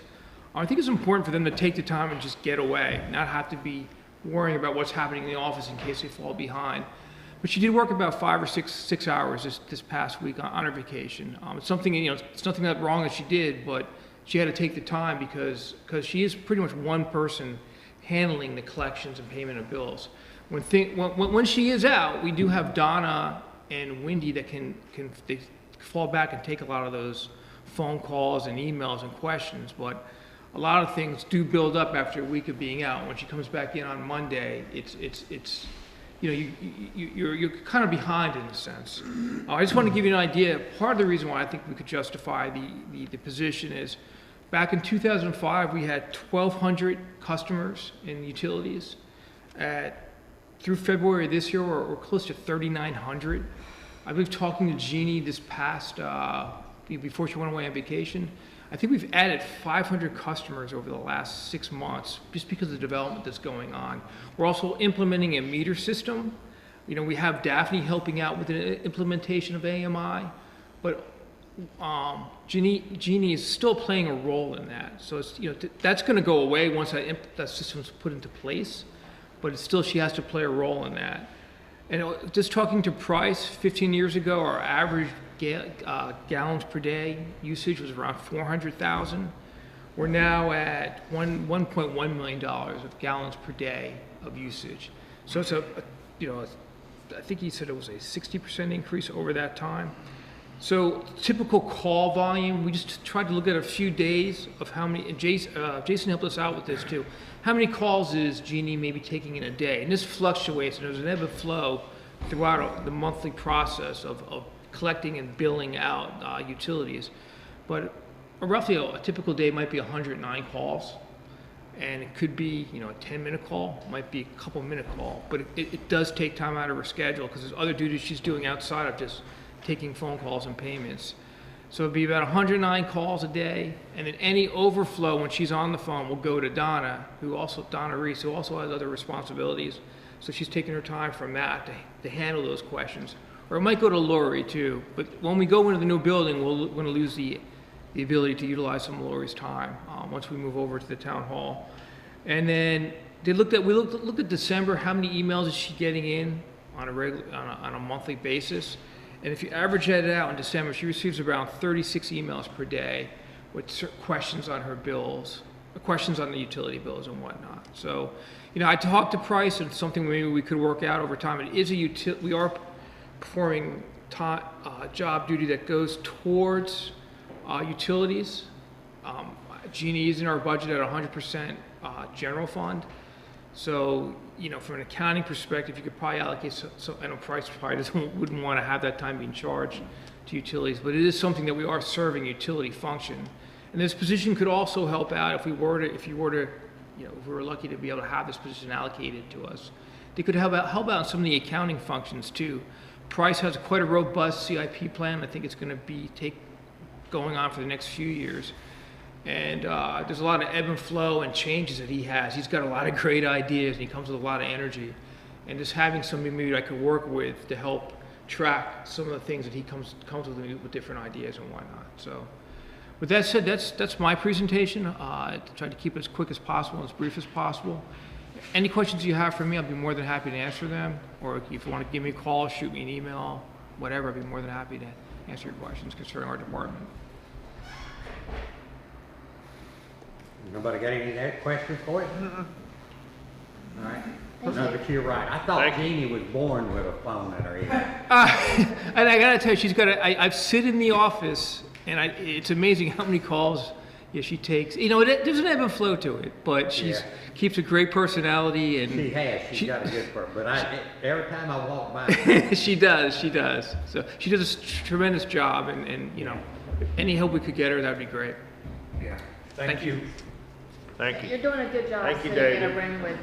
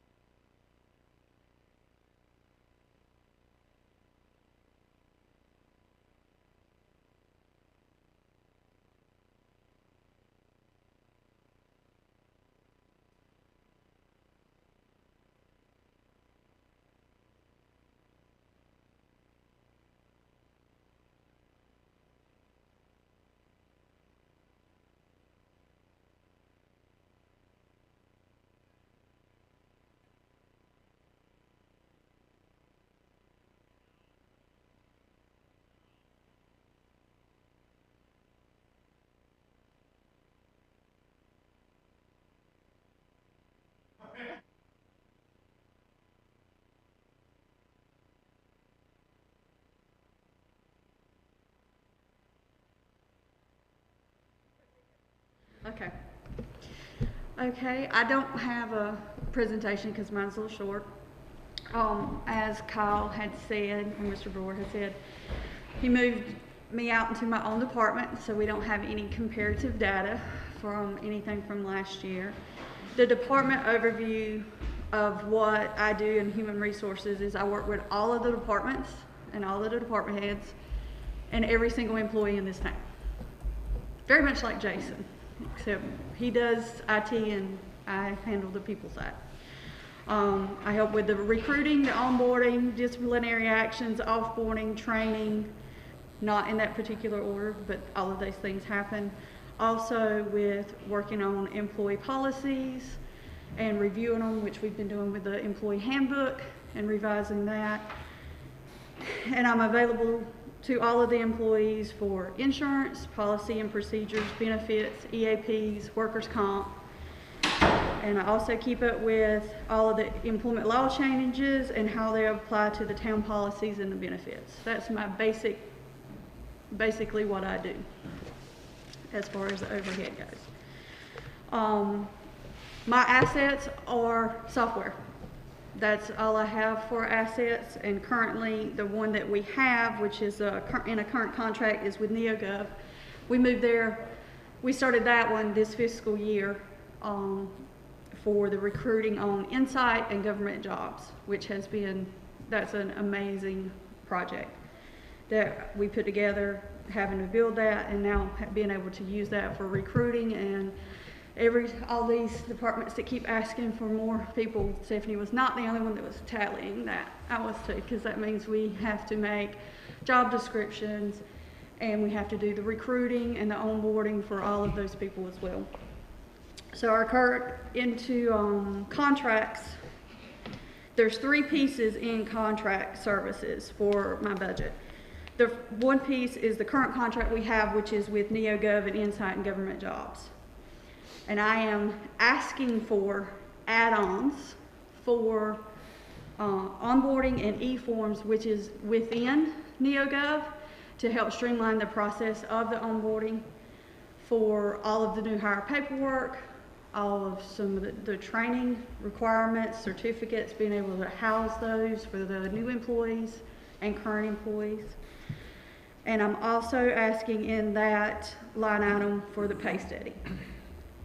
So all of those, that's what comprises that $33,500. And that's about it as far as the budgeting goes. The training is just mostly webinars. I do have one in there for an in-person class if they do it in person, but the rest of it is on webinar. So there's not a lot of required as far as training that I would have to go somewhere, because we do a lot of that online. And let's see. That's mostly it. That it? I think so. The big thing is the software. It would be extremely helpful with our department, the way we're growing, to be able to streamline those things. We are in the process right now of hiring our camp counselors. So we had to, and I say we because Alexa is also doing that. She's the supervisor of them. We had to print all of the W-4s, the NC-4s, all of that today, and had it all laid out on the table so that we could put those packets together and then put them in envelopes so that I could mail them for them to fill them out and send them back. And I was looking at that and just kind of thinking about what I was, coming into this meeting and looking at that pile, and that's just 16 of them, and thought, man, that would be awesome if that was online, that all they would have to do is just go on and do that. And it also prevents mistakes that way, because anytime you have to retype all of that in, there's more opportunity for error. And if they're entering that information, then they can load it into the NeoGov system that we already have. So we're just adding on and expanding one of the softwares that we have and using them to their fullest capability. So unless you have any questions, that's all I have.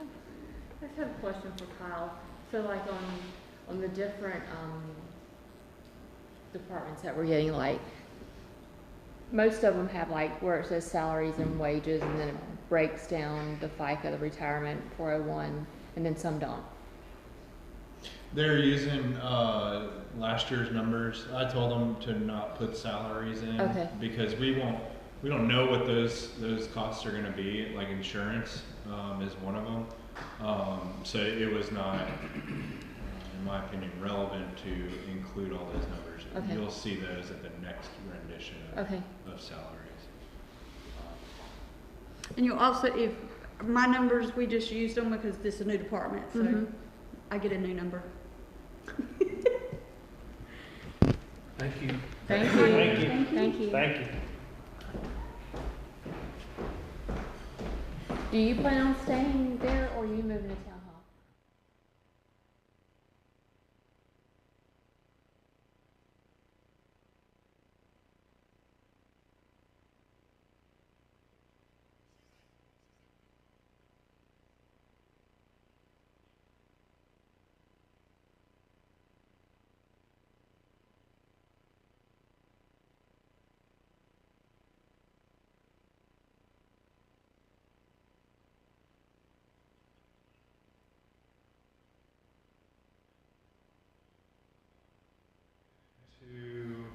To Administration.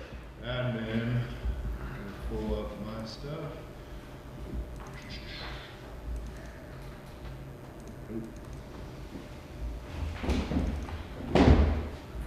So admin, double the size of HR and IT. We are a group of 2 now, which includes myself and the clerk.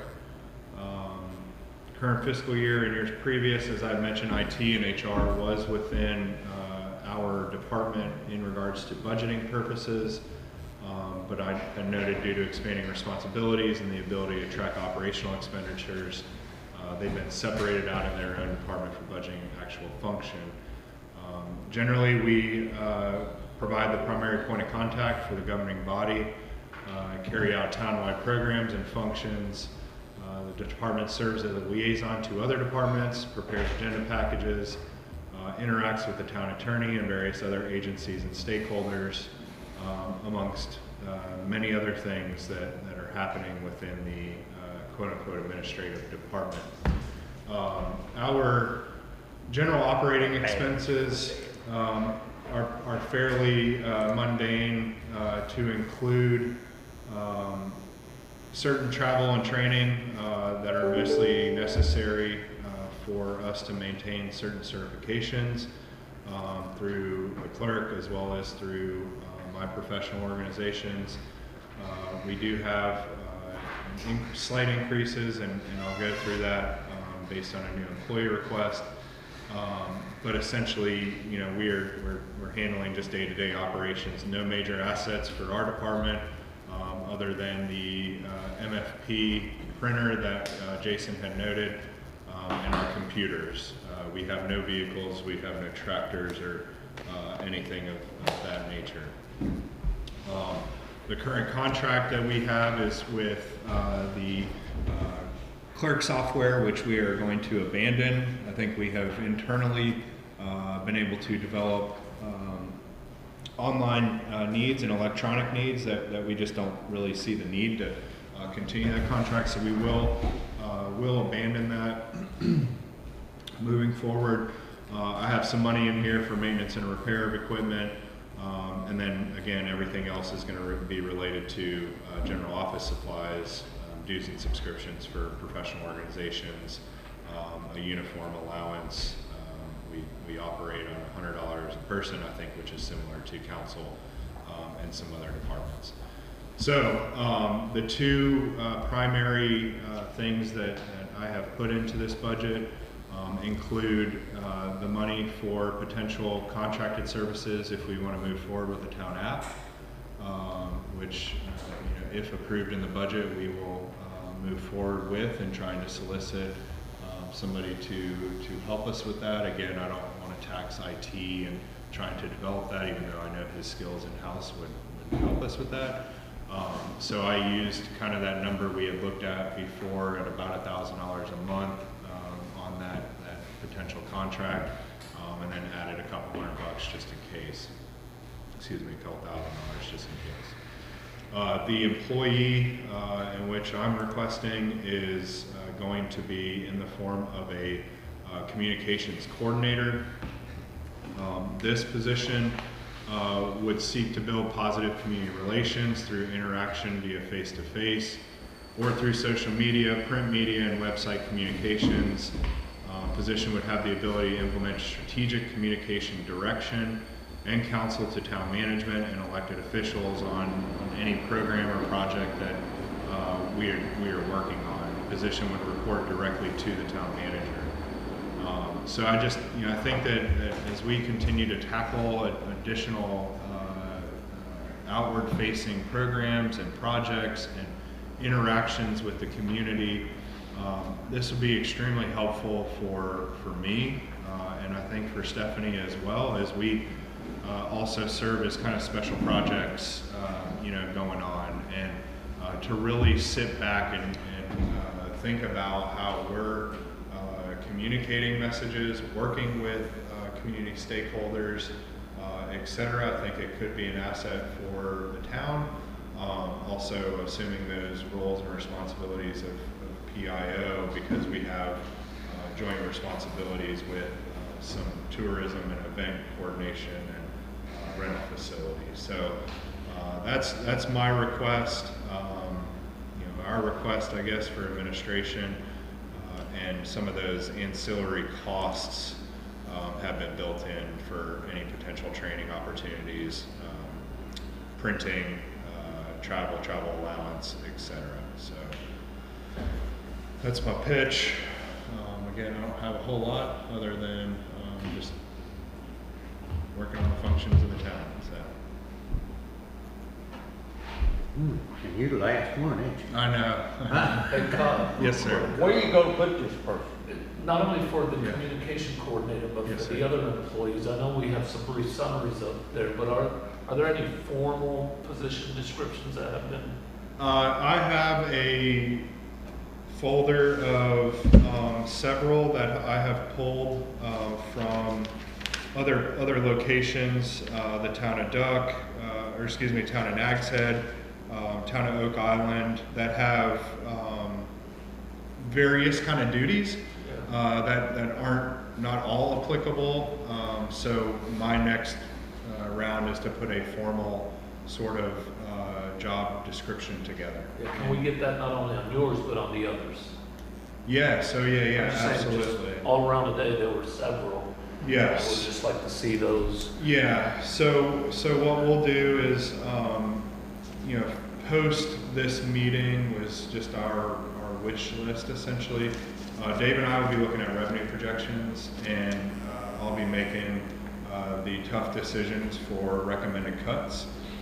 And if a position I don't feel is warranted within the town, I'm not going to go through a rigmarole of the position description. Unless council says no, we're going to have that position regardless. So we'll continue to work on that, and then next work session, I'll have all that prepared. Okay, thanks. You're welcome. So you mean everybody's not getting every position that they're wanting, everything they want? I don't know, maybe, we'll see what the revenues look like. How about that? I've never seen it come in where we project more revenues. Yeah. When that happens, that's when I'm gonna retire. Yeah, Chad keeps talking about this anonymous donor of some sort. And there's other things that weren't covered in this, vector control, and there's a lot of other things that the town has a requirement to do or provides, and that'll be in your full budget. But wouldn't see any major changes to that. Just specifically for that, I've already reached out to the county, and they're willing to continue that service for that small. Yeah. This was sort of like going and sitting on Santa Claus's lap. Right. And telling you what you want. And then the next one is like the parent. Yeah. No. Deciding what you are gonna get. Yeah. Right. Well, good job so far across the board. All right, have we got anything else that needs to come before the council? Has it warmed up outside any? It's only getting colder. Do you need a motion to adjourn? Huh? You need a motion to adjourn? Yep. need a I'll give you motion. that. I'll make that motion. Got a second anywhere? I'll second. All in favor? Say, let's leave. Let's leave.